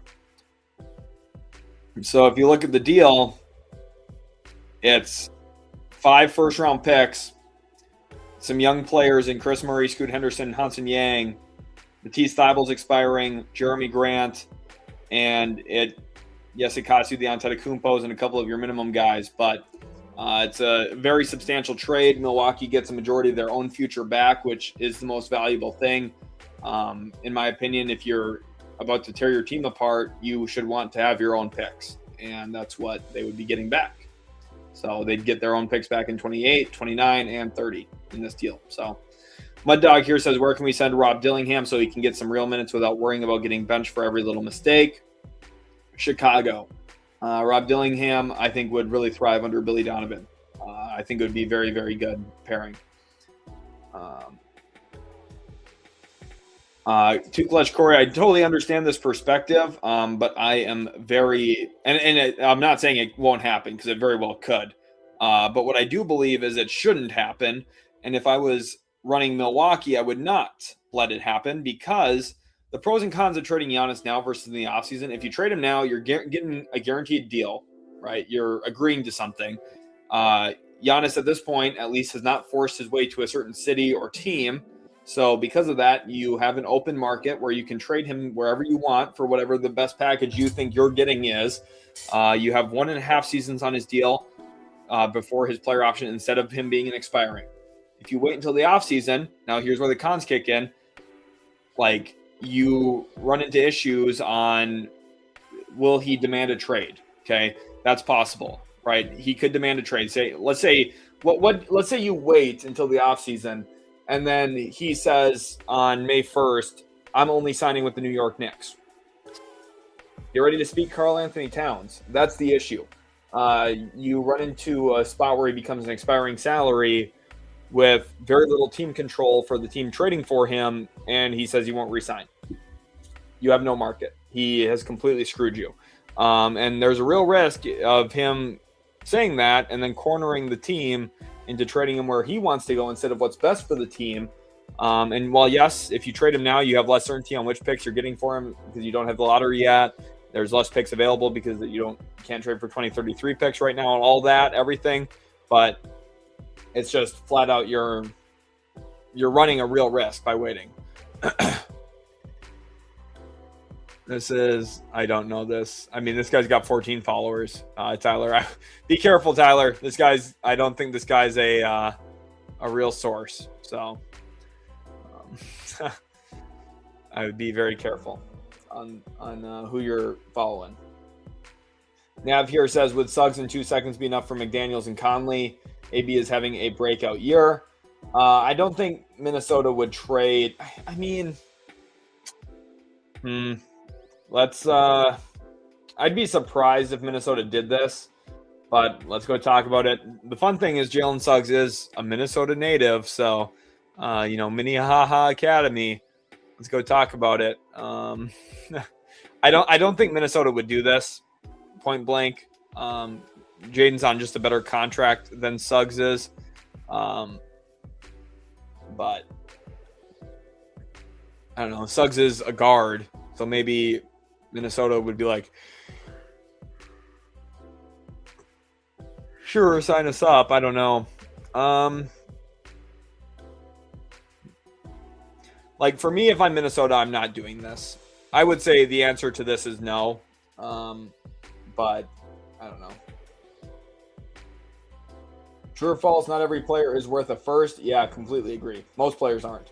Big J, 52, thank you for the 5. He says, sup, if the Wizards land Boozer or Wilson, should they be considered to be a play-in team next season with Trey leading them? Thank you, sir. Especially if they get Boozer, I would say yes, because Boozer is really, really good. Super valuable player, a big winner, someone who's won at every level he's ever played at. It's not shocking to see him winning at a high level. Obviously, with Duke, you're going to win, but he's been just fantastic again for them this year, and he's a winning player, so it's not surprising at all. I think Washington would definitely be in that play-in mix, depending on what else happens around the East. Hey, it's Liam. Thank you for the 5 as well. Says, would Milwaukee want to be competitive since New Orleans owns their first swap for 2027? And if they land top 4, New Orleans gets both picks. I mean, like the situation there, like being competitive doesn't really advance the future of your franchise in comparison to losing the pick. Like, you still want to set yourself up for your own best long-term outcome, and being competitive short-term, I don't think does that for Milwaukee. Like, it would be very difficult for them to, I think, tightrope that, where they end up being very successful long-term while also just being okay with eating salary short-term. So, thank you to, hey, it's Liam, and also to Big J52 for the super chats. Let's get some W's in the chat flying in for them. I'm going to throw a W in there. Appreciate you guys both a ton today. Think Lakers put an offer sheet in on Kessler or Duren. Duren's going to get matched no matter what. Kessler would probably be the more likely one, but we'll see. They can still trade for Kessler, theoretically, too, but he's out this year, so they probably won't. Washington would perhaps consider it. Benjamin here says, which rotation player, 9th or 10th man, could Knicks acquire for Clarkson? I don't. It's... You're looking at a minimum salary guy. Like, I would have loved for them to jump in on Vit Krejci. Had they been the team that got Vit Krejci, it would have been very sensible for them. A guy that I want to land somewhere would be Baylor Shireman. He's awesome. Maybe Trenton Watford from Philly. I don't know. There's a couple of options, but Keon Ellis has already been moved. Bruce Brown wouldn't be moved.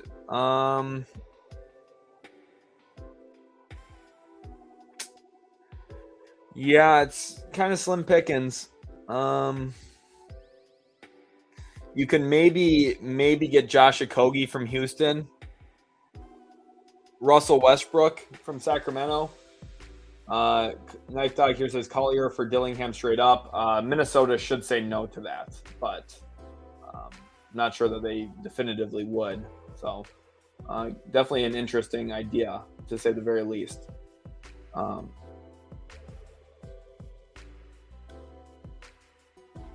Doob here says not the most exciting trade ever, but do you think the Hornets could inquire on Sohan? Could probably get him pretty cheap, especially with all the second rounders. Yeah, definitely a real possibility there. Let's go take a look at what that would look like in the stream here. Hornets and Spurs.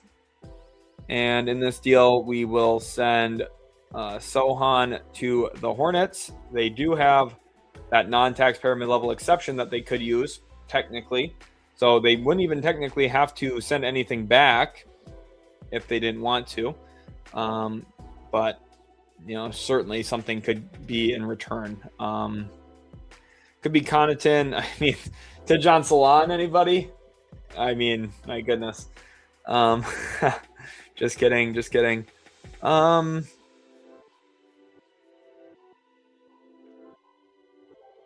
would they want back?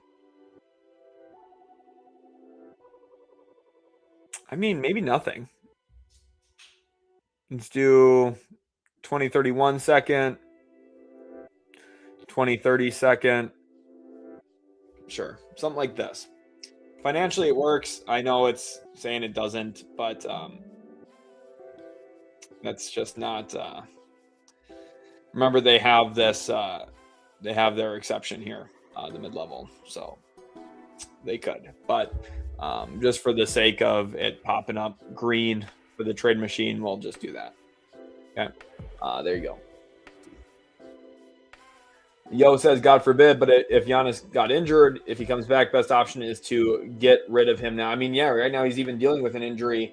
Imagine he sustains something that's like actually serious. Very, very difficult. Very difficult to deal with. Let's keep going on here. AG says, you think Cavs could make a trade for MPJ or Giannis? No for MPJ. We did talk about one for Giannis, but it would be an absolute gut shot of trading away Evan Mobley, which I just don't think will happen. Tease Tier says, do you think Bilal Coulibaly gets traded within the next year or two? His offense has not progressed at all since his rookie campaign, and his three-point shot has been a downhill trend since he came to the league. Those were always kind of my biggest concerns for Coulibaly. Very fascinating defensive player. Really great length and some tools, and he's still really young. If Washington did it, it would be like in a big blockbuster trade, though. I don't think they're just going to give up on him. If they trade him, it's going to be in a package for something huge. Danny here, welcome to the stream, says Raptors need something to happen, but tricky. What trades would you propose? The most likely one that I think Toronto could be involved in is a trade with Sacramento for Sacramento's best player, Domantas Sabonis, a really, really solid player. And it could be something around RJ Barrett, Jakob Poeltl. This is more incoming money, so another salary going out. Otherwise, what we could do too is involve that third team, the Clippers, where something like where is it? Where am I looking for? Link Monk goes to the Clippers in this, and back comes Bogdan Bogdanovic to the Kings. Clippers give up, Clippers give up a second-round pick this year to the Kings. The Raptors give up this first to the Kings, and you're looking at them shaving off or taking in a little bit of extra salary, actually, which would be a concern here too. But this would help the Raptors cap table. There's probably a way to get the money, like even if it's Devin Carter, like to Toronto, that could also sensibly help help the Kings out financially. Oh, that's right. I had Chris Paul in this too before. Whoops, forgot to include him. Chris Paul to we'll send him to the Raptors in this. No, to the Kings. Chris Paul. Boom, there we go. Successful trade. A little bit of draft compensation for Sacramento, but the Raptors get the best player in the deal by a very wide margin in Domantas Sabonis. He's an awesome player, would fit very well with Darko Rajakovic's system, I believe, offensively, and I think the Raptors have the defensive infrastructure to really support him in a way that he hasn't been in his career so far.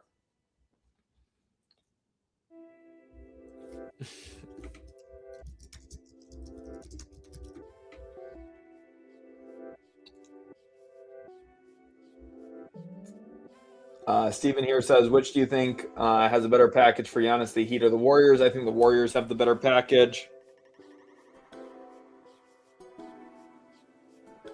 Almost certainly, I think the Warriors have the better package between the two, but it's not like by a super large margin, but it's, to me, I think, definitive in my viewpoint. Daniel says, why would Hornets do this? If you're talking about the trade earlier, if you're talking about the trade for Claxton, is because they would dramatically improve their front court. David here says, Pacer fan here, any chance they can pull Trey Murphy and Messi from the Pels? Mathurin Walker filler. Yes, they definitely could. This would be a pretty straightforward trade between the two teams. I would think if they do... now, it's possible that they could just do something small around just Mathurin's contract for the combination of Sadiq Bey and Yves Messi. Or if they do want something for Trey Murphy, if that's the guy that they're circling and saying, we want him, we're going to get him, he's the guy for us, they definitely could around Mathurin, Ijax, Jarris. And salary-wise, you're seeing how close we're getting already. You could include Ben Shepherd into this mix too. This would still give the Pacers $5 million of tax space to fill out the rest of their roster. They'd have to pick up a couple of players, convert, probably Talon Peter to a two-way, or from a two-way, Quentin Jackson maybe from a two-way as well.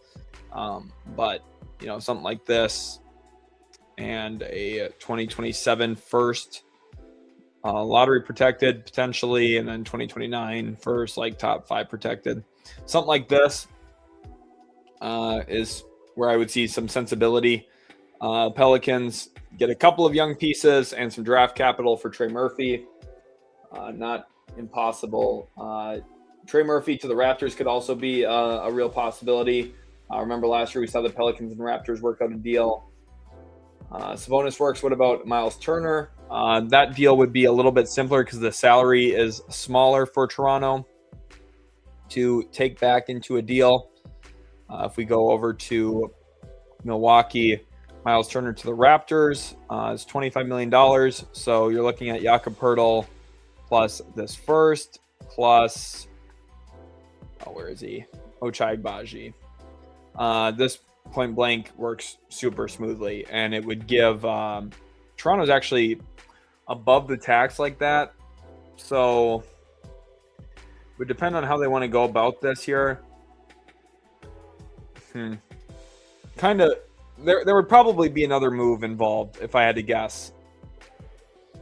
I don't know. It's interesting because this doesn't get them out of the tax, but they could maybe have something lined up for Quickly or Barrett, one of the two of them getting moved.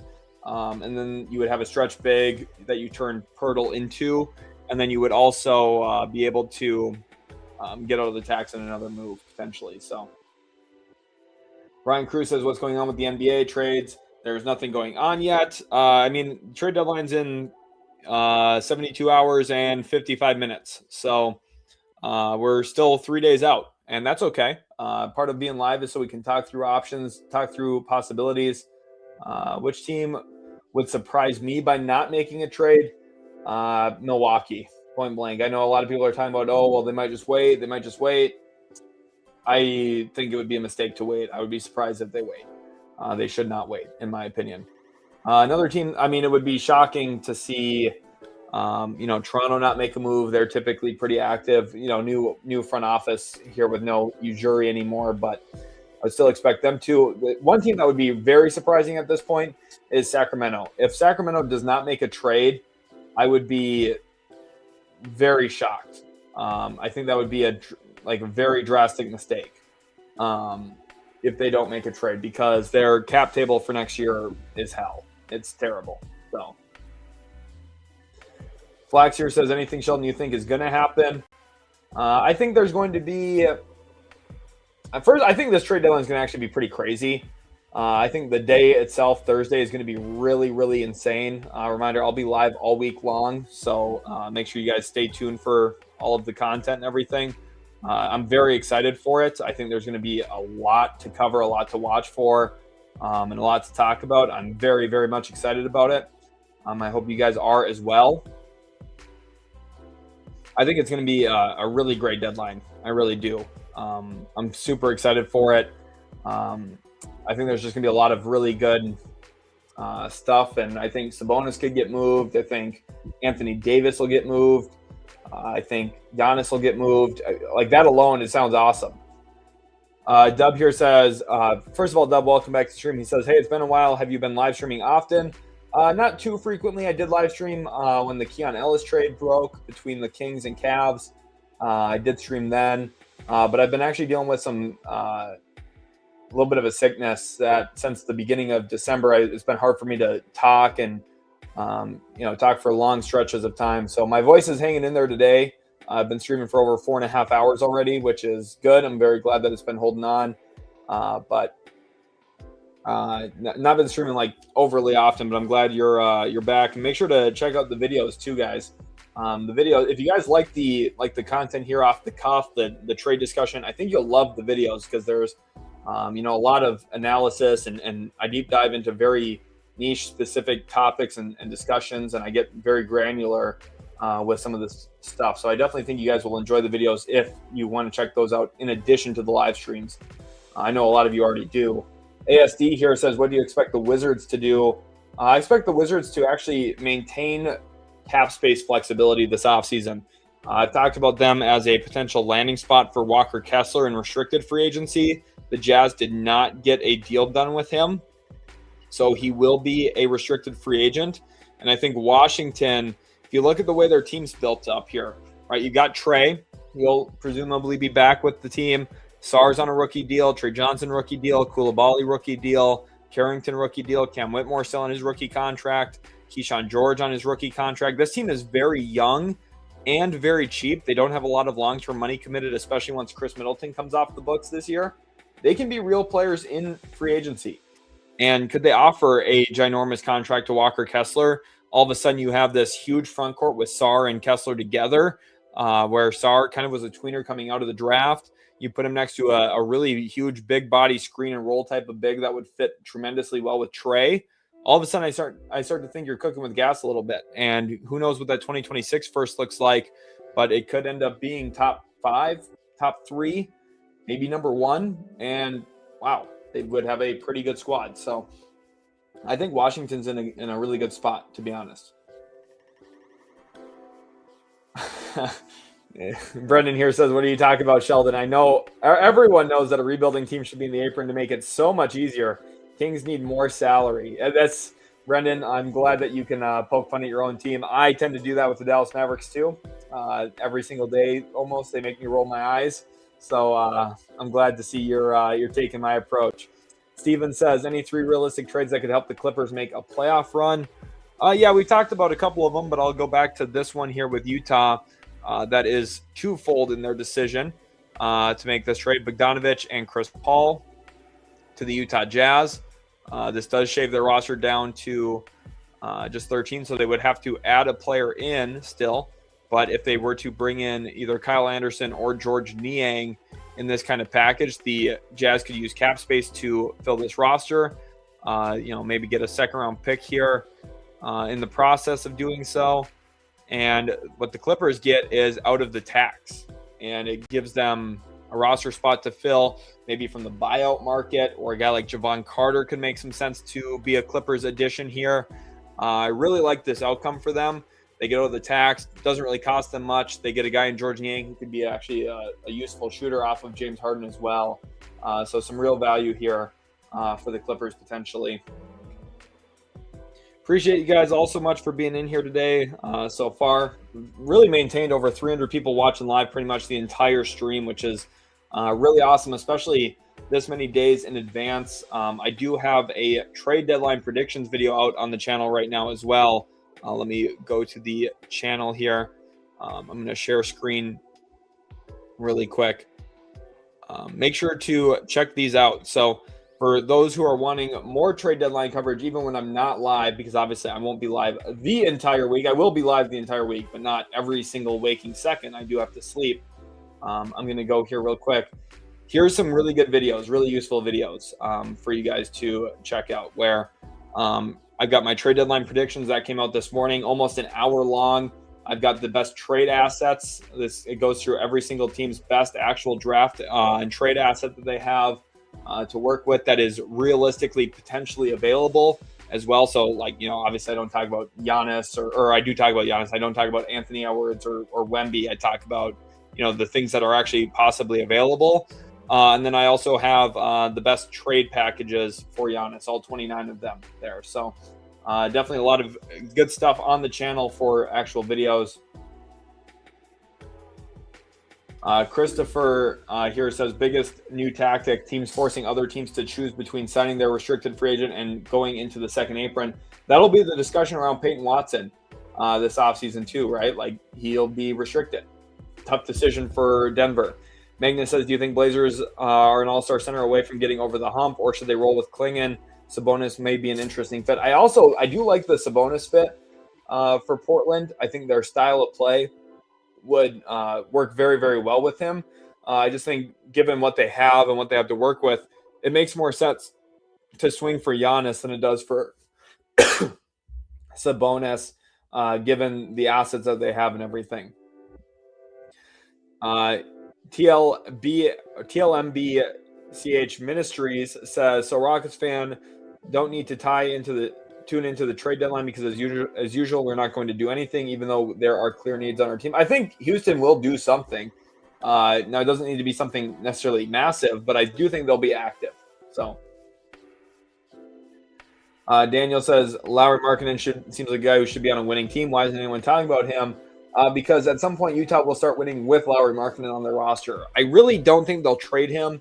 I think it's going to be hard for a team to offer the value that the Angels would want for him. So as a result, I think Lauri will stay in Utah. Do I think the Pistons make a trade? Yes, I think they'll make a trade this week for sure. BT Robinson says, I think the Spurs try to move Barnes before the deadline or play the season out. They brought him off the bench for the first time a couple of games ago, and they need to upgrade at power forward. I think it's sensible either way. If they do trade him and upgrade over him financially, like into a Michael Porter Jr. salary slot or a Giannis, if they really wanted to go all out and get him, like, that would be an option. The issue is I just don't anticipate them fully doing that, even though I would be behind that decision if they did, because I think it would be sensible. Do I think the Sixers will go for Giannis? I think they could try. They have some Clippers picks. They have some actual stuff that would be useful in a Giannis package, but I just ultimately don't think they'll be the team that gets him. Adenatos here says, there's a realistic trade between the Lakers and Pelicans that include connect Gabe first and second for Bey and Misi. Let's take a look here quick at the trade package between those two teams. Haven't really spent too much time looking at Pelicans and Lakers trades in unison together, but it's always fun. That's one of the best things about streaming here too, is you guys offer some different perspectives or new packages that maybe I haven't considered. So connecting Gabe Vincent and a first and second. So first of all, I would not give up a first for this package if I was the Lakers. Financially,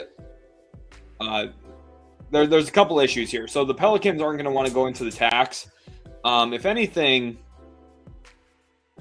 I think something like this would be more likely. Like where it's just connect for Misi. This opens up a little bit of extra apron space for the Lakers. They get a center. The Pelicans open up a little bit or eat a little bit of salary, but they're still below the tax, which is good. And they get a second-round pick. Like, I don't know. I think it's pretty difficult to see a lot else in that. I've said this again. I continue to think Portland should be the considered a front runner. I think Portland is the most sensible team. I know the media is not telling you that right now, but the more I look at it, the more I think about it, the more sensible Portland is. Portland has Miami's stuff. Portland has a collection of young players they'd be willing to part with. They have a team that's ready to take a huge step forward right now and win. They just need that top guy, and they could get him. So I think the Blazers continue to be the most sensible. Golden State would be my next bet. And I'll go back over to Twitter. Atlanta and San Antonio are both very sensible options as well. But I think they both come with their own hesitancies in actually trading for Giannis for whatever reason, right? Atlanta, I think that they're going to be very patient here because they, I think, want to see what that 2026 pick becomes. And then the Spurs, I just don't think they're going to actually push for it, even though, dude, Giannis plus Wemby, it would just be ridiculous. They'd be so good. They'd be so good. Do I think the Sixers could take on Poole Murray with the Paul George dump? More needed than that, but that framework to push the East run. We can take a look over there.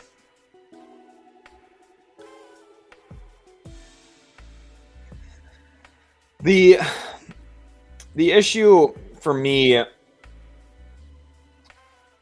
is just, I don't know, the Pelicans salary dumps. I just don't understand why they traded McCollum for Poole.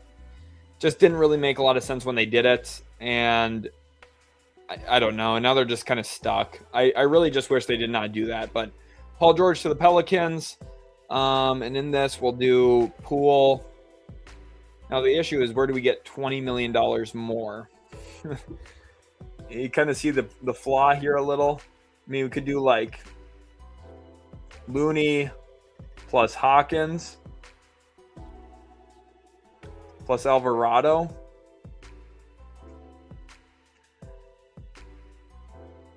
Yeah, that gets the Sixers into the apron. They probably don't want that. See, this is not going to work.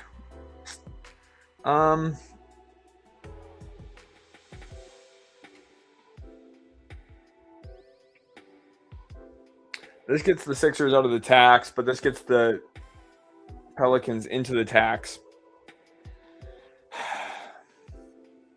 I don't know. I just don't think there's anything here, to be honest, Spoon. Kirk says reunion with Drew and Middleton. Middleton would not get traded to Portland this year, but he could definitely sign with Portland in the offseason. Curry says, if Giannis and Wemby teamed up, Giannis is my favorite player, but I'd have to quit watching basketball from the destruction that would be caused.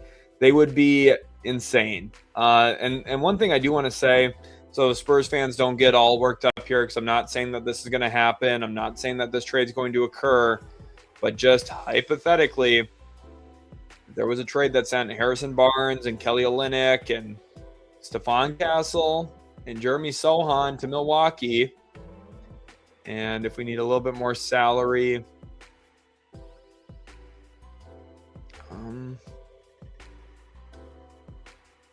Carter Bryant, and it sent a couple of picks, maybe this Hawk swap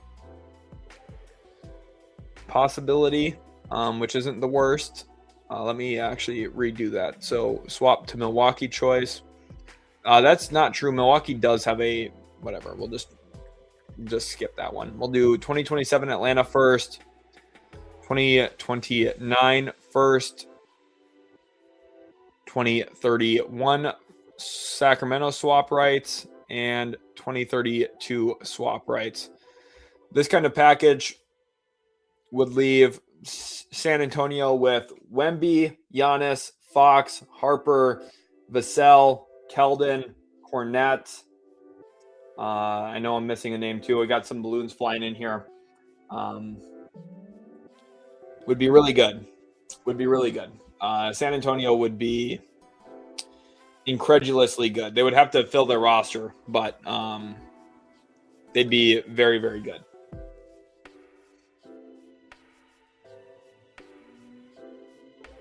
SC Arisen says, do you think Houston, Detroit, Toronto defensive identity teams with poor shooting would be able to insulate a Cam Thomas, or is he just too much of a negative to be worth it? He is a huge negative on defense. He really is. The issue is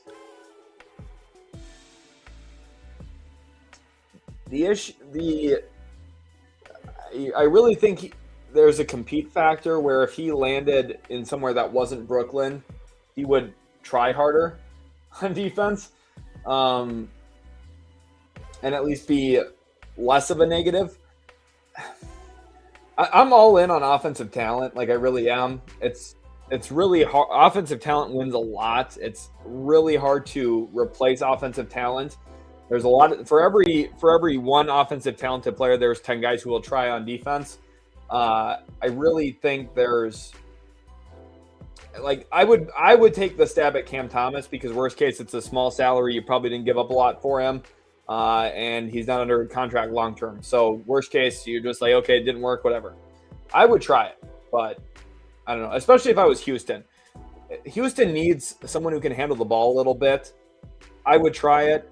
Kevin Durant respects him from their time together at Brooklyn. I would try it if I was Houston, but Z-Dog here says, why does it seem that the Spurs would have to give up a lot for a big name and other teams don't have to give up as much as far as a young star and picks? Well, it's just the quality of picks. Again, that's the biggest difference here. What's more valuable? This 2029 Spurs first, or Milwaukee swap rights in 2028, 2029, and 2030? The Milwaukee pick, if the Spurs offered these 4 picks for the Spurs 3 picks, or for the Blazers 3 picks that they have from Milwaukee, the Blazers would say no. The Blazers picks are more valuable. That is why. So yeah, Stephon Castle is really valuable and the best young player in all of the deals, but it's not like Portland wasn't giving up young pieces either. They're giving up Hanson Yang, Chris Murray, and Scoot Henderson, who they took 3rd. And like, I totally get it, but I don't think it's completely unbalanced. JR Glenn here, thank you for the 5, says, hi, who do you think would be the best shooters the Spurs should go after? Luke Kennard would be a very easily acquirable one. I think he would be very, very useful for them, because he is, again, just a very talented player. JR, by the way, I appreciate you being in here again. Always enjoy your comments and everything. So I think, like, Kennard's one that jumps out to mind right away. Otherwise, like, across the league, you're looking at, I don't know. There's a decent number of players that could make some sense. If Isaiah Joe was somehow available from OKC, I would like him a lot, but I don't think he will be. Sam Merrill, I don't think will be available from Cleveland, but perhaps. Max Strus, who hasn't played this year, but, like, if you're looking at a long-term addition, maybe that would be the pathway. Sam Hauser, I doubt Boston would make him available, but I'd at least call and check. I would really like him in San Antonio, to be completely honest. Kispert, I don't think Atlanta's going to reroute him, unfortunately.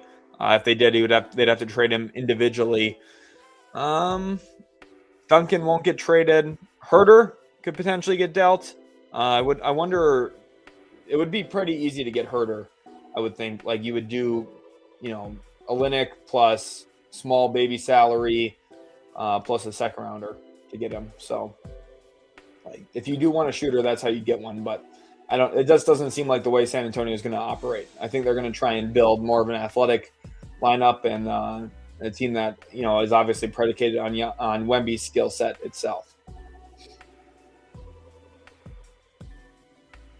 Badinsky here says, would like if the Clips could get some assets and good young players from Houston in a Harden trade. Would the fit work, and would Harden work in Raptors offense? I don't think Harden's going to get traded, first of all. I think the Clippers are very committed to trying to compete. and also being a home to some of these stars as they age. And they're doing that intentionally to work with agents and also to kind of set up a name for themselves as the place you want to be as you're older. Now, if Harden did want to return to Houston, there would be some things for them to overcome, specifically Van Vliet. He can't be traded, essentially, at this point. So there would be some real difficulty there in terms of how they would fill their roster. But, excuse me, I'm sorry, my brain is getting cross-fired here. But essentially the idea here would be that this got the Clippers now into the first apron. So Cam Christie to the Rockets, sure. This should financially work. But this kind of deal, like the Rockets would give up some form of pick here as well, maybe. But Tari Eason would be like the main headliner return for the Clippers. The issue is Fred VanVleet could just say, no, thank you, I'm good. I want to stay in Houston, and they can't trade him then. So San Antonio's best move is going to be in the buyout market. Javon Carter as a guard would not be the worst either. Obviously, that's not a huge need for them, but he can shoot it a little bit. Pranatis Gopse, thank you for hopping in, says, could Golden State Warriors make an Anthony Davis trade? And what cost? And we can look at that.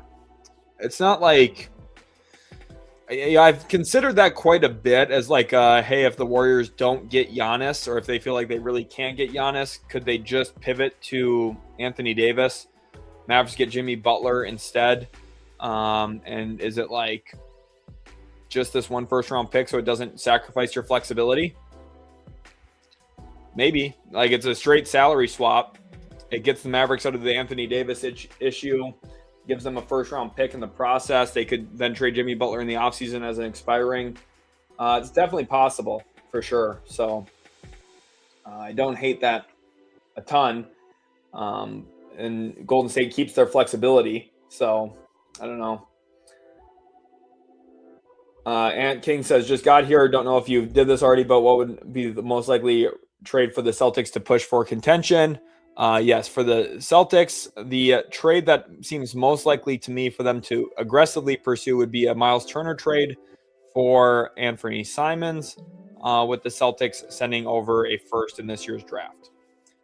This kind of trade is super sensible. It saves Boston a pretty good amount of money against the tax as well. It doesn't get them out of the tax, but it saves them money against it. And it also improves their team, getting them a stretch big man once again to play for Joe Mazzulla. So Devin here says, going to be bittersweet when some NBA franchise picks you up off the YouTube streets. Love your work, bro. Appreciate you, Devin. I think my time is coming. I'm very excited for it. I'm trying to be as prepared and ready as possible for when I do get that phone call, hopefully at some point. But thank you for the kind words there. It does mean a lot. You guys are awesome. I mean, I just have such an awesome community behind me. Excuse me. Sorry.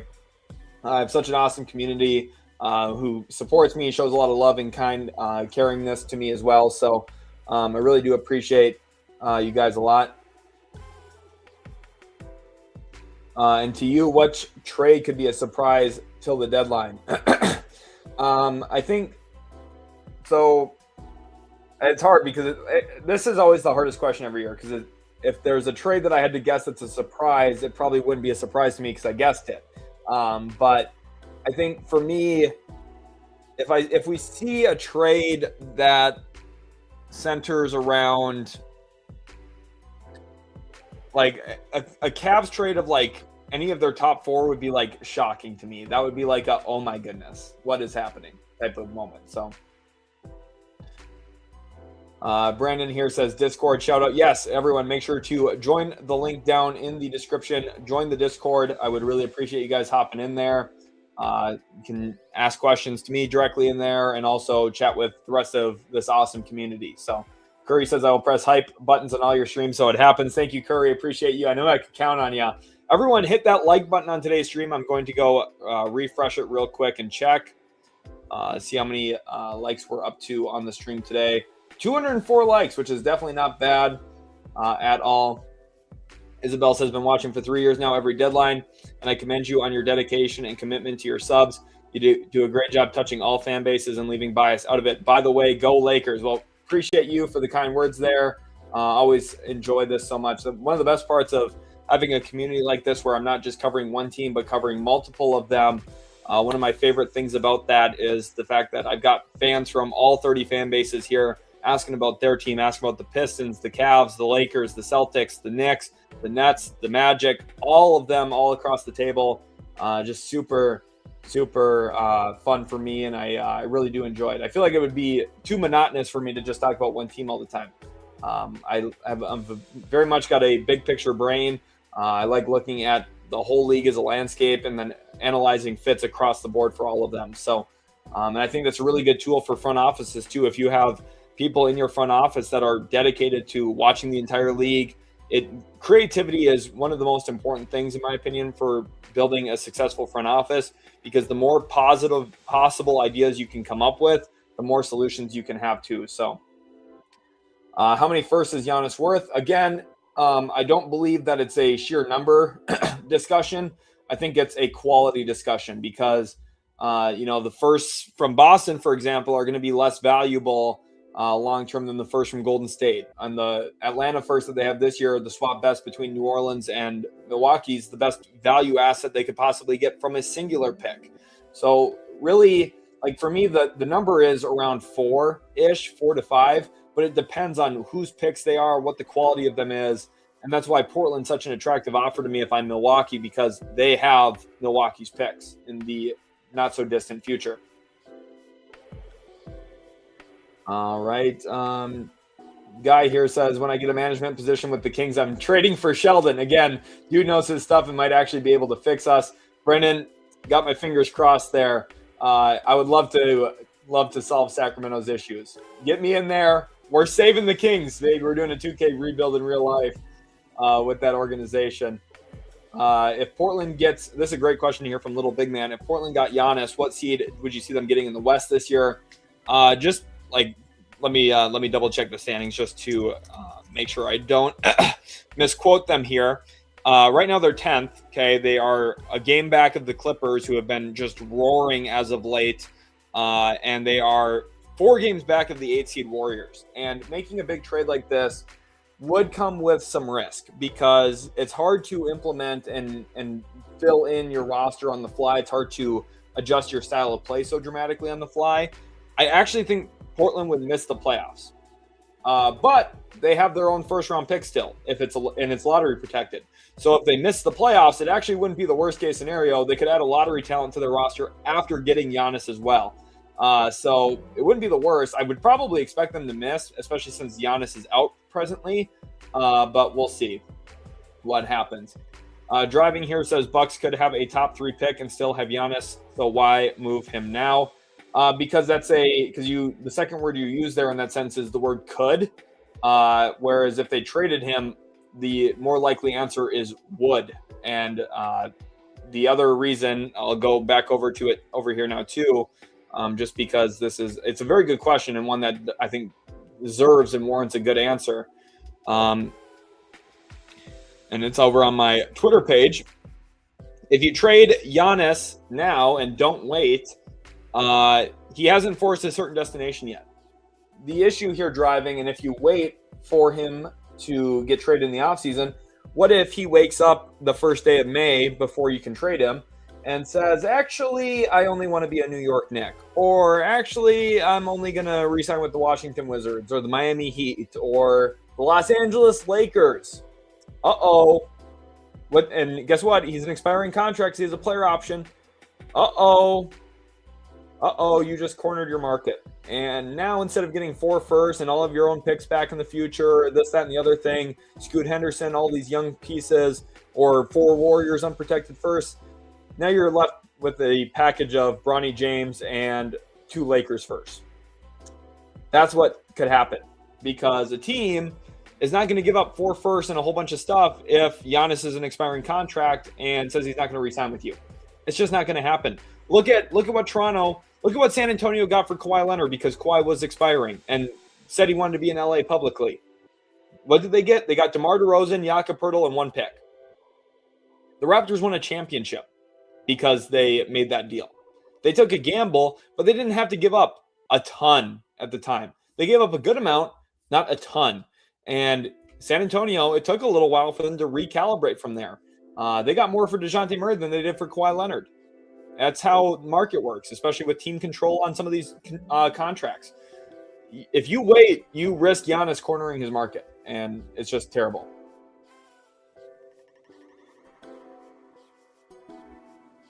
Dane, let's keep it chill here in the comment section, please, Dane.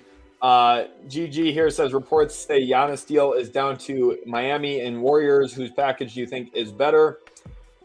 I prefer Golden State still because you're looking at more draft pick control and movable salaries and things that I think are a little bit more functional for Milwaukee in the short term. But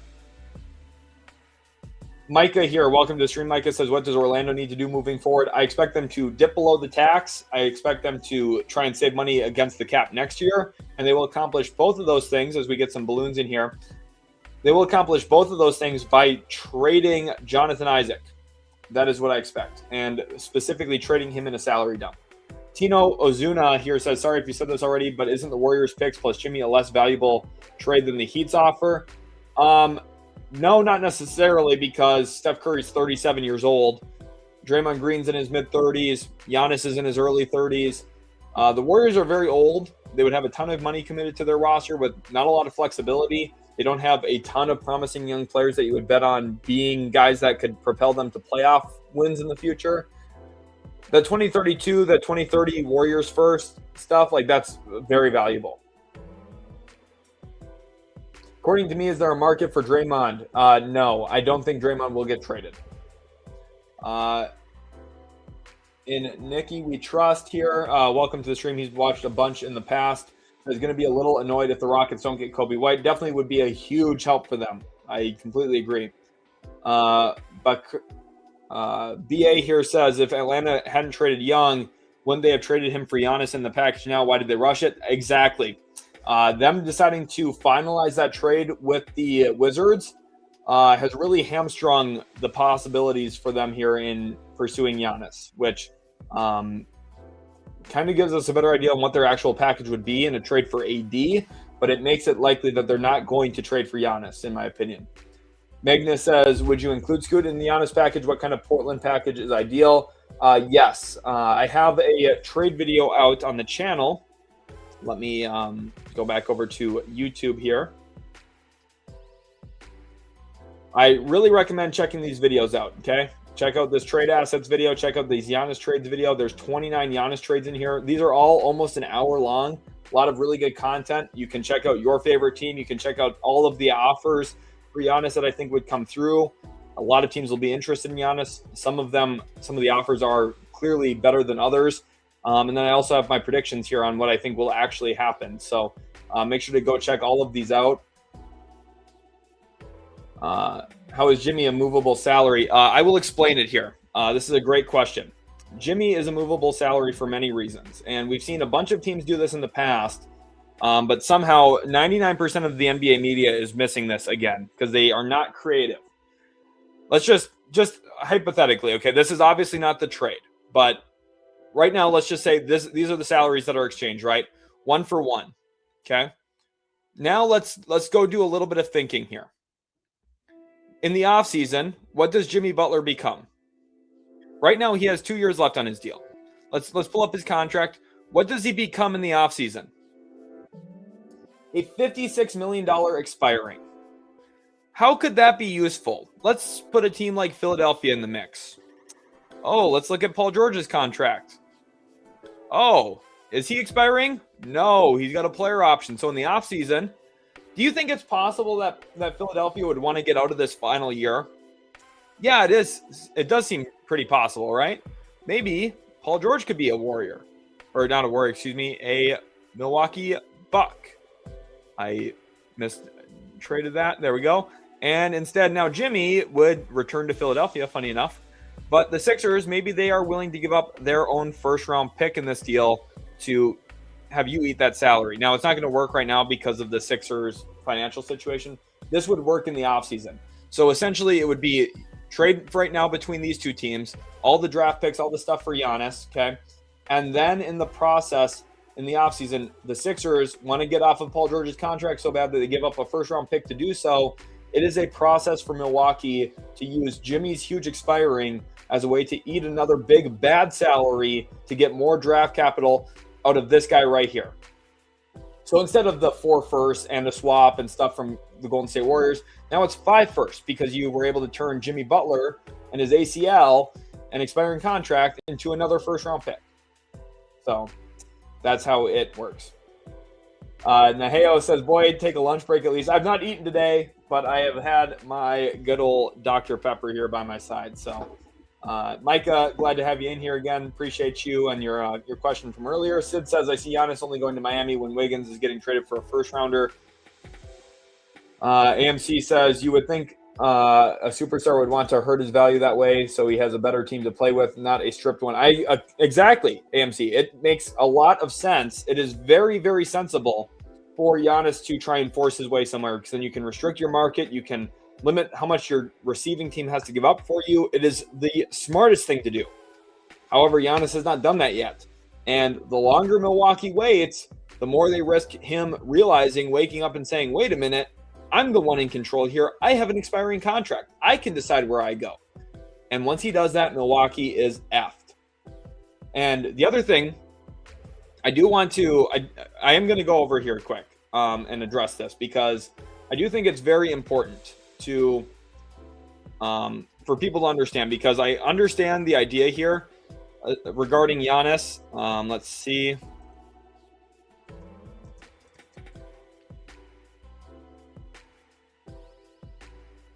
This idea right here, okay, from Sam Vicente for The Athletic.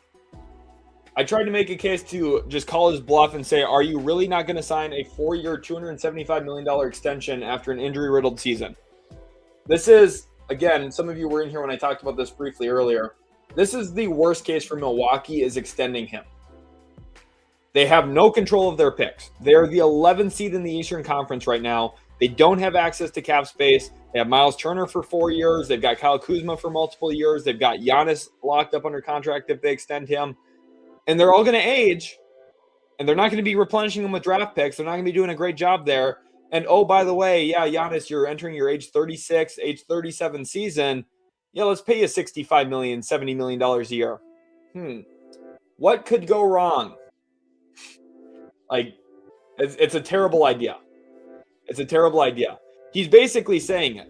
Hey, we know you're aging and getting hurt. Why wouldn't you sign this? Because it's so obvious you should, because you're probably not going to be worth $70 million. That's literally what he's saying here. If I was running Milwaukee, this would be like an absolute nightmare. If anyone in Milwaukee's front office is suggesting this right now, it's terrible. It's absolutely terrible. Draymond would be a cool fit in Detroit. I do agree. Husama says, what else can the Raptors do? I think they're going to look to break up one of Quickly or Barrett's contract into something smaller, and then they will possibly look to move Pirtle for a center.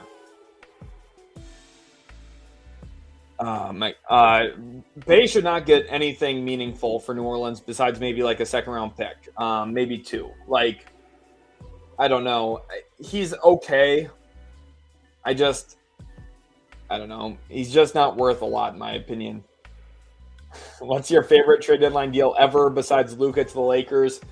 From Denver's perspective, I really enjoyed, I was really young when this happened, but when Carmelo Anthony was traded from Denver to New York, that trade formed a lot of my early stage of philosophy. When did that trade even happen? Carmelo Anthony traded to Knicks. Date. That trade was in 2011. I was probably 11 years old. Yeah, I was 11 years old. And that was the beginning of me starting to build my philosophy on, wow, they gave up a lot of their current roster, and man, that wasn't super sensible. Adam here says, what does Houston give up if they go for a guard? Do you think they're able to retain Tari? They could retain Tari. I I really think the most sensible thing for Houston is either you're trading for Kobe White and giving up Dorian Finney-Smith plus one of your minimums to do so, and you're giving up like 4 second-round picks, or you just sign Javon Carter. Those are the most sensible outcomes for me, but it's not necessarily what Houston will do, Adam.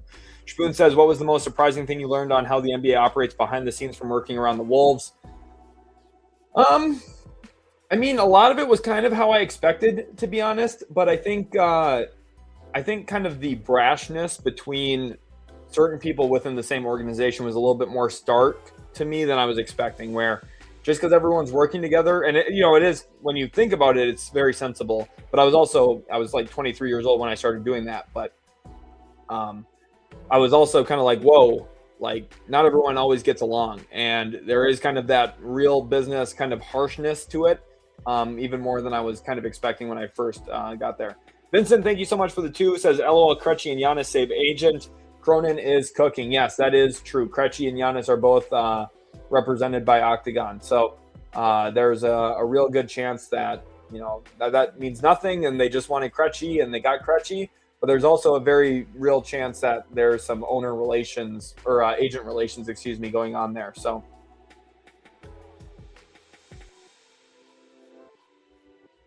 I don't think I've really been super condescending. I mean, I'm just telling you what I think I would do. I don't even know what question this is in relation to, but when it comes to re-signing a guy, like it's not sensible, and I can tell you it's not sensible to do that. So Hero is the Bucks hometown boy. Good to advertise to the Bucks fans. Yeah, I also like winning. That's kind of the hard thing. Like, I don't know. I feel like if you take the Heat package, you're just kind of stuck, and I don't know. It's not great in my opinion. Ed Snowman, welcome to the Discord, by the way. Make sure to hop in. Tino says he's not being condescending. Trust me, I deal with worse. I mean, that's the thing is I don't know. If I'm coming across condescending, I definitely am not meaning to, but I'm very opinionated, and you guys are asking me questions. This was about the Jimmy. I mean, I was not condescending. I was mostly talking about how NBA media hasn't portrayed this correctly to people, which is part of the issue. Like, people look at Jimmy, but like, you have to be able to think a step ahead on what you would do with that contract once you have it.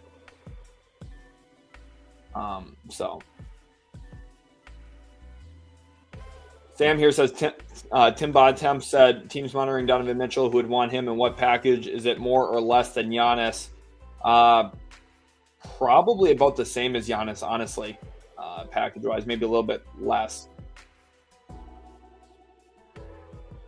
Tim here says bold prediction: Austin Reeves gets traded to New Orleans. That would be very bold. I mean, there's one fun trade. I really don't think this is going to happen, but let's talk about it anyway, just to have some fun today. Let's hop over to the trade machine real quick. One trade that I think would be like really crazy, and this would be under the guise that the Lakers do want to make a push at Giannis or something. This would give the Lakers optionality. This is like, I really love this, to be honest, but like, who says no? Now, the Sasser's just in here for salary purposes, but like, who says no here in a deal like this? 3 unprotected firsts and a swap option in 2031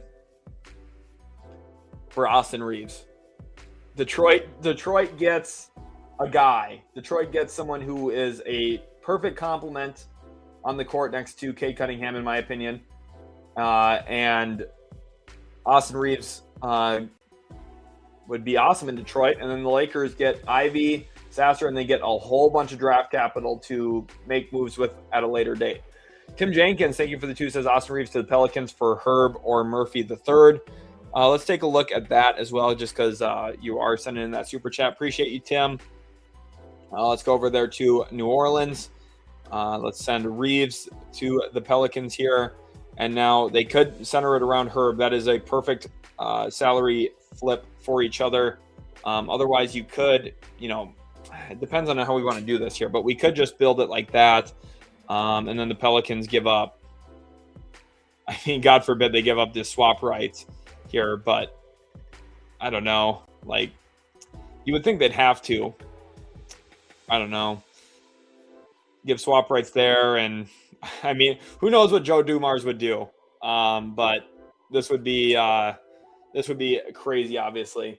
But yeah, something like this, Austin Reeves to New Orleans, that would very possibly break the internet. So I don't know about favorite. My least favorite was when they traded Chauncey for Allen Iverson. Foundational trauma that doomed our organization. That is a throwback. Yeah, Chauncey Billups, man, won a championship in Detroit, and they just cast him aside. Kind of like what the government. I mean, I'm not going to make that joke. Royce O'Neal for Jonathan Isaac. We did look at something like that earlier, Logan. Definitely a real possibility. Can the Lakers compete with the Wizards for Kessler trade? They could, yes. They could. It's okay to laugh, says 76ers trade McCain in pieces for Tari or Bobby Portis. McCain, I just don't think Houston would probably do that. And the trade for Bobby Portis, I think, would be too much salary coming back for Philly. I think Philly's more likely to dip out of the tax than to commit more money onto their roster. Casey Johnson informs, although the Bulls can afford to keep both Desumnu and Kobe White, they prefer to move off of one. Currently, the Bulls are more open to moving White, but there's a larger market for. Is there a large? I don't know what the end of that is going to mean. But Fred here says looking for Nasri to Orlando Magic trade for Wendell Carter and Tyus Jones. I just don't think Minnesota would do that, to be honest.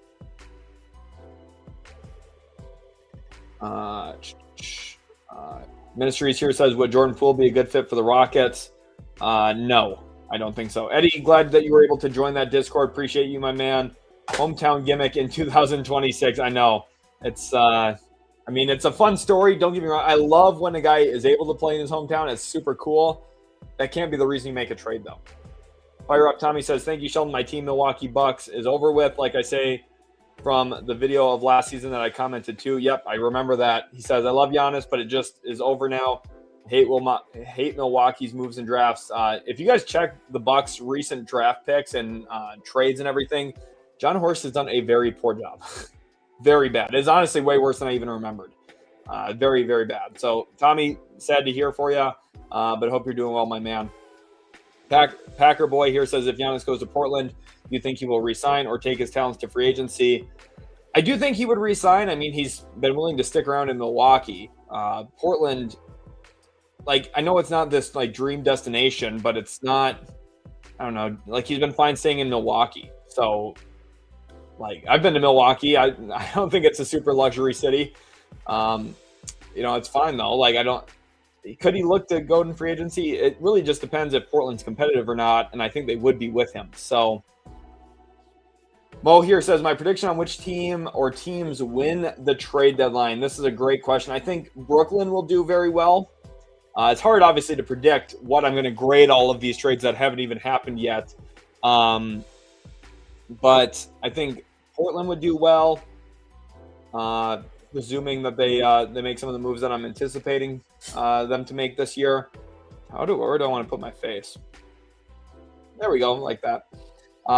Make a move that I like. Brooklyn, OKC tends to do well. They'll probably get involved. San Antonio will probably do well. And then I think if Milwaukee does trade Giannis, they'll win the deadline.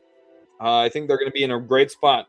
If they trade Giannis, they're going to be in a better spot than they would have been keeping him. So Julio here says that Reeves trade may take Detroit to the finals and let Sasser get an opportunity to play. He's really good. I think Sasser's solid for sure. He was a top 30 player on my big board in his draft class year. I like him a lot. I think he's a good player, and Sasser could definitely play for a number of different teams. So Milwaukee, the luxury city. There it is. Yep. Yeah, I'm now quoted after calling it not a luxury city. That should be the new slogan right on the city sign. You drive into Milwaukee, you're coming east from Eau Claire, or you're driving in from the west, you're driving east from Eau Claire, from the Twin Cities, and fly by Madison and you pull into Milwaukee and the luxury city, absolutely no trash on the ground or anything like that. Ministries here says, how about a Walker Kessler, Keontae George trade for, I think that's going to be for Houston, for Dorian Finney-Smith, Fred VanVleet. I just think it's not likely that Utah would trade, especially Keontae George. Maybe Walker Kessler could be available. That would be fun could you imagine if Houston got Walker Kessler? That'd be fun. No, Rozier is tradable. They can trade his contract. So that'll be something that I for sure expect to happen. I would be shocked if Terry Rozier is the Miami Heat at the end of the deadline. What trade do I see the Clippers doing? I think they're going to shed salary. Bogdan Bogdanović will for sure be gone, too. I think Tyler Hero is probably worth like 1 first. Like, if you look at what Trae Young just got traded for. Trae Young is number 2 in the NBA in points created over the last 4 years, and he got traded for CJ McCollum and Corey Kispert. So, Ethan here says, think any deals go down today, or are we all just gonna have to wait till the Giannis saga is put down as an off-season move? I do think that we will see Giannis get traded this week. I'd be surprised if not. But we will wait and see. I do think Giannis gets traded, though, and I do think a move could happen today. There are a couple. We'll go back over to this, too, real quick. Let me go to the trade exceptions. There we go. We do have a couple of trade exceptions that still exist that expire today. These 4 or 5 right here. Now, the Lakers one is negligible. It's tiny, right? You can't do anything with that. $187,000. I mean, they should just write a check to me for that. That'd be great. Thank you, Lakers. Just kidding. But the Mavs and Clippers, the issue is neither of these teams can use these until they open up some flexibility. So these just might expire today. But there's some other exceptions that expire this week. The Kings have one. The Mavericks have another sizable one at $4 million. The Wizards have one that expires on the day of the deadline from the Valanciunas trade last year. There's plenty of options. Sam here says, could the Spurs get Jay McDaniels, and what's the package looking like? Barnes, Sohan picks. That would require Minnesota to be getting probably someone like Giannis. So Giannis for Banchero, what do you say? That would have to be an offseason move because Banchero is technically very difficult to trade because of the poison pill. But if you do want to see a trade built like that, again, I recommend going over to the main page here on the YouTube, checking out the videos. And in this Giannis trade package is one right here on this third most recent video. You will see a trade to Orlando in there. So West Coast says Blazers will get Giannis. What's the trade package for Trey Murphy for San Antonio? Wants to know Xenaholic. Xenaholic, first of all, welcome back to the stream here. We'll be live here for a little bit longer, not too much longer, and then I'm going to probably take a brief break. It's been 5.5 hours already, believe it or not. Crazy how fast time flies when you are having fun on the stream. But San Antonio and New Orleans, what could a trade look like between these two teams? Well, to get to Trey Murphy's salary, not too big of a challenge. There's a few ways that the Spurs could get there. They could do something around Carter Bryant plus Jeremy Sohan plus Kelly Olynyk, or they could center it around Harrison Barnes and Sohan itself. There is your salary slot, $26 million for 25, and then the Spurs would presumably give up some form of draft control, 2027 Hawks pick, which is pretty valuable, and then a 2029 owned first-round pick. Something like that. Something that I think would make New Orleans really think about trading Trey Murphy. So if this is the guy you want, if you're San Antonio, that would be a real push. A guy here says, what front office do you think has the best front office at the moment? For me, I tend to believe it is Boston's. But at the same time, Oklahoma City's been very well run that it's hard to argue against them. They do a great job on the margins as well as some really pivotal decisions as well at the very top of their roster. They've done a great job drafting for the most part too. Sam Presti and Brad Stevens, probably two of the best at the top of an organization's front office. But then there's other situations like San Antonio's, I think, very smart across the board, even as they've had some overhead change in terms of who's running the show completely and everything. The Spurs have been very, very good still. I think the Pistons, Trajan Langdon's a very, very good executive. I thought he was a really strong hire for the Pistons. He took a talented roster and advanced them very quickly, very quickly and very adeptly. Very smart moves. I think that's very obvious. I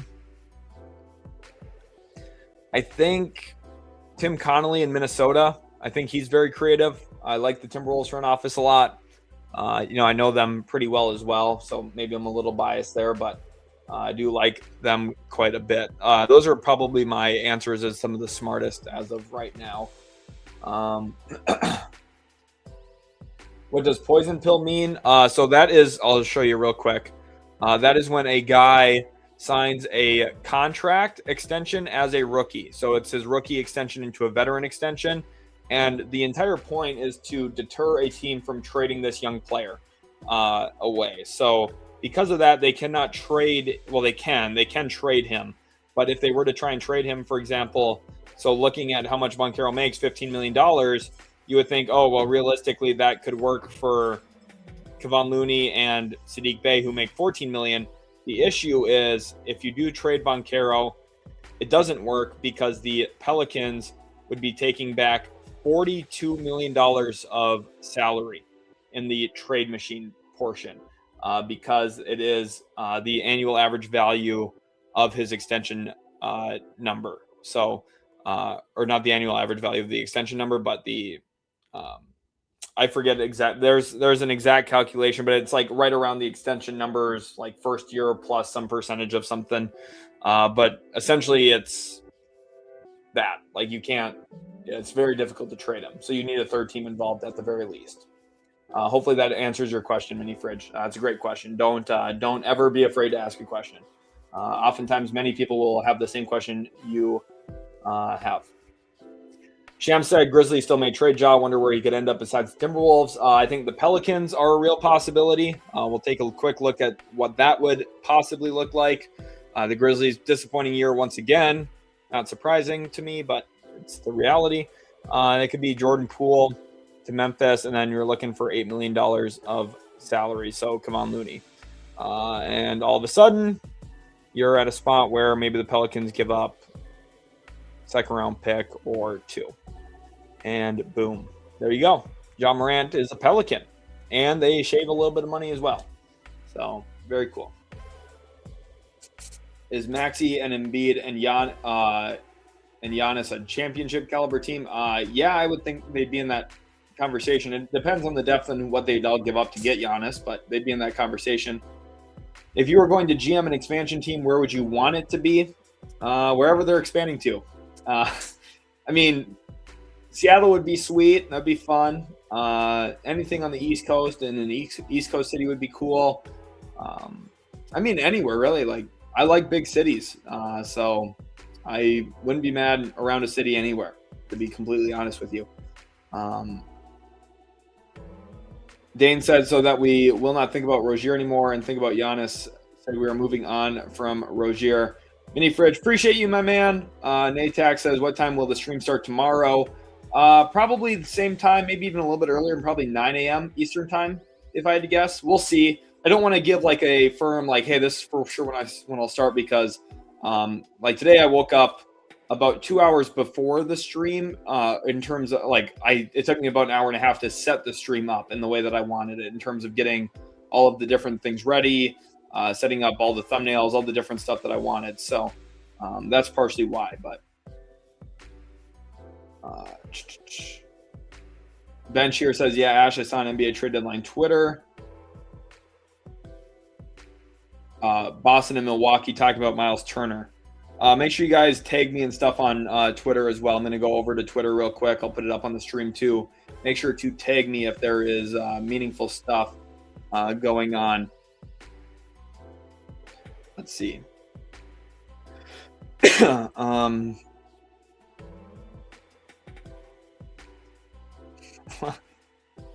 Okay. Can I be your NBA insider? Sure. I don't know, man. I don't even know. Make sure you guys do follow over on Twitter, by the way, as well. And make sure you guys have subscribed. I haven't really asked you guys to subscribe too much yet, but make sure you do. I would really greatly appreciate it if you guys could hit that subscribe button. We just hit 35,300 subscribers, which is super sweet. Really, really thankful for that. The video today is doing very well as well. So, yeah, I figured Rozier would get a salary. It's just the bigger question's been around if he's trade eligible, and what that looks like, which I think he is going to be. So, Club says, do you think the Wizards will do any significant notable trades before the deadline or only marginal stuff? I do think it'll be mostly marginal stuff, although if they do something significant, it would be for Walker Kessler, which would be awesome to see. It would be an awesome trade. Bibbs here says, channel should have at least $1 million by now. That's what I work hard on it. I wish more people enjoyed the legitimate NBA discussion instead of just 2K rebuilds. Sorry. Yeah, geez. But Magnus said, look at Sheldon grow. People want to be his NBA insider. I mean, yeah, I guess so. Yeah, I'm just making a joke too. I'm not trying to be a hater. Don't. I'm just making a joke. Don't get mad at me. Just everyone's fine to enjoy either, but I wish more people were just into the market of the NBA itself as well. It's unfortunate that for every one person that really loves the NBA, there's about 13 people that love NBA 2K. I wish it was closer to 1-to-1.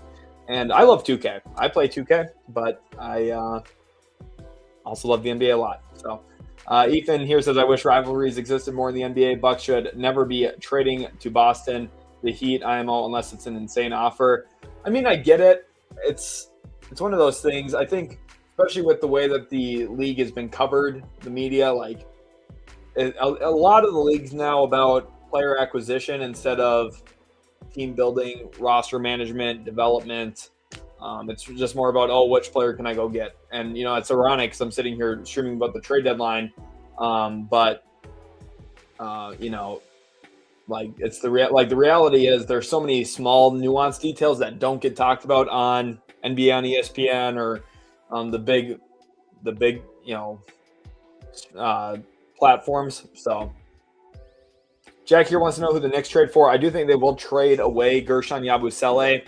And I did like a package that was talked about earlier, where it's Gershon Yabusele for Dalen Terry, and the Knicks get out of the long-term money that is owed to Gershon Yabusele next season.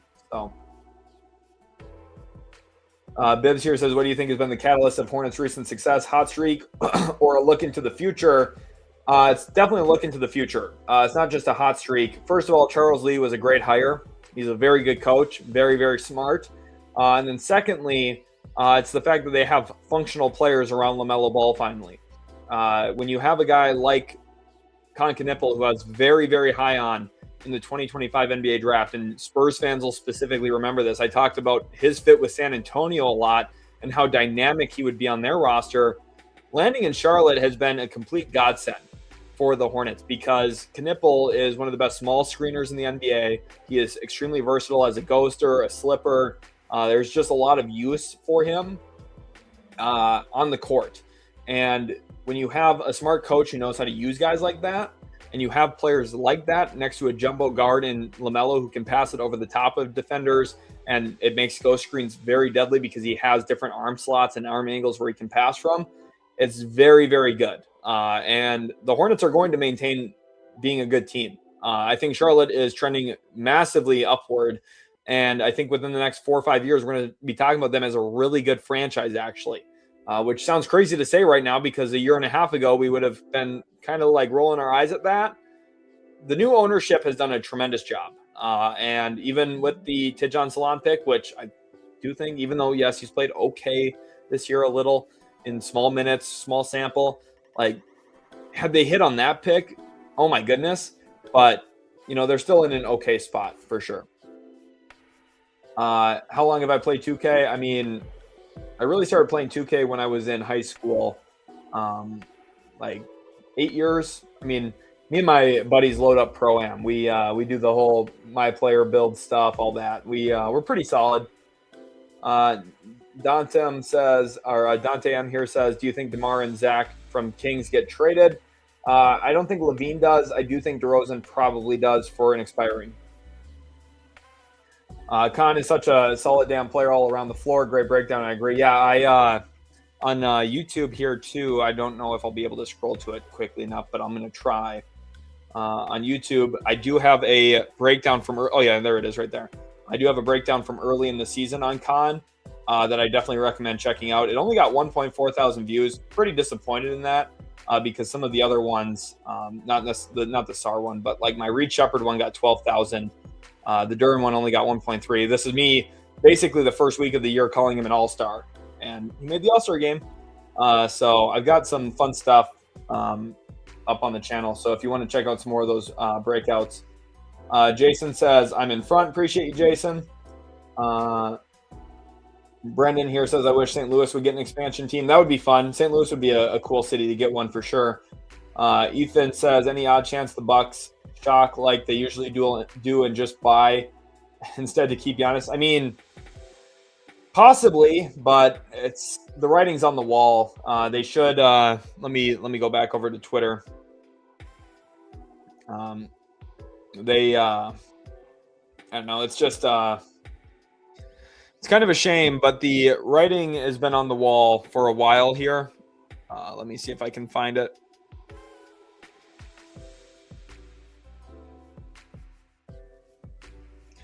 Here we go.